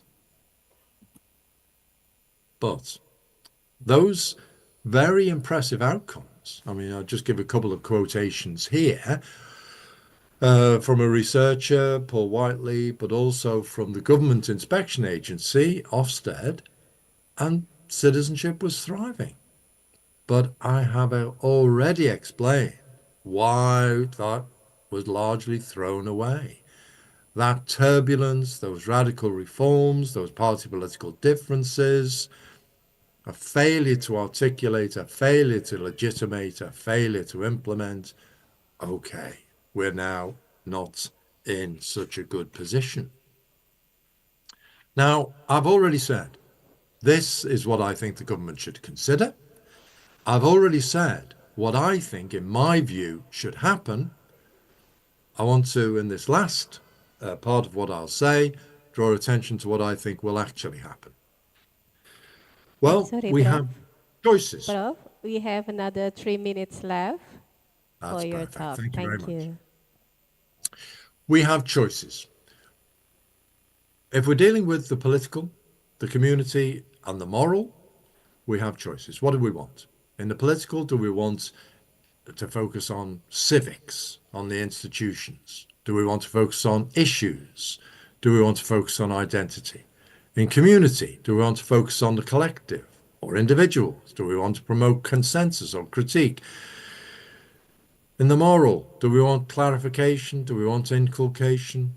For the most part, I am not optimistic, because in the past, we've focused on knowledge, remembering information, not understanding. We've focused on sociability, being nice or a good character, not political consciousness. We're focused on enterprise, economics, not social action, and we've focused on patriotism, nationalism with some international, not positive globalism. So what will we do? Will we neglect it? We've done that before. Will we have some sort of focus on character or another ideological response to a perceived crisis? What's the moment of the day? What do we need to deal with? Is it character? Or will we have sustainable education achieved through a research-based dynamic? Well, I'd like number 3. What do I think we will get? I think we'll continue to struggle around 1 and 2. I don't see anything immediately breaking the link in officially sanctioned programs between citizenship and the neoliberal national state. If we go for 3, we've to some extent done that before, and it has been successful. Research evidence is very clear about that. I think we will hover between 1 and 2. So my conclusion is that I think civic education in England in the next few years will continue to be low status and at times high risk for teachers. It deals with contested material, and that's difficult. I think that fundamentally conservative forces will ensure that citizenship education maintains its current position. It's not a very healthy position at the moment in schools in England. But it is an important area We already know how to educate successfully. And what do we need to do? We need academic clarity, professional determination, and political will. And if we've got those things, then we will have a successful citizenship education curriculum. Thank you very much. Okay. Give a big applause for Prof. Ian Davies, and we invite Prof. Frank also on the same screen with Prof. Ian, and also Prof. Nadarajan here for question and answer session. Okay, for the first term, I will invite 3 questions. Okay, from this side. 1 question, please mention your name, where are you from, and who will you direct the question for? Okay, this is the first question. The second question.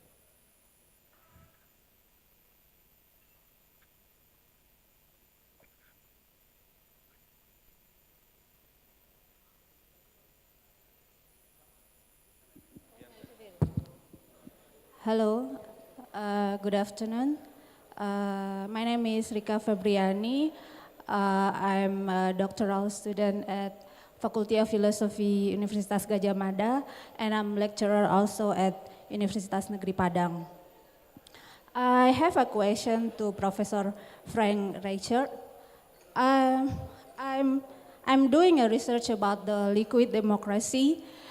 If you know the concept of liquid of democracy that implement in Germany, that balance between direct and indirect democracy in maybe some party in Germany have been implemented this liquid democracy, if you know that concept.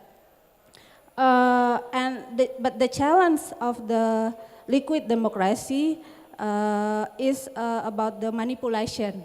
As we know that internet and AI have potentially manipulation in our society. In Indonesia, for example, the biggest democracy country where we have 250,000, we have a potentially damage this problem, the problem of algorithm and etc. So my question is, what do you think? I know maybe this is a rhetoric question. Do we still need ethics in this digital democracy era? Especially, it's still possible to use ethics if we implement this using AI or using internet. Do you think it's still possible? And I'm interested also about your research about the digital literacy, but I don't see it as a solution, the digital literacy in our country or in Indonesia. My question to Ian Davies, Professor Ian Davies. I'm from the Minangkabau community in Indonesia. Minangkabau is have a strong local value and religious system. And my question will be, what do you think about the local values that still have a universal values can be integrated in the curriculum? And what should it separated in the national curriculum? Do you see it separated, or we must integrate it in the civic education in Indonesia? We know that we have many local value here in Indonesia. I think that's my question. Thank you. Okay, thank you. So the question will be addressed to Prof. Frank and also Prof. Ian. So maybe we go into the next question first before the answer session. Yes, please.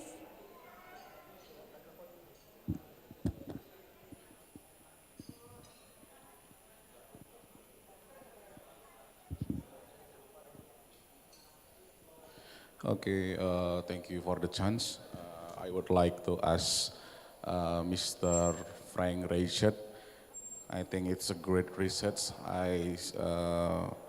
have some notes in my book. And what my question is, what are the experience of teachers in Hong Kong and Germany regarding effective understanding and communication between generation in teaching in classes, especially those related to technology? We believe every generation has their own values. Some like citizen who was born in 1960 as baby boomers, and after that Generation X. I think we need to know. I need to know how about your perspective in this situation. Thank you. Okay, so maybe for Prof. Frank, there are 3 questions for you, Prof. Frank. Okay. Okay.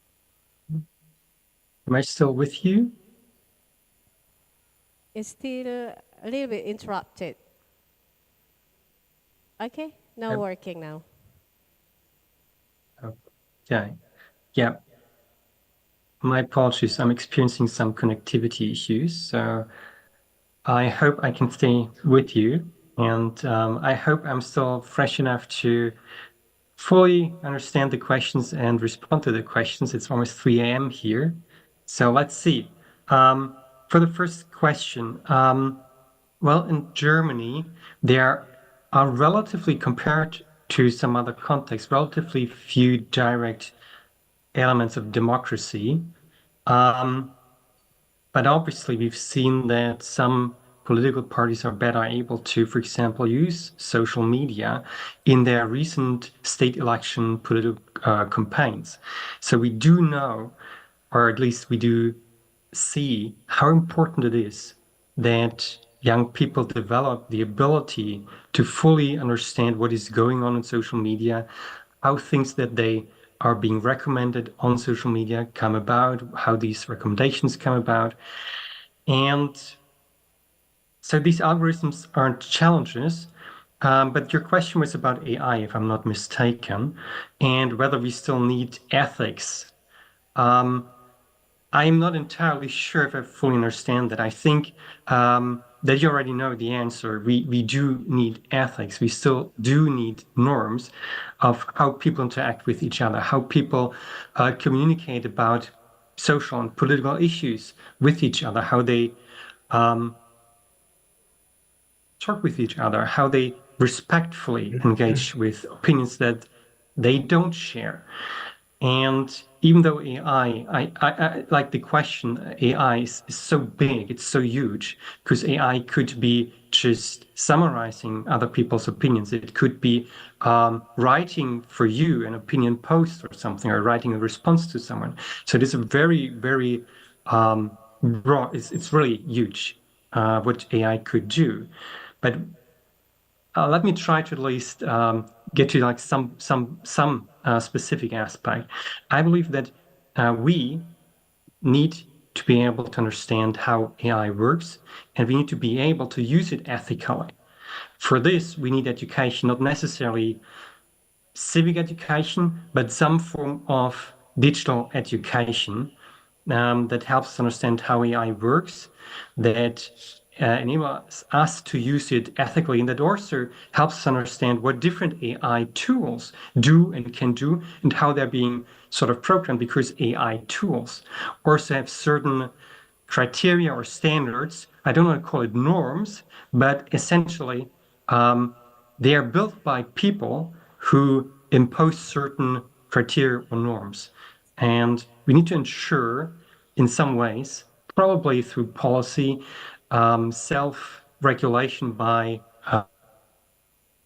not going to work fully. And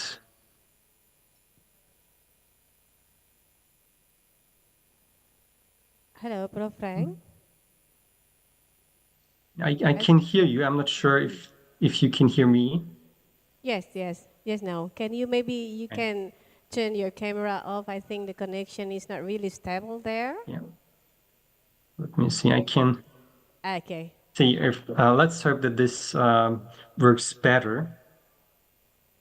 So for Indonesia, I think it would be important to understand what kind of AI tools are commonly used there, what is available there, and this could potentially be different from Hong Kong and China, for example.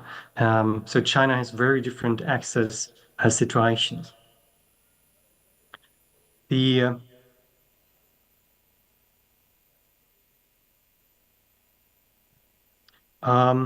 yeah, I think there was another question about manipulation, what we can do. I would perhaps say that there are aspects that we can do. We can sort of discuss stories, experiences, like what has happened to different people and discuss those. We can perhaps even try some forms of role play with others. So there are different things that we could use. And one thing that I'm actually also trying currently with colleagues in Hong Kong and also in Germany, where we're developing and also using existing games, digital games, as well as currently we're looking at board games that we're trying to develop that could potentially be used to enable young people to be able to identify when there are attempts to being manipulated and how to counter them, but also to understand how social media and regular media create information or news, and how these things are being advertised, how it comes into your feed, and that there are certain aspects such as money are playing a role. Should I continue to the second person, or would you like Professor Davies first respond to the first colleague? Okay, so three questions from the first questions from Miss Rika. From Miss Rika, I think the last question is about how actually digital literacy works, right? Mm-hmm. Yes, so I think the last question was, if I'm not mistaken, about different generations. And the teachers did not necessarily speak about different generations. They spoke about age, which is not the same as generation, such as older students are better able to use digital technology. They also mentioned that younger students need more emotional and social support. But they did not necessarily speak in terms of different generations, like what was it 10 years ago for secondary school students. What they did mention, however, and that is also very important, I hope this came through in my presentation, that teachers as well need the ability to use digital tools and understand the digital tools.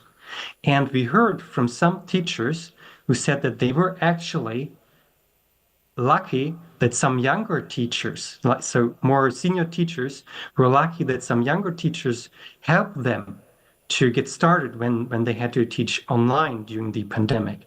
And that younger teachers took the time to help them establish their skills and develop their skills. So there we see that there is a discrepancy also between younger and older generations of teachers, and that there is also a solution to it, to the challenges that older teachers, old generations of teachers may have with new technologies, if they collaborate with younger teachers. And I hope that this, at least to some extent, addresses the question. Thank you. Okay. Okay, Ms. Rika. Okay. So I think Prof. Frank also already answered about how the teaching in Hong Kong actually already there, how the integration of technology there. Is that right, Prof. Frank? I believe I have. If I haven't, please feel free to just raise your voice, mention it, ask again. Okay. Okay, thank you very much, Prof. Frank. And now for the next question addressed to Prof. Ian. How can local value can Yep. be integrated with our curriculum. Yep. Yes, please, Prof.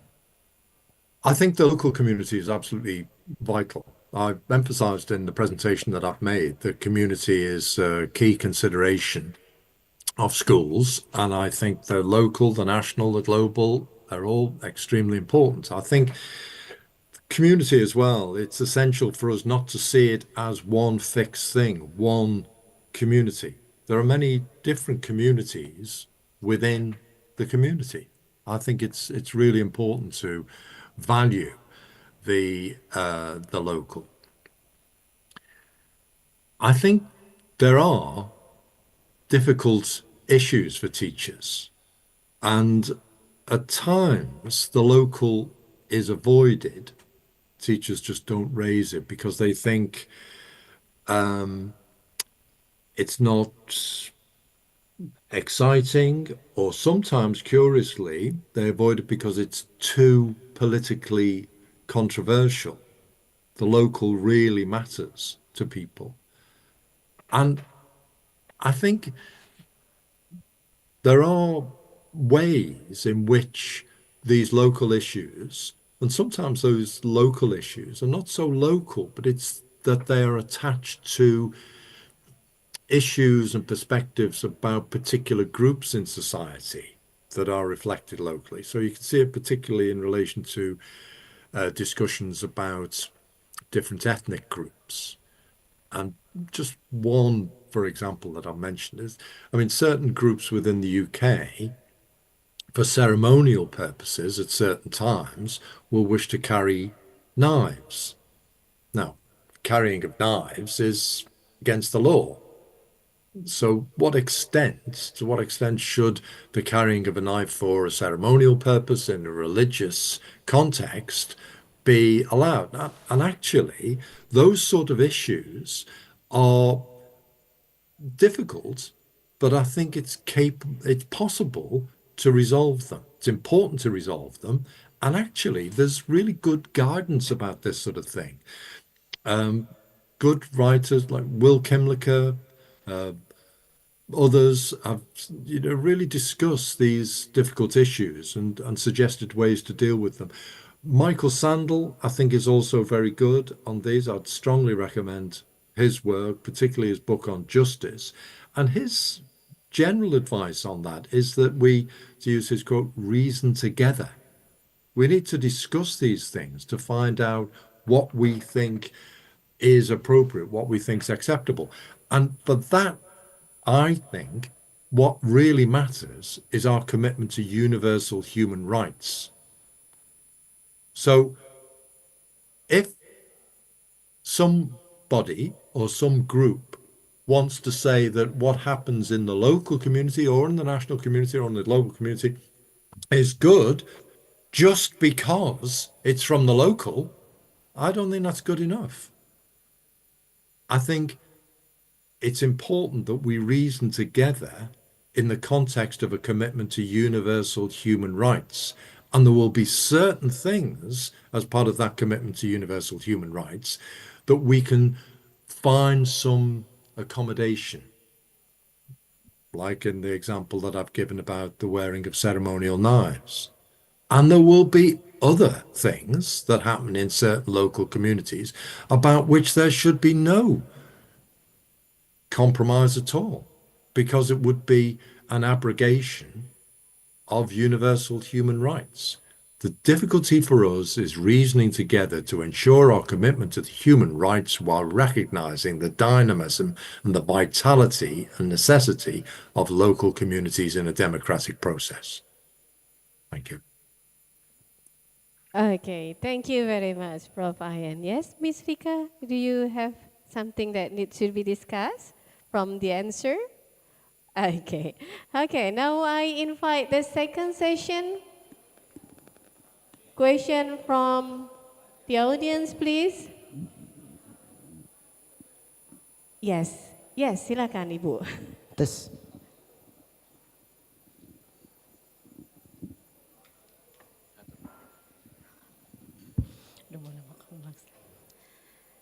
Baik, good afternoon, Professor Frank and Ayans.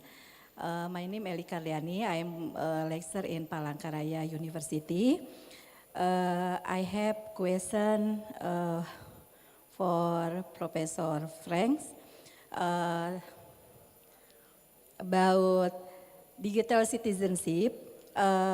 Many gap between digital citizenship and social problem in Indonesia, such as online gambling, kemudian online loans.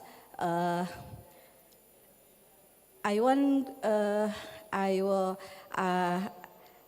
think does also happen in Hong Kong, and what are the best practice for addressing this issue? Because it is the effect for economics and psychology and student attitude in Indonesia. Thank you. Okay, so the first question for this session, digital citizenship for social problems, that addressed to Prof. Franks. Another question maybe? Yes, please raise hand. Well, actually, I feel a little bit curious. Okay, so only one question for this session. Actually, a little bit curious with the use of joker or from Prof. Nadarajan there. Can we use joker in another actor instead of joker, for example, from Nadarajan? Because it will be very tough to become a joker rather than to become a teacher, right? Harder to become joker. Okay, so this is the last question, I think, for Prof. Frank. Hello, Prof. Frank. Okay. Yes, I'm still here. Thank you for this question. Yes, we see that there are a range of problems online, such as online gambling. I'm not sure whether the gambling as such is a problem in Hong Kong, but it certainly is a problem in certain contexts. In Hong Kong, particularly in the school context, we often speak about the problem of cyberbullying and similar issues. In other contexts, you would perhaps speak about hate speech online, for example, which goes a bit further though.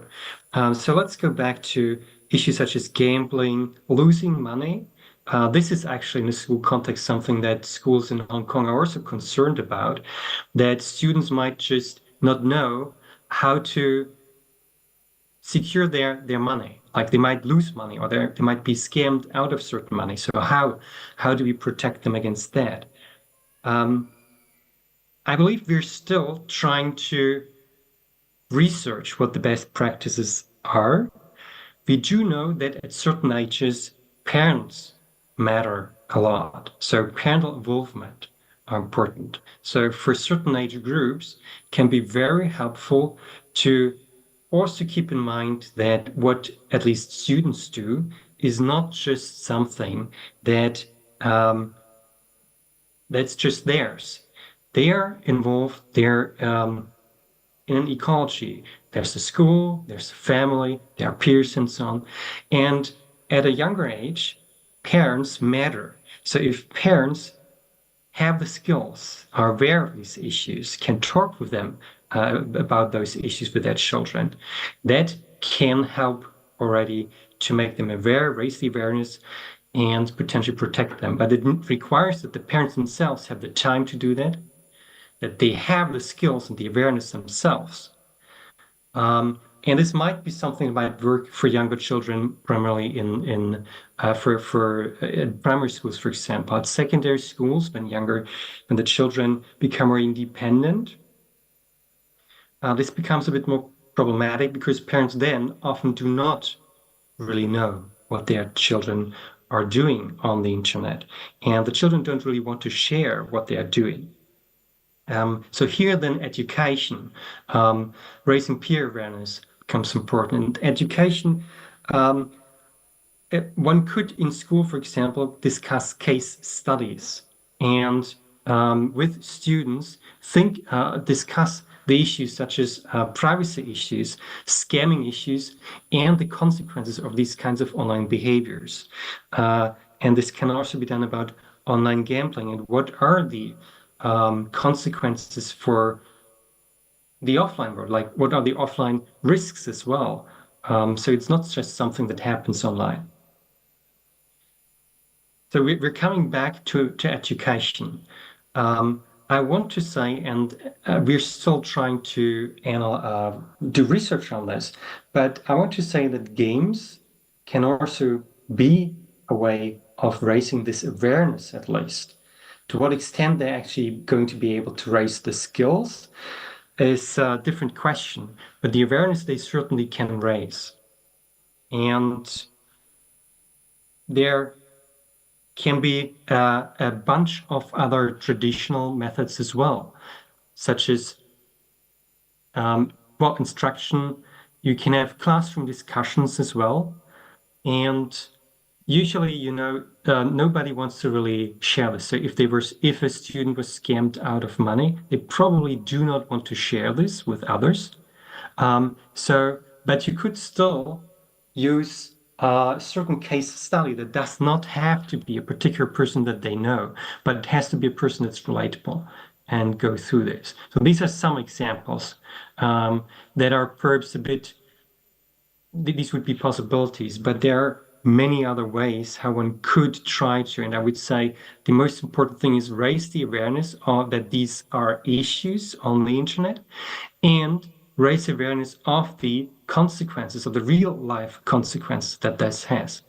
This, I believe, is more feasible and quite important. Thank you. Okay. Thank you very much, Prof. Franks. And ladies and gentlemen, we have come to the end of this session. Please give a big applause for our three speakers today, Prof. Ian, Prof. Frank, and Prof. Nadarajan. I believe that we all have insight and also knowledge about the future of civic education, especially in Indonesia. And after this, we would like to give a certificate of appreciation. Operator, please help me to show the certificate.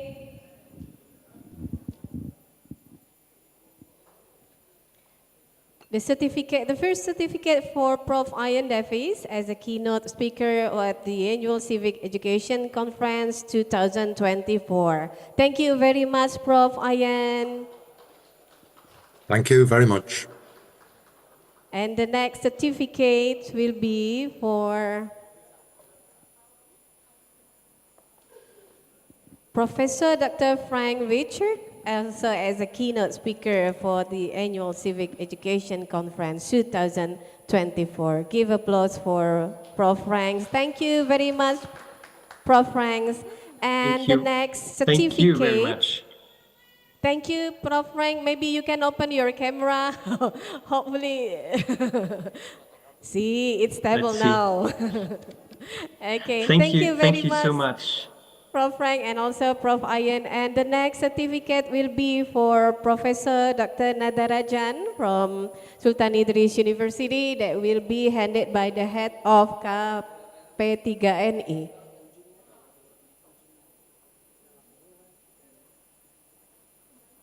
AP3KNI. Yeah. Prof. Nadarajan, please come to the middle of the stage to receive the certificate.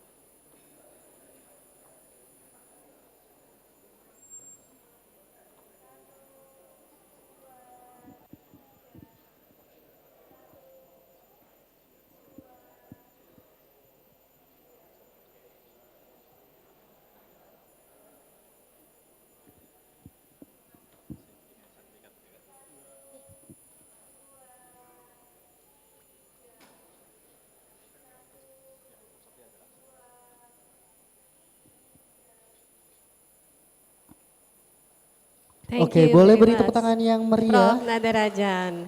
And I return the time to our MC. Thank you very much. Good evening. Assalamualaikum warahmatullahi wabarakatuh. Waalaikumsalam warahmatullahi wabarakatuh. Mohon izin Ibu untuk tidak meninggalkan panggung utama terlebih dahulu. Kami turut mengundang kepada Prof Sapria untuk bisa memberikan cenderamata kepada Ibu Sri sebagai kenang-kenangan nih dari acara pada hari ini.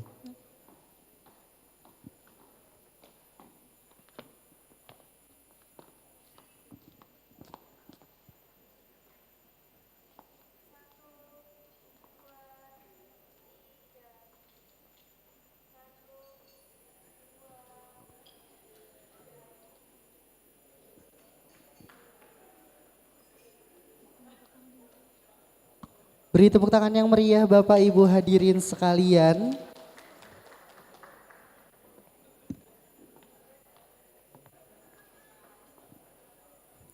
Ladies and gentlemen, please give a round of applause for our speaker and moderator. Thank you for all of you. Ladies and gentlemen, this is the end of our agenda today. We thank all guests and participants who attend today's agenda. And we would like to inform all of you that the second day of this event, which is tomorrow, will be held at the lab school located in Rawamangun, specifically location in the next of Naraya Hotel. Thank you everyone. We hope you have been enjoying today with us. Please apologize for any mistakes and shortcomings. Good afternoon and see you on another occasion. Tak terasa sudah kita berada di penghujung acara pada hari ini. Demikianlah acara kali ini telah berakhir. Kami selaku Master of Ceremony mengucapkan terima kasih kepada seluruh pihak yang terlibat dalam rangkaian hari ini sehingga acara hari ini dapat berjalan dengan lancar. Sebelum kami tutup, sebagai warga Indonesia yang mempunyai ciri khas pantun, kami akan menutupnya dengan pantun nih. Bapak Ibu dan hadirin sekalian boleh dibantu di kata cakep dan juga artinya ya. Ke Bekasi sama bini. Cakep. Pulang-pulang beli lemari. Artinya. Cukup sekian acara hari ini. Sampai jumpa di esok hari. Wassalamualaikum warahmatullahi wabarakatuh.